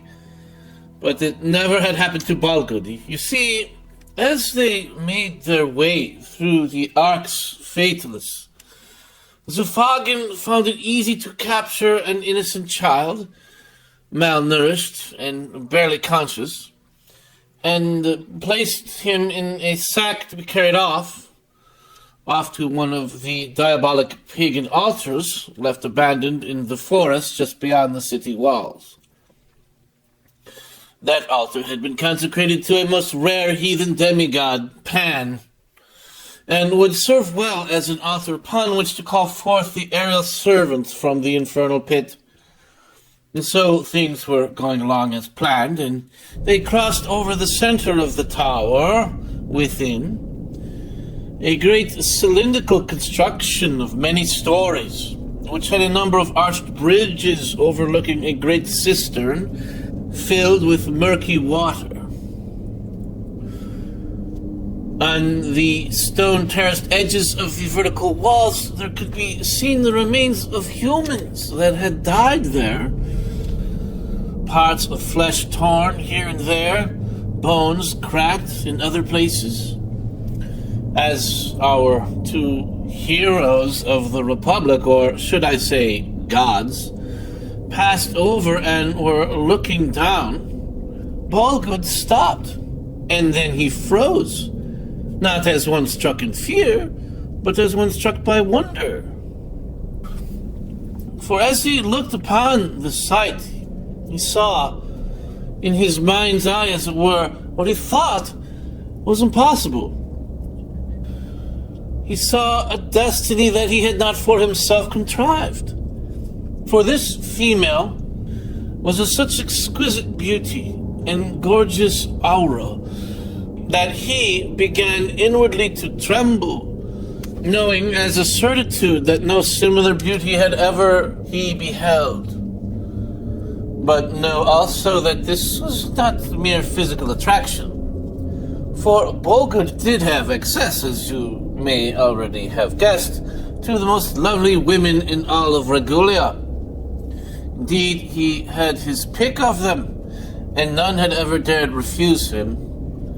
Whenever he felt bored or lonely, the red ascetic had supplied his flesh with what he called foreign pleasure, sending him slave girls from the Kutal and Namaliel. So indeed, this must be ascribed to something more than the excitement of carnal passion, or even the stunning of the mind by a higher beauty. In fact, Bolgud felt a kind of sadness for himself that such a being had eluded him for so many years. That perhaps upon having gazed at this angel, he had somehow missed something in his life. He had somehow gotten the meaning of things all wrong. So devastating was this presence, this chained prisoner, the sight of this chained prisoner, this beauty hidden away in the darkness, that indeed one could say all was at stake. Zufagin, though a fool in many things, at once recognized the look on Bolgud's face, a look of great peace and carelessness, yet paradoxically a look of inner war and of resolve. Zufagin, sensing the great danger that destiny was proposing, motioned away to Bolgud. Come, my lord. There is not time for dalliance with fair maidens. We have a legion to rouse and an empire to quell. Come, quickly, for the gods do not suffer well those who entertain a hesitancy when the fate of all is in question. Come! Do you not realize the danger that you put us in? She is not the beauty you imagine. Rather is she a Medusa to our plans, which indeed will turn to stones of woe and desolation. For Vistan, make no mistake, is playing for keeps in this chess match. Shut thy mouth, Zufagin, you old fool. Why would you speak in such a way in the presence of an angel? I will bring her out of this place. No, Bolgud, do you not realize? She could turn us into Vistan. The Principate would be doomed without you. We will not be gods, for gods do not fall in love. And that is why they are gods. Do not imagine that you can love a woman and take her to wife. You are a god. You cannot serve after a woman. Even we who walk the wizard way must renounce mortal love. No wizard susceptible to a deep desire can long last. Do you not recall the story of Elkamenon, wizard companion of Duke Icon of legend? And the builder of the first tower of Nistal, how he was the greatest of all wizards, the most glorious, first of all mages, but that he could not quench his desire for that whore Lazaria, who spread her charms across the continent, betting one crown after another. In the end, what became of Elkamenon? The wizard withered away to nothing for a love so unrequited that it could not die. And so he became a cicada in the end, and joined that race of immortals who are not gods, but must in pain of love's labor lost ever remain. Fight against this heresy of your eyes, Bolgud. Make your soul war against your flesh on this account. For I see in your face the very look described of Elkamenon of old, and that same dark destiny singing to you like an unholy siren. Silence! Listen. I hear her voice. She is singing one of the hymns of the Amori, one of the hymns of love. It is so beautiful to hear. Her voice is so sublime. Why does she sing? And hark ye! It is almost as if, as the legends say, the angels of the Amori join in with her. What possible crime could such a creature have committed? Be chained up here? Look how lovely are her eyes, which do not see me. That is all the more right, Bolgud, for when she does see you, no doubt she will produce such an expression of horror and resentment that we will need Perseus's shield to guard us from it. Everyone knows who you are, my Hegemox. You are so easily recognizable She will remember your reputation as a debauched playboy, being a pious and pure Amoric, as is clear from her hymn, and she will be most revolted by your advance. You have no chance with her. When you embrace her, she shall gouge out your eyes.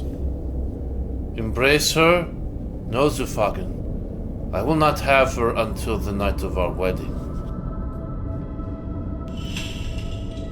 What does she gaze upon? Her eyes have not spotted me up here. I dare say that she must be one of the Amoric virgins, as from the pure sound of her hymn. Do you think that she will be pleased with me? Alas, Bolgud, you have not heard a word of admonition from me. No, my friend, I'm afraid we are lost. But why does she not glance up here? And why the look of fear in her eyes? I see why. And it is the solution to your most dramatic hypnotism. For look there, to the other side below, a beast in the murky pool stirs the waters and comes forth. And it is terrible indeed, the same one that has left the flesh and bones strewn about, remains of the other doomed prisoners piled along the sides. Bolgud stepped over to the other side of the bridge and looked down, and saw the hideous water beast. They could see it down there, laying in wait just below the surface. A squid-like creature, malevolent and massive, ancient reddish, depth-born hunter, its many tentacles treading the murk. On its head spun weird antennae that emitted a dream vibration to manufacture an illusion. It is a Murkaloth, my lord, a creature of the depths, highly intelligent. I read about these in the manuals of Guy of Zeragia. It is just as he described it, having a very circumspect mental apparatus that may project illusion to trap its prey. It has detected your desire by some means and designed this illusion for you, my lord, to ensnare you and wrap you within its tentacles, drawing you helplessly into its jaws, where it will drain you of your lifeblood and leave your carcass there on the stone ledge, only returning to suck out the marrow from your bones as an occasional snack. So now do I beg you not return to where you stood gazing, but now let us quit this place and get away from this peril, and think no more on her beauty, which was but the fabrication of air and reflection, cleverly manipulated, as if to seem real, oh, quite real, my lord. The mind of the four-eyed Murkoth is great indeed, and it is not something that we should take on. Quickly, my lord, let us go. This news struck Bolgud with so deathly a piercing that no sword could ever have pierced so deeply into his heart, nor any sting of scorpion's paralysis have so stung him. For a moment he considered that he would go back to his casing, if just to live with that sense of destiny and meaning that now had been stolen from him, to return, even for but a moment. However, he knew he would be lost to the Murkaloth. What long pleasures in future years would ever be able to rival what he had experienced by so short a gazing that had so transfixed him? Do not worry, my lord. The pain of your longing will pass. It may take days or weeks, nay, longer, I wager, but eventually the image of her will fade from your mind's eye. Her song will be forgotten, and your heart will follow after other lovelies. And as a god, they will not be able to deny you. What use is it to be a god and never die, Zufagen? Or to achieve immortal fame? What sense of meaning do the Olympians themselves lack that they must toy with us mortals so. What offense did I ever offer to Venus or Cupid with his merciless shafts, that he must aim at me without pity? No, I will heed your wisdom, for although I would swear on the tomb of Massian that she is real, I know that there are powers greater than I can imagine, entities like this hypnotic sea monster that come from the ancient and remote depths of time and prey upon men as if they were the deer of the forest. So I will go against all my soul and not turn back to look at that stunning angel who seemed to mend my very being. Nay, I will do what must be done for our people and restore the Principate. Therefore, now, avaunt! So off they went, making their way over the stone bridge to the exit of the Grand Gallery and Circuit. As they passed through the corridors of the Citadel prison, they heard a screaming from whence they had departed, the scream of terror of a woman's voice. What illusion maker is so crafty at his art that he can imitate the terror of a woman's cry, Zufagen? Now Bolgud had to decide in a split second. What would it be? Empire or love? Surely it could not be both. Pass me thy dagger, wizard. No, my lord. Bolgud immediately seized the dagger from his belt and dashed back to the bridge and leapt into the murky pool, for he was yet athletic and had no problem with that. He swam and climbed upon the ledge. The creature now was hovering over the woman and actually tackled the many-tentacled thing, striking at it several times with the dagger. The sea monster, surprised by this sudden foray, could not manage to properly position itself to grasp Bolgud's throat. Bolgud looked over at the woman, who gasped and moved away. He struck again deeply into the nucleus veins of the creature's head as it twirled about, playing escape with tentacles. The great thing jerked backwards into the murky water and retreated into the depths.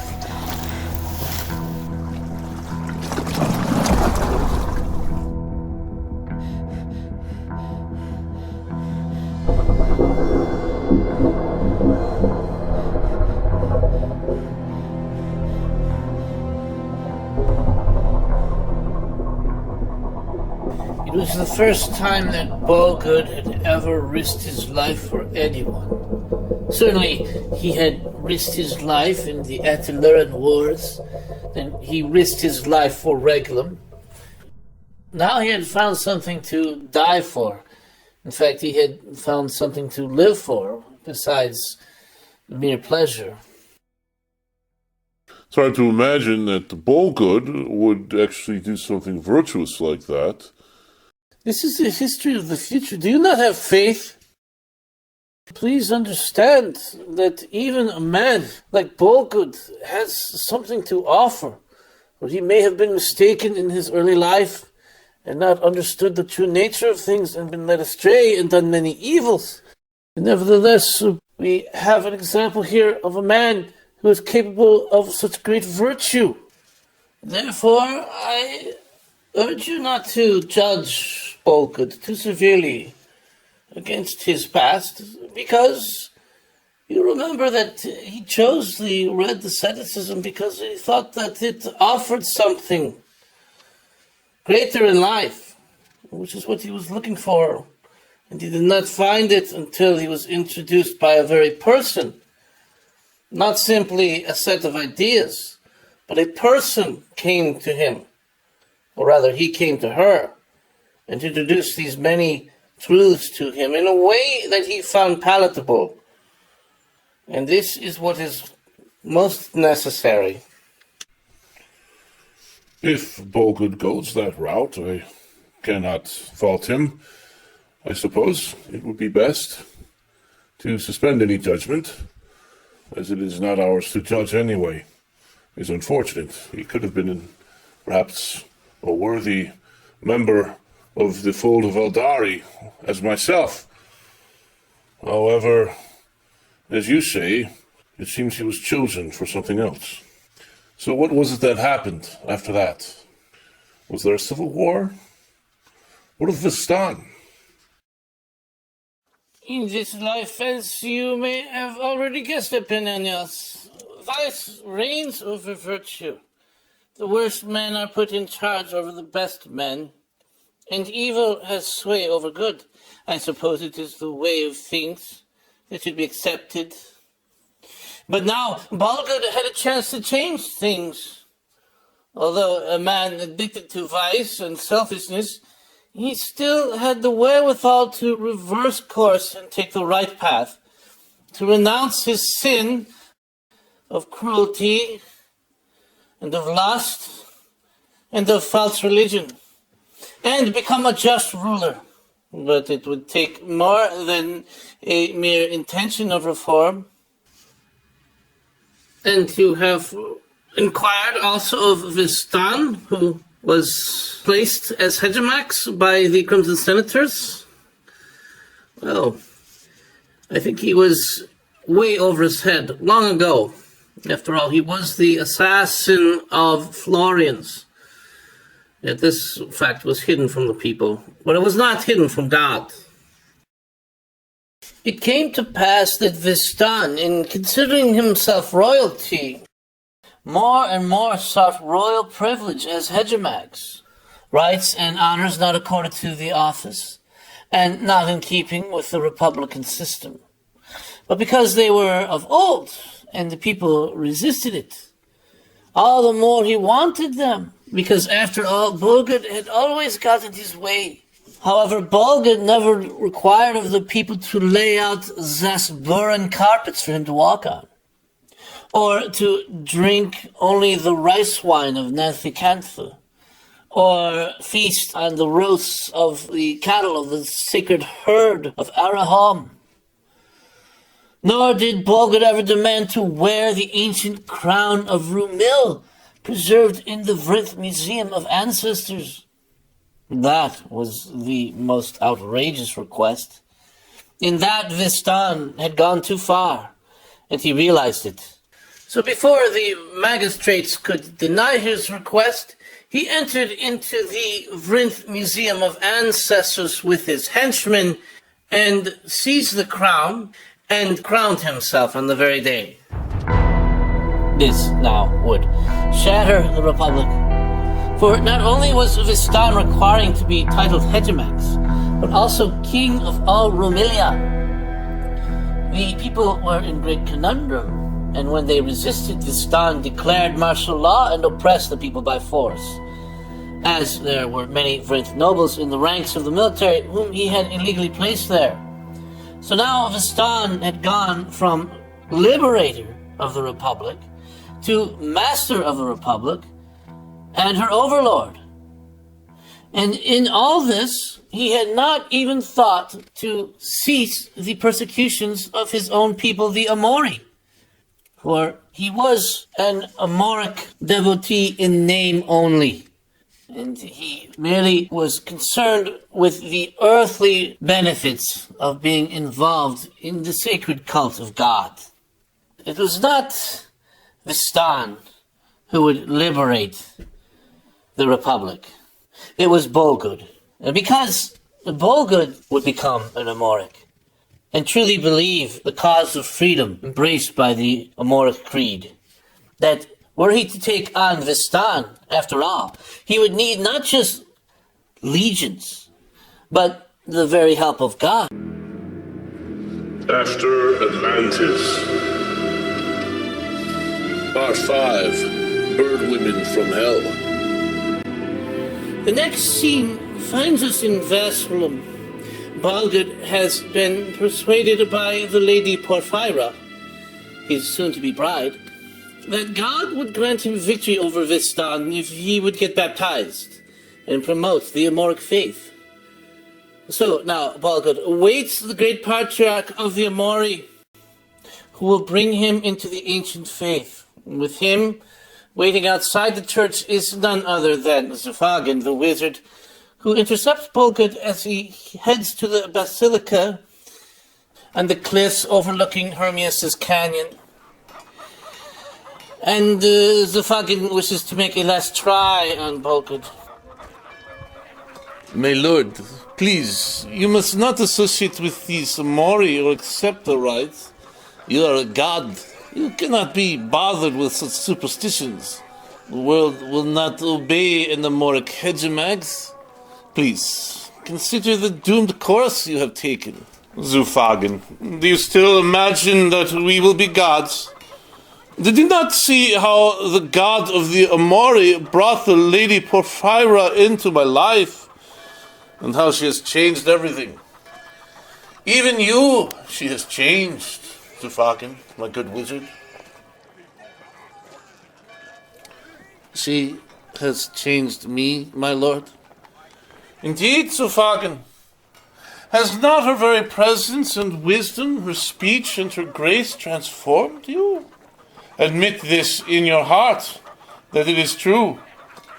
Do you not feel utter shame about that intention we once had to offer the child as a sacrifice to demons? A child. That, it turned out, to our great boon, was the lost brother of this blessed Lady of Wisdom. Nor did she fail to treat me with deference and generosity, and so have I in turn benefited so greatly. She taught me the divine laws, the tablet of destiny and the way of Christian love, the illumination of the mind and the glory to come. Things are no longer so grim in my eyes as they once were, when the only thing that meant anything was the thought of death. No, Zufagan. The sooner you admit that we were wrong, the happier you will be. Don't you understand? What would dispel Arizel more than to see you behave toward him with unmatched generosity? That is a sweet and godly revenge for better. So now, if you see my reasoning, you will commit to renouncing any more of that diabolic magic and use your talents for good. Take example from me. You will be glad you did. My lord, I do not know how you are going to fare as hegemogs if you must be corrected constantly by that woman. As we traveled here together over these many weeks, I saw how she was always teaching you. Now, if you do somehow regain your curule seat, you will need to go to her constantly for her moral teaching and her wisdom. It is she who will rule, not you. As for me, all my hope to be counselor to a god will be dashed. It is true, Zufagan. Her wisdom is unmatched, and I will go to her often, as she will teach me to become a great ruler for our people, one that can be trusted. It is a small sacrifice to humble oneself in order that so many will benefit. And she herself has said that God sent me as the answer to her prayers, that the Lord would send a deliverer. It seems that God can use whomsoever he wishes. I sincerely hope that you too will see how this God can be your friend, Zufagan, not an enemy. That is why I must forbid that you do any magic which involves sacrifices, animal or otherwise. Forget these demons, Zufagan. They only seek your demise. You stick to the old-fashioned battle magic, fireballs, magic missiles, and all that. In that way, you can restore the Republic with the help of God, in whose house I now go for baptism. But first, there is to be an exorcism, I understand. I know that old demon of lust still squirms inside of me, and the High Patriarch is going to cast him out by the power of God. Therefore, I say to you, Zufagan, make a choice today. Help us restore the Republic, or else move aside. My lord, I have not yet faith. I will move aside. Still, I know that you have changed, and that some power you have indeed encountered. Therefore, call upon me when the time comes, and I will aid you in your fight to restore the Republic. I know you will, Sufagan. As I said, I can see it in your eyes, for even though you have not yet faith, there is a glimmer of something. For now, your indignation against her, I sense, is passing. There is some change in you that you may detect yourself, but you do not as yet understand it.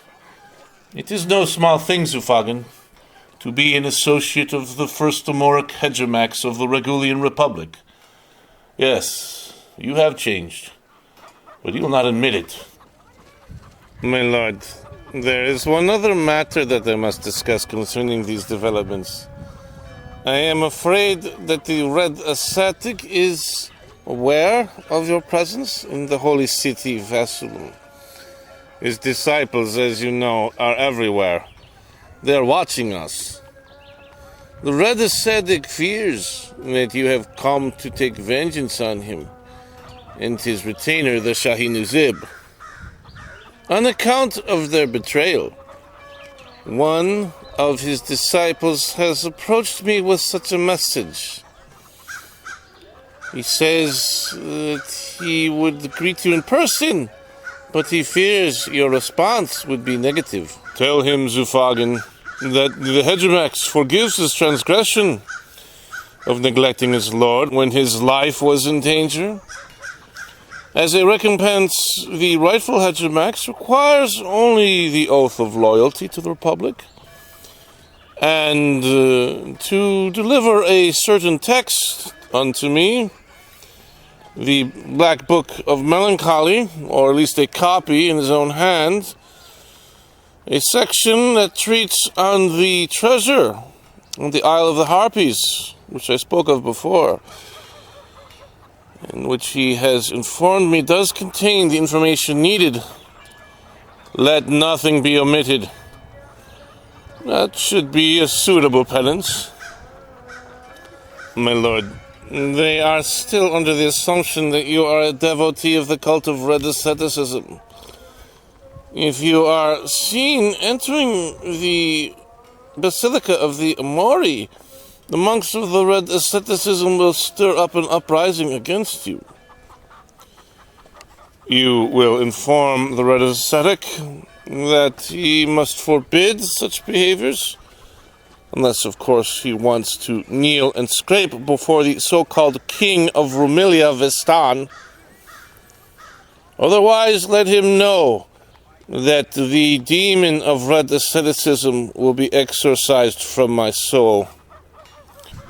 My lord, your desire to become an Amoric is praiseworthy, for they are very virtuous, and they have great piety.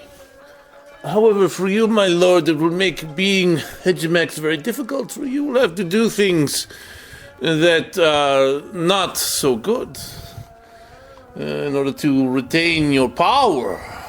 Well, I'm sure that poor Philo will give me advice and her wisdom from God, which will help me rule well. I am not afraid of that. But, my lord, take, for example, how important it is to assume the state of cathartic Titan. People were greatly impressed by that power that you had attained, and they saw the many things that you could do with such a power. Now, if you are no longer a Red Ascetic and that spirit, demonic or whatever, is exorcised from you, you will not be able to attain that state again, and you will fail to win the adulation of the people. Moreover, the Amoric faith is not all that popular in Regulum. Well, it does not matter, Sufagan. Do you not realize that the state of cathartic Titan is just a bunch of phony baloney? is merely a show of power. It had nothing to do with real power.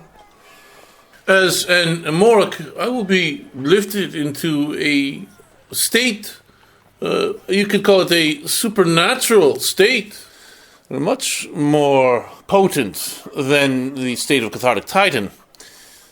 In so being lifted, I will be able to make excellent judgments in many ways. As Porphyra has assured me, the adulation of the people, whether I receive it or not, is not important. What's important is that I make judgments that are best for them.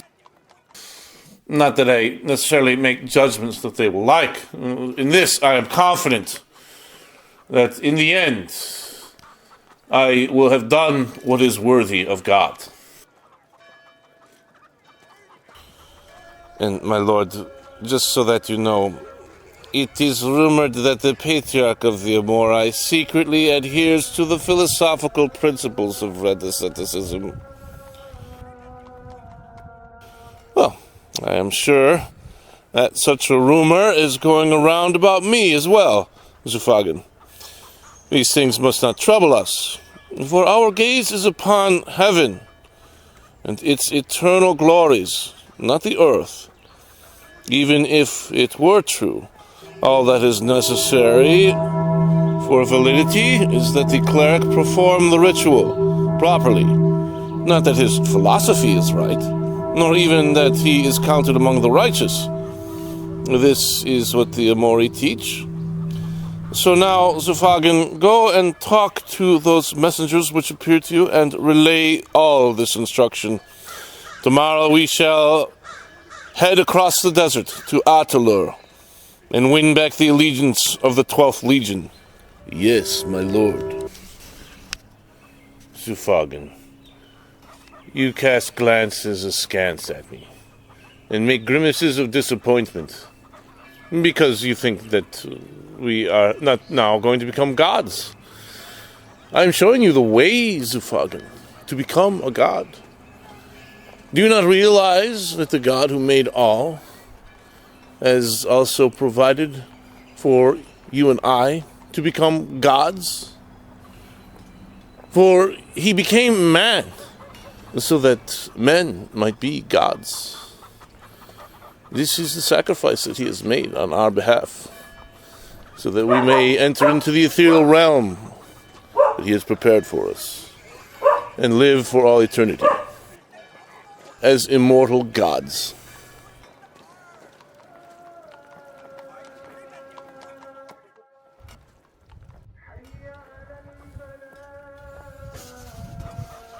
So therefore did Bolgud enter into the Basilica of the Amori, the Grand Basilica in Vessalum, which is a sight to behold, a sight of such great glory, so astounding in its architecture, so amazing for mere human eyes to gaze upon, the artistic reflections of the celestial glory, that it must move every soul that enters into that most sacred shrine.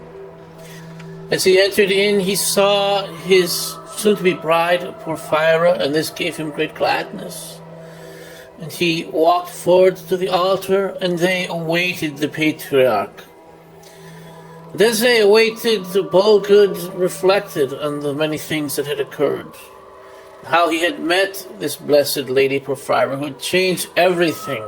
How he had helped her escape from that sea monster and helped her out of the cistern in that horrible prison.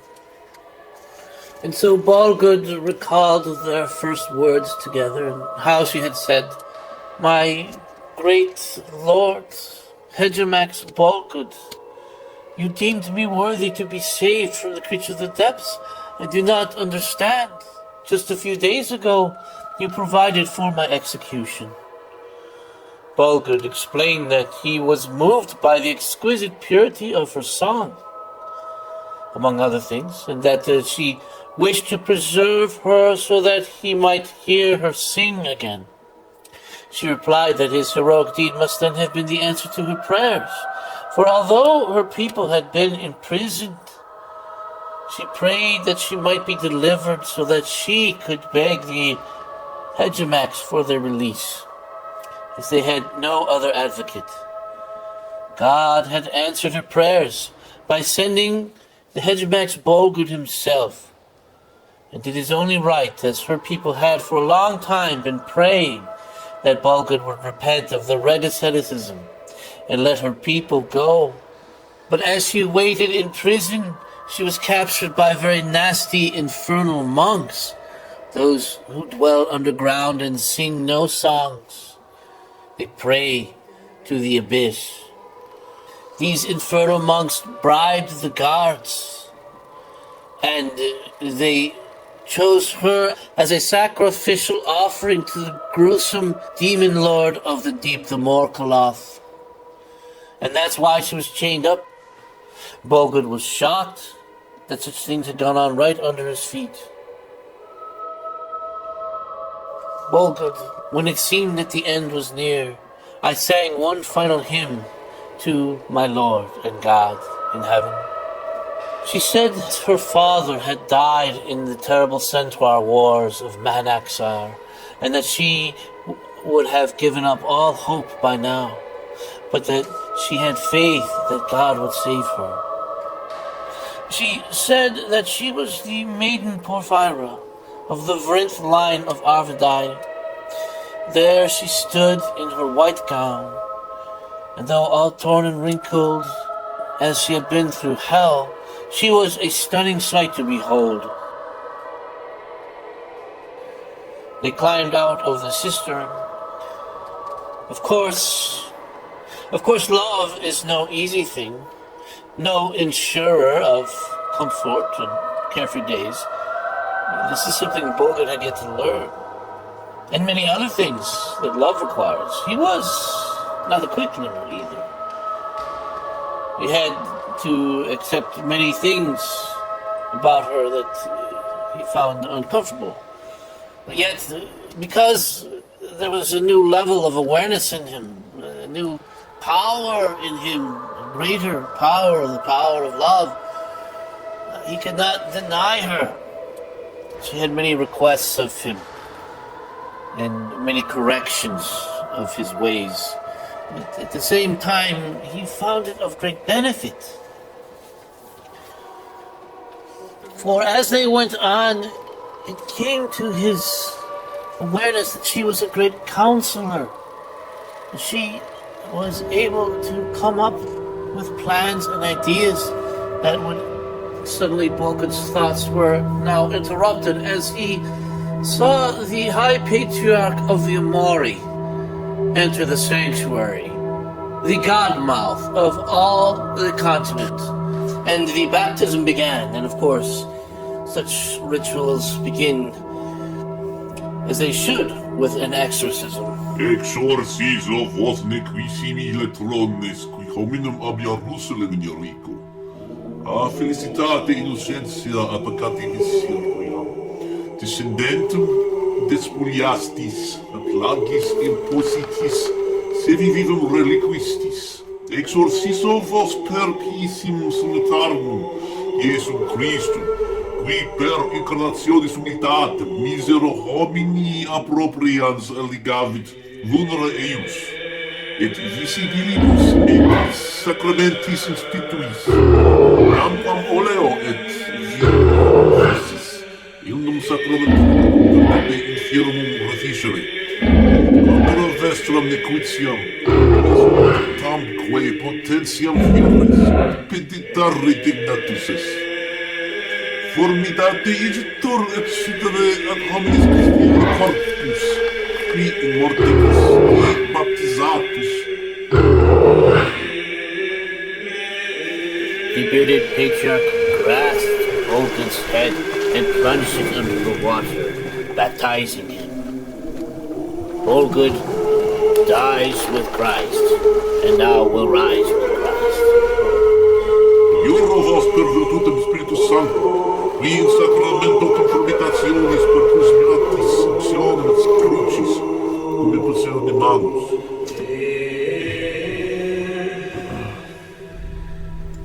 Per loathsome beast who dominant nostril.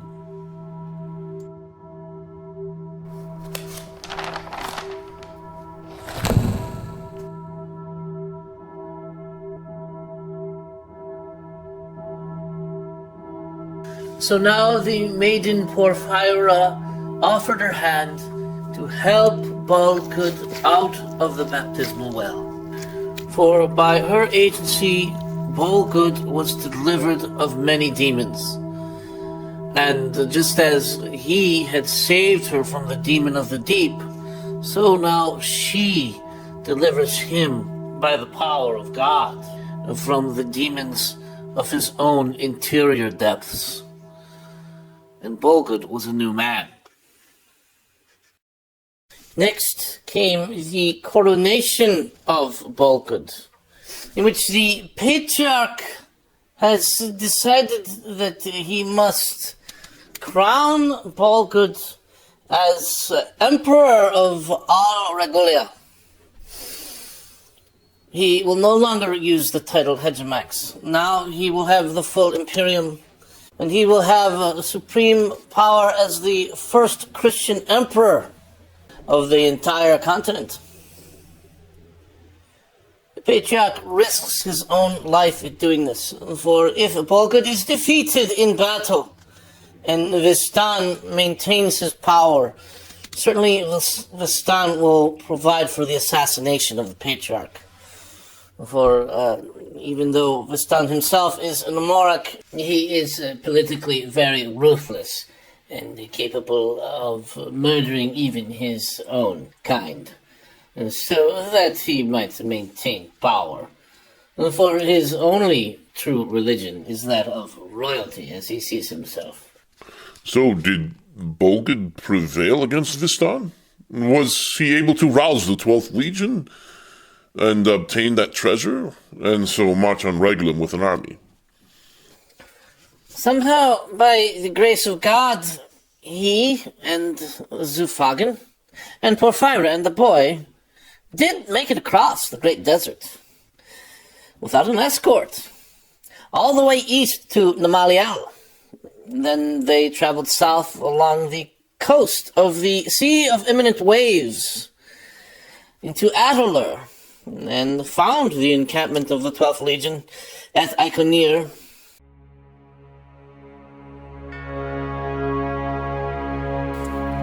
Bolgud, with his powers of persuasion, was easily able to convince the centurions and tribunes of his plans to restore the Republic by funding an army with the legendary treasure hoard of Hermias the Conqueror, which was hidden on the Isle of Harpies in the Sea of Imminent Waves.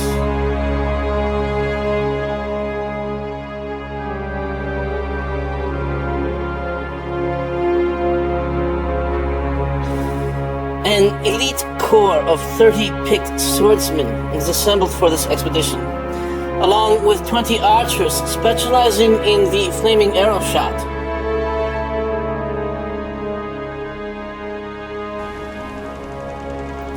Using local fishermen's boats, Bolgud, Zufagen, and his team embarked one foggy morning for the mysterious and accursed isle.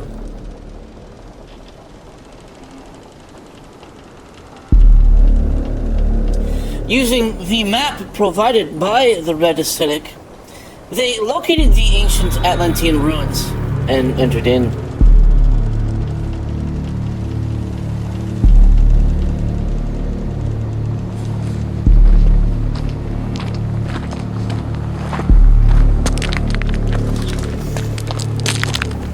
The fog dissipated as they approached the ruins, and a foul stench arose that the men had to cover their nose and mouth with their hands in order just to breathe, for it was so bad. Some men even began to choke somewhat, but they kept on going, and they went into these ruins, which were dark, and there was a need of torches because some of these temples were still standing.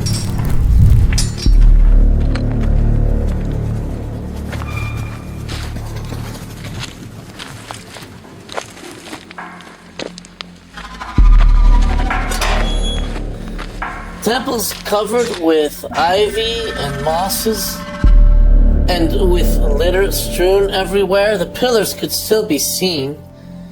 Huge Atlantean make. Colossal.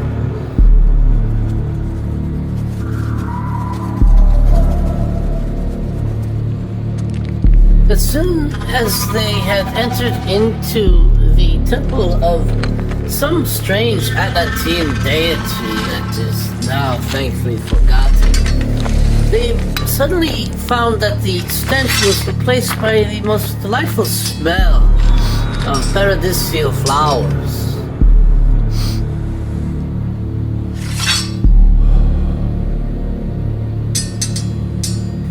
Indeed, were they assailed at once by those hideous and unclean bird women, who nearly split up the party by luring the soldiers into dark corners of the ruins with their wondrous song, promising their souls the knowledge of the ages if they would just join them in the delights of love.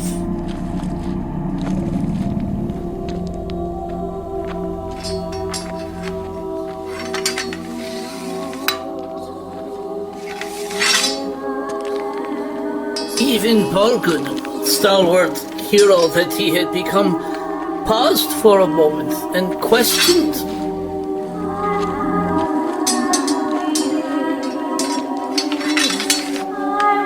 He immediately placed the wax back in his ears. The harpies even positioned themselves in the shadows, so that the men who had spent years in the desert without the slightest hint of a woman, might only see their alluring neck and bosoms, their flashing eyes, and voluptuous lips. Not how those neck and bosoms were joined to the monstrous and vile bird feet from hell.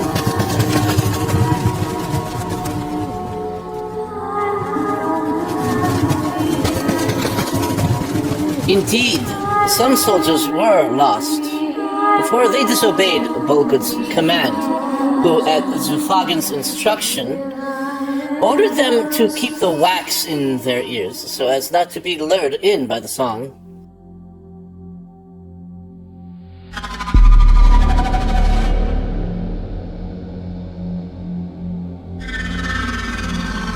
Even the tribune Tarsicus, who should have known better, as he was searching through the area of ruins with his squadron, told them that he must meet the singer of that wondrous song he was hearing.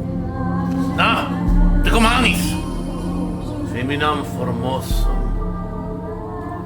And off he went, and his men could not prevent him. For even endeavoring by strength of arm to hold him back, but he was a capable wrestler indeed, and struggling free escaped them. Tarsicus, rede nunc, non quod agis. Tarsike! Tarsike! And he ran to her. He beheld the lovely lady, that monster of hell, who stretched out her smooth ivory arms to him, beckoning in song. The sword dropped from his fingers. The soldiers saw the monstrous bird fly upwards high above the ruins with her catch, which subsequently she dropped from hundreds of feet above onto the rocks, his body and bones crushed by the fall.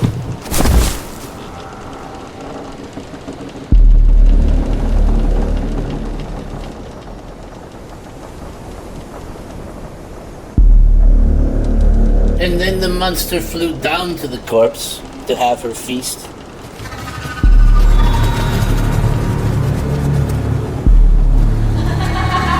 Surely this was how the hellish creatures made their living, by singing alluring songs and capturing anyone who dared the ruins in search of the rumored treasure. And indeed, there had been many, for it soon became apparent that the innumerable whitened bones strewn about the ruins and rocks were human bones.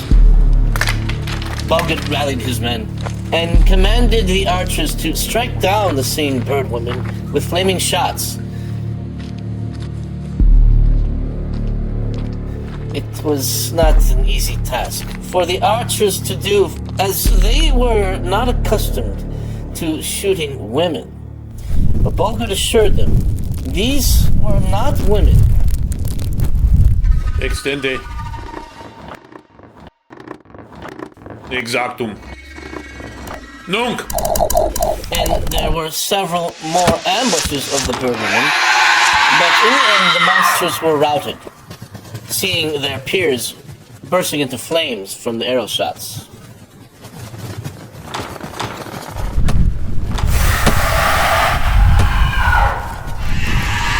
And so did the search go on.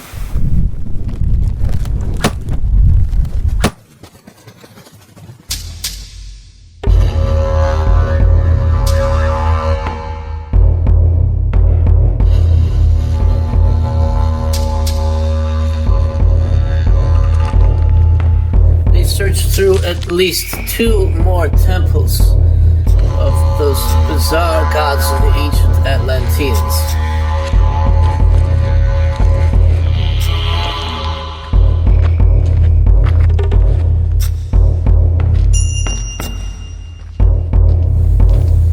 And these temple complexes were quite elaborate. And finally they came across the trap-laden entrance to the treasury in which Hermias' great hoard had been stashed. Fortunately, Zulfagan was a scholar in ancient Atlantean trap mechanisms. This spike trap is rather complex, my lord. Allow me.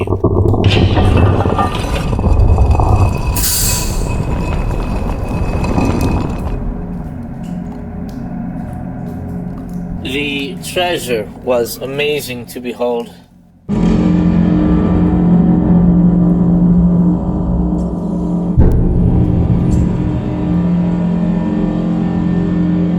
Hermias the Conqueror in days of old had gathered many great gifts of tribute from the various nations that he had conquered. And the ancient silver and gold coin was piled high. Innumerable chrysits.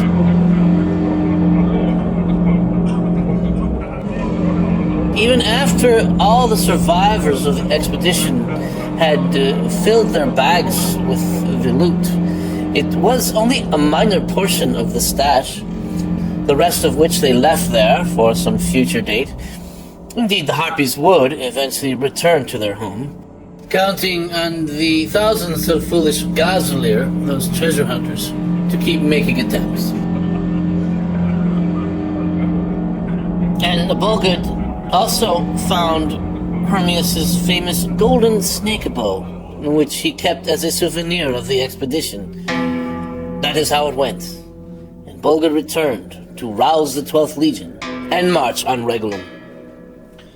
After the men returned to the encampment at Akadir, they were so filled with gladness that they had achieved success against the monsters, the Harpies, that they threw a party. Except for Bolgud.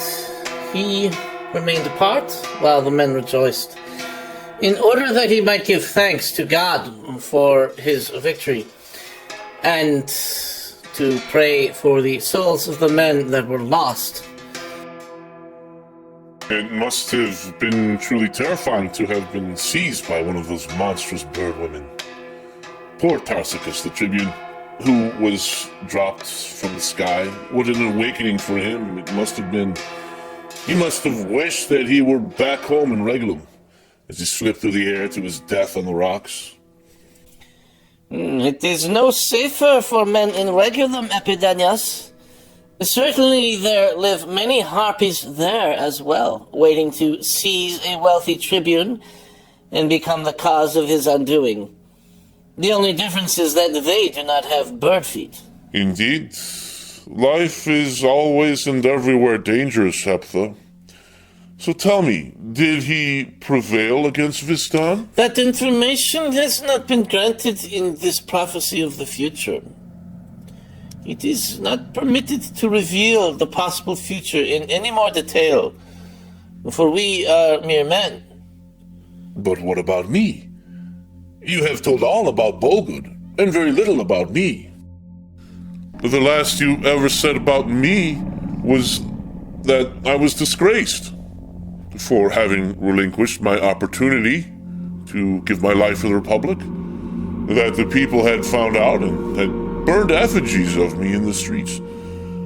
So indeed, they never did overcome that negative sentiment against you, Epinanaus. Not even Bolgud, who forgave you of your selfishness, was able to convince them otherwise. You were ostracized and had to leave Regulum, for you could not even appear at the marketplace without someone throwing fish heads at you and others joining in with cabbage. The Duplavagus, however, did not abandon you, for as I said, the creature was a huge fan of your histories and was hoping to make your life worthy of them. The creature accompanied you back here, all the way back to the Well of Souls. On the way, you became a good friend of the Duplavagus. And so here you would spend your years in study and meditation, and that is what you intended. But being a lonely man, this was a great boon to have a friend. However, the thought came to mind that the Duplavagus might serve you as a wife. You could even provide a painting of a most lovely consort of your own choosing for the creature to appear as. This is how you lived your last years. But that is all illusion, Heptha. You mean to tell me that in the end I choose to live in a dissemblance? To gratify myself with a fake wife? That is indeed what you choose. Perhaps it were then better to die for the Republic than to live a life of self-deception? Surely it is far better. Even the pagan gods would condemn a Narcissus of your design and never allow him to approach the banquet of nectar. And of my illustrious name, Epinanaus of Asosmos, archscribe of the Pelamont and magistrate of the hill cuts of the Timo region, author of 27 books from the foundation of Roman Regulia? Even Bolgud could not stop the people from destroying your works. They will go to oblivion. Therefore, it is up to you, Epinanaus. Choose to die for the Republic under the blade of Vistan and preserve your famous name, or die in disgrace, in self-delusion, your name infamous for all time, that not even the decree of a Christian emperor can rehabilitate. The choice is yours. But that cannot be right, Heptha. There must be some third way. How do you know that even if the mad and scared dogs could manage a revolution against Bolgud, that they would succeed? You are right. We do not know that. That line of events has not been given to me. It matters not, however. Clearly, you have already made your choice. You will say, I will go with you to Regulum and give my life for the Republic. But then later you will change your mind and use the Duplavagus. How do you know that I will do that? I do not know. However, it is most probable. Having heard the prophecy of the future Christian emperor, you will not be able to quite remember it. And even now, I myself do not remember it, because only vagaries of what I have told you, as if one were to draw a sketch and then erase it, and so that only a faint outline remains. It is the will of heaven, so only having a sense of things, namely that nothing will really go well for you, you will choose to preserve your own life. Perhaps it is better that way, and better that Bolgud become emperor. But how can Bolgud be a Christian emperor? Will the people actually take him back? He was terribly hated. As I told you before, the man has considerable power of persuasion. I think he could persuade the people. At any rate, his troubles will be great as an Amoric ruler, even if he has the help of a wise counselor. The red asceticism will not just go away. It has been adopted by half the population, including and especially the youth. How can he establish morality and self-restraint among those unused to such a yoke? And it will be a long and hard fight against the Crimson Senators. If he does not prevail, if the people sink more and more into depravity and vice, then God will unleash his chastisements. War, famine, plague, and death. The 4 horsemen. Our republic will be lost. The mad and scared dogs can only provide example, nothing more. The people themselves must repent.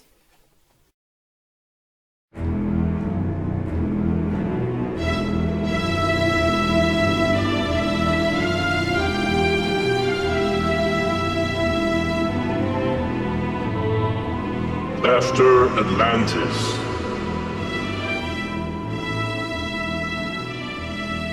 Part 6. Afterthought of the Gods. This audiobook is not for sale.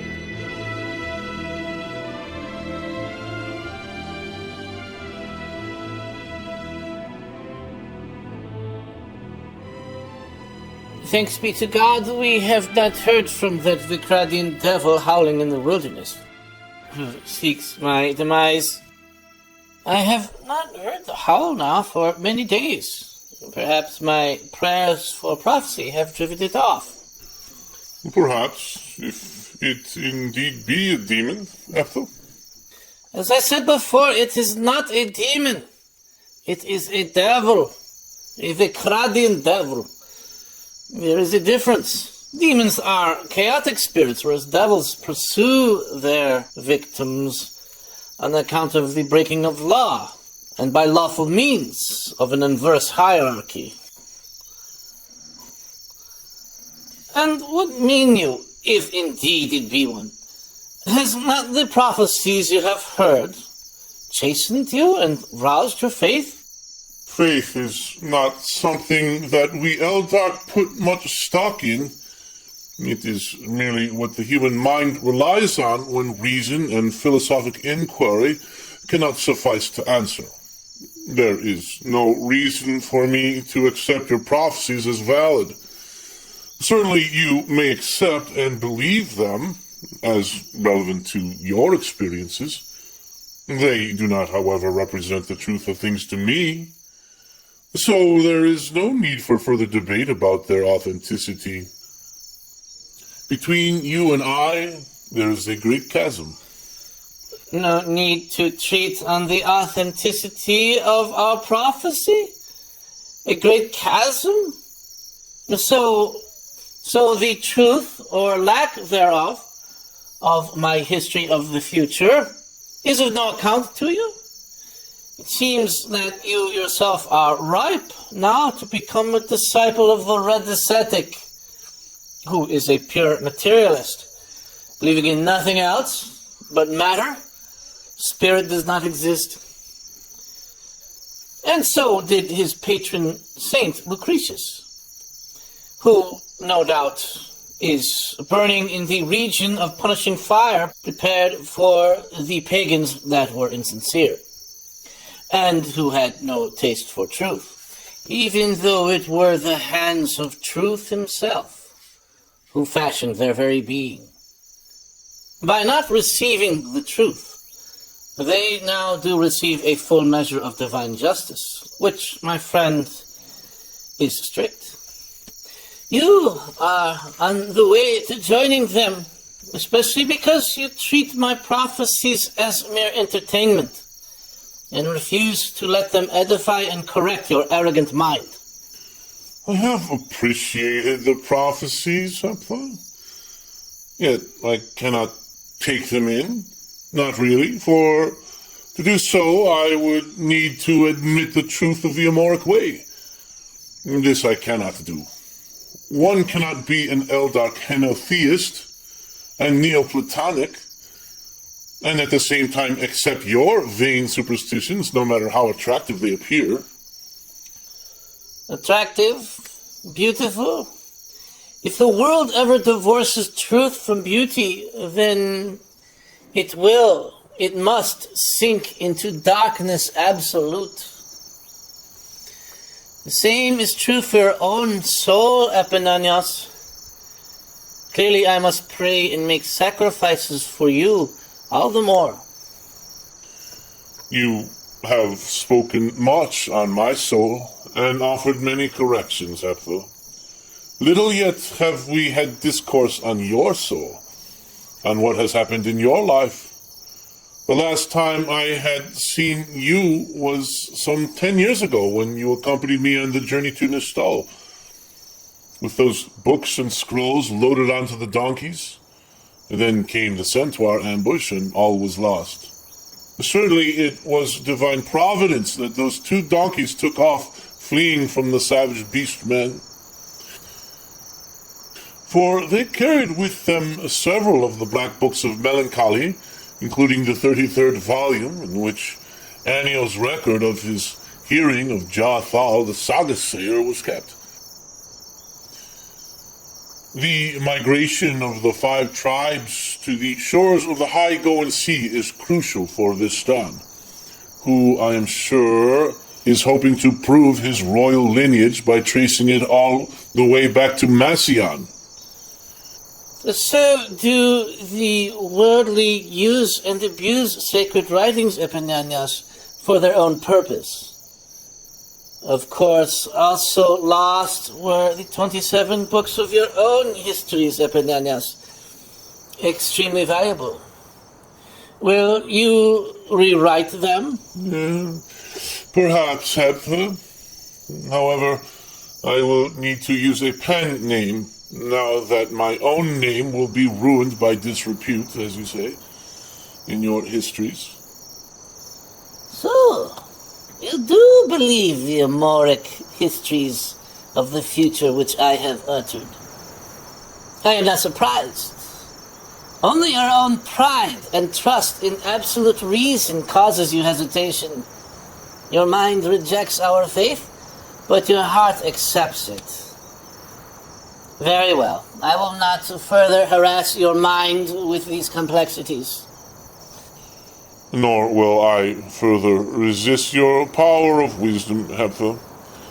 Wisdom from God. For now, however, I must maintain my argumentation of skepticism, and I do this for purposes that I cannot fully explain. But, harkye, now listen. The creature has returned. But why? I dare say that it returns now to finish the task appointed. For I must pay for my sins, as I have told you. Since I no longer prophesy, it has once again been loosed. Quickly set the incense alight, so that we may have a spiritual fortress about us. I will go and pray. There were many other things that Heptha related to me concerning his own life, as I had asked him to do so. Things such as his capture and the eventual escape from the Centaurs of the Mahanaxaran plain, and his recovery of the 33rd volume of the Black Book of Melancholy, as well as his journey to Nistal when it was at its zenith, and then also his expulsion from there and his time with the sand pirates of the Dry Blood Dunes. And so, The travels of Heptha are considerable, and there is really not enough room for me to put them all here in this text, which concerns mostly the events that have to do with Regulum and the transformation of Bolgud and the recovery of the Republic. Therefore, I have prepared a separate volume in which you may read about Heptha's travels. Nevertheless, as we continued our conversation, there was suddenly a knock on the door. 6 knocks, to be precise. Do not answer, Epinanaus. Heptha warned. Who's to say if it is not an assassin, one who has at last tracked me down and has come to make quick work of both you and me with dagger or crossbow? I do not scare so easily, Heptha. Have you ever seen an Atlantis rim dagger, Epinanaus? In obtaining the knowledge I have given you, we are the last vessels of hope for the old Republic. Do others know what you know? I suspect, Heptha, that you know to be no assassin, but the poor man we have neglected these past few days, and who has come, no doubt, near starvation. He howls like a beast to keep predators away from him, predators who detect that he is weak. Is this how you treat your slaves, Heptha? Did your years serving under me teach you so little of human decency and kindness? I will answer the door. I will defy your fear and superstition. You who accept hospitality from me must not encourage others to ignore the laws of hospitality, which all civil men accept. Epinanaus, I say to you, it is not a man. Do not open.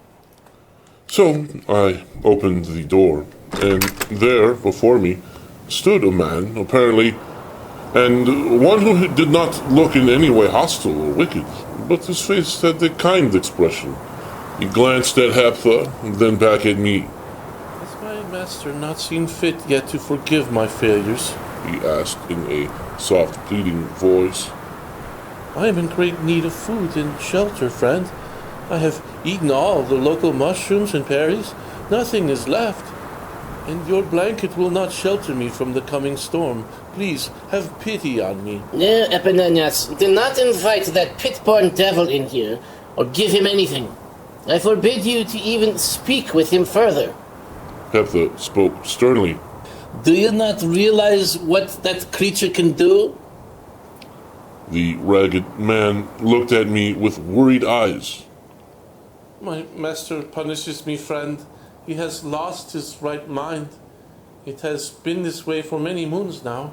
He thinks that I am an assassin, waiting for the right moment, or that I am one who is somehow involved in a conspiracy with someone called the Red Ascetic.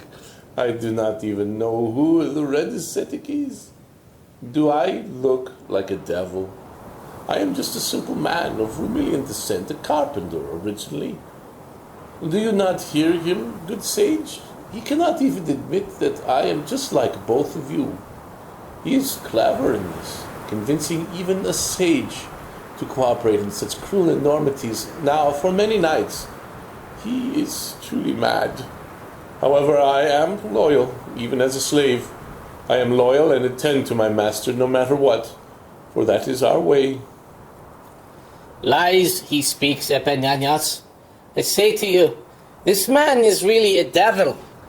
He is sent from the very underworld city of Dis to harass me. He is a Vekradian devil, come to administer strict justice for my sins. God allows it. Do you not know that the devil can take on the likeness of men?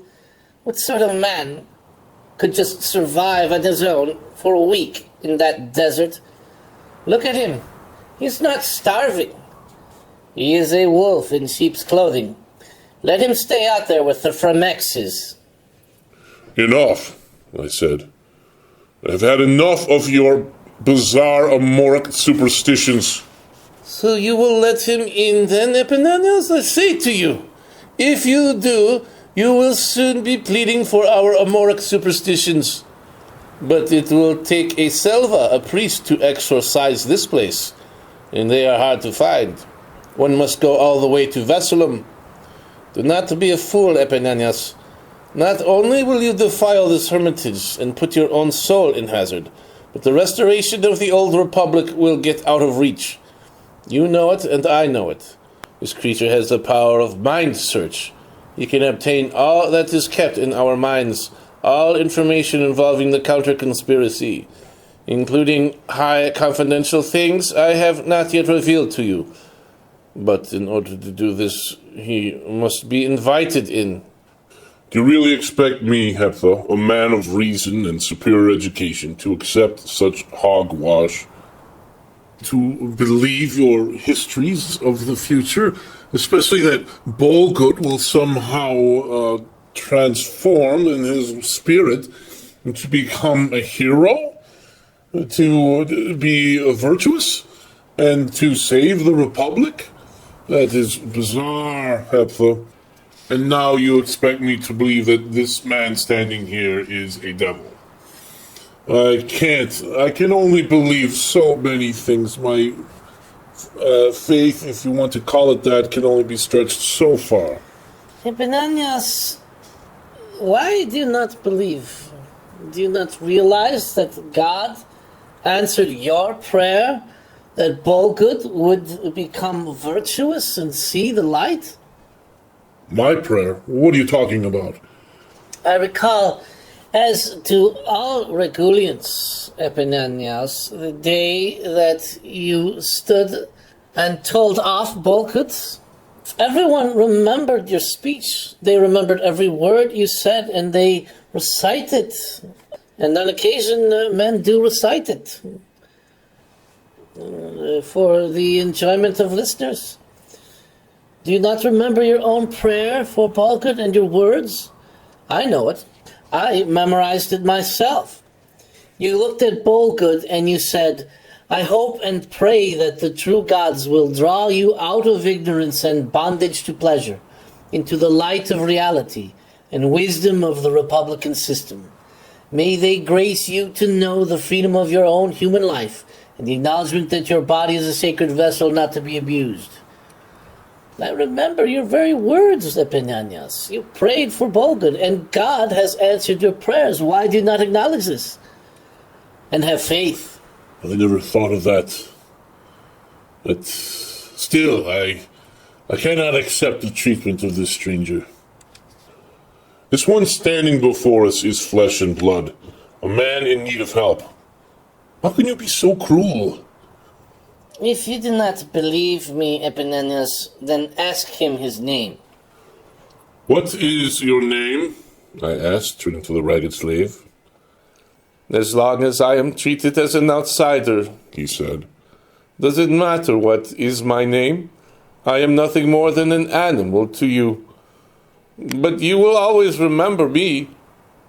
He turned so as to walk away back into the cold night. Wait, I said. Epinanaus, let him go. Heptha urged. You have chosen well. Do not second guess. Devils will not give their names for fear that an exorcist use it to banish the thing back to the abyss. What Heptha said made sense, but the feeling of pity was still with me. His use of the word abyss, however, caused me to pause. The whole concept of abyss, or void, is something that we Neoplatonics and ELDARKs reject. To my knowledge, even the Amoric theologians do not accept it. There is only the non-void. So this ignorant reference to something of completely outlandish cosmology suddenly irked me. I wanted to resist Heptha. Wait, poor man, I said before he stepped off the porch. Come, stay here for tonight. We have wine, warmth, and bread. It is okay. Come. He turned back and looked sharply at me. He immediately stepped across the threshold. After that, I remember very little. The entity morphed into its true form, a hideous devil with horns, entirely black. He grinned and spread his featherless bat wings, which shrouded all about. With his claw hand, he smote me down. He approached Heptha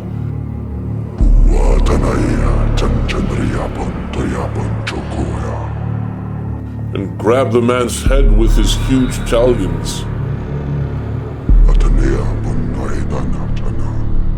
Heptha started shaking as the devil drew from his brain all the information he was seeking.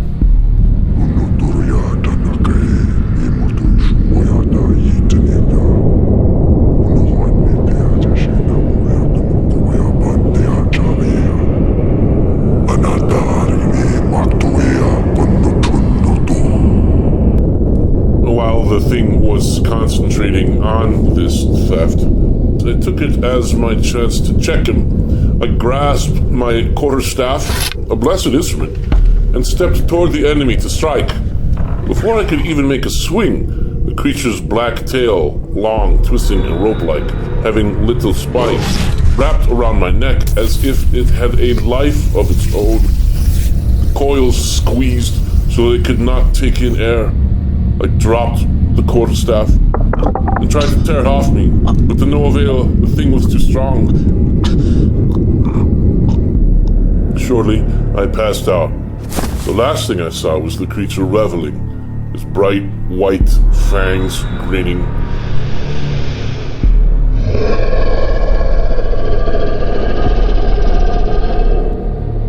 His sinister white eyes rolled back in glee as it sucked up information from Heptha, laughing.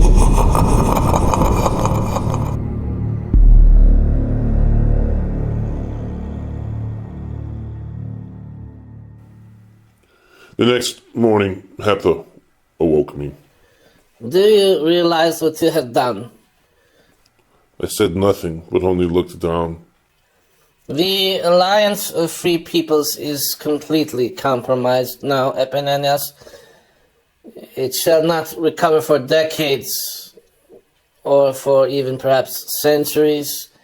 The mad and scared dogs, all of their identities have been stripped from my mind to be used by the devil. Where has the devil gone? Who knows? With the information he copied, he now has the identities of all our informants as well. Probably to Regulum he has flown, or Tyrnopolis, or perhaps first to the dry blood dunes in Vath. He will easily find a way to have Imperial agents discover our operatives and promptly execute them. Who knows, he can go anywhere now. Before this, he was limited only to following me because his knowledge was so scant. It is by knowledge and information that these diaboli make way. That is how they are transferred.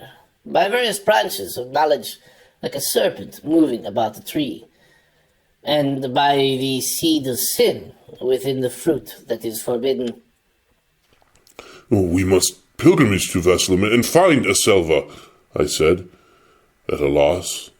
A Selva can perform the banishment ceremony for us, can he not? It is too late, Epinanaus. The thief got away with the gold. But as long as we have some idea about the future, we can move to stop him, can't we, Heptha? It is out of our hands now, Epinanaus. The best that we can do is pray for the intercession of the Aralim, the holy angels, to guard those endangered. No doubt the Vecradian devil will fly to Regulum and attempt to perhaps prevent Bolgud from meeting Porphyra in the key moment, and to prevent a relationship. That would be easier than having to corrupt one that already exists. I will go to Regulum and hire Zufagum to capture the Duplavagus. In that way, Bolgud will end up in jail to meet Porphyra. Although my good name will be tarnished, at least this manuscript of our discussions will testify to the truth of how I sacrificed for the Republic. And what is more valuable than to give up one's honor, one's good name? Does it really matter for a man like me that I might give my life No, my honor is more important. People have died to defend their honor. Well, there are things more valuable. As your own words testify, more valuable even than honor. The Republic, for example, and the truth itself, or should I say, the truth himself, is more valuable. Nevertheless, I am impressed by your new desire to sacrifice for the Republic and for the cause of righteousness. If I survive the bloodshed that will transpire within the ranks of the mad and scared dogs because we have been compromised, I will afterwards try to convince Bolgud to restore your name. But I do not think it will work. Even a Christian emperor will hardly convince once the name has been so tarnished. You will go down in infamy. What does it matter, Epinanaus? You will have saved the Republic, and you will have the consolation of knowing that. The high regard of men, after all, is nothing in the sight of God. God will see what you have done. God will hold you in high regard. After all, even the greatest of men, such as Hermes the Conqueror, are so diminished in the presence of the Most High that their accomplishments seem but a child's game, their triumphal arches and magisterial architectures but a child's building blocks in comparison to heaven's limitless ceilings. No, Epinanaus, we who believe know that reputation is not the highest good to be attained. Rather, the love of God and of neighbor one should seek, as you now are learning. I must now leave this place, the Well of Souls, immediately, Epinanaus, for there is little time. I must return to Regulum and endeavor to protect our organization with a counterintelligence program dispelling what truths the Vecradian devil will disseminate among the people, putting in danger our men. So did Heptha and I depart that very day for Regulum. The events described in Heptha's History of the Future did unfold in the exact way which has been described. As I entered through the gate of the city, I was at once noticed. A great outcry arose through that grand city. A huge crowd assembled in the arena.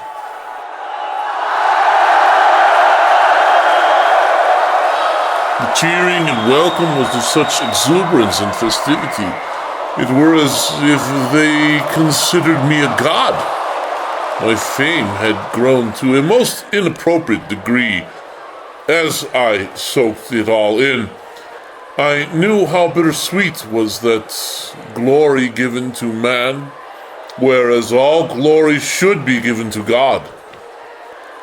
Little did they realize that Bolgud, whom they considered a tyrant, was the one who cared for them the most, and who would liberate them from the oppressor, Vistan. And how I was to become the Judas, and in just a few days, those same who celebrated me, as if divine, would curse me to ignominy and exile. So in this I am blessed, to have a share in the passion of the Lord, and to know something of his path. I am now counted among the most notorious and cowardly of the citizens in the history of the Republic, as one who spent his early years extolling the virtuous deeds of the ancestors, but who himself was a man of craven mind and weak character. So now I sit here back at the Well of Souls every day and reminisce on how my life could have been, how I could have died with honor, being slain by Vistan in the hall of royal and noble inquiry, and my name would have been exalted forever. But Heptha was right. What difference does it make in the end? Things turned out the better without that.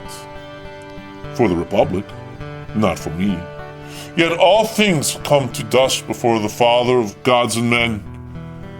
As for the Duplavagus, she makes for a great pretend wife, one that the heroes of old would have sung about. Her meals are delicious, her housekeeping is amazing, my life is much easier. Of course, I do not share her bed, as that would not be Christian.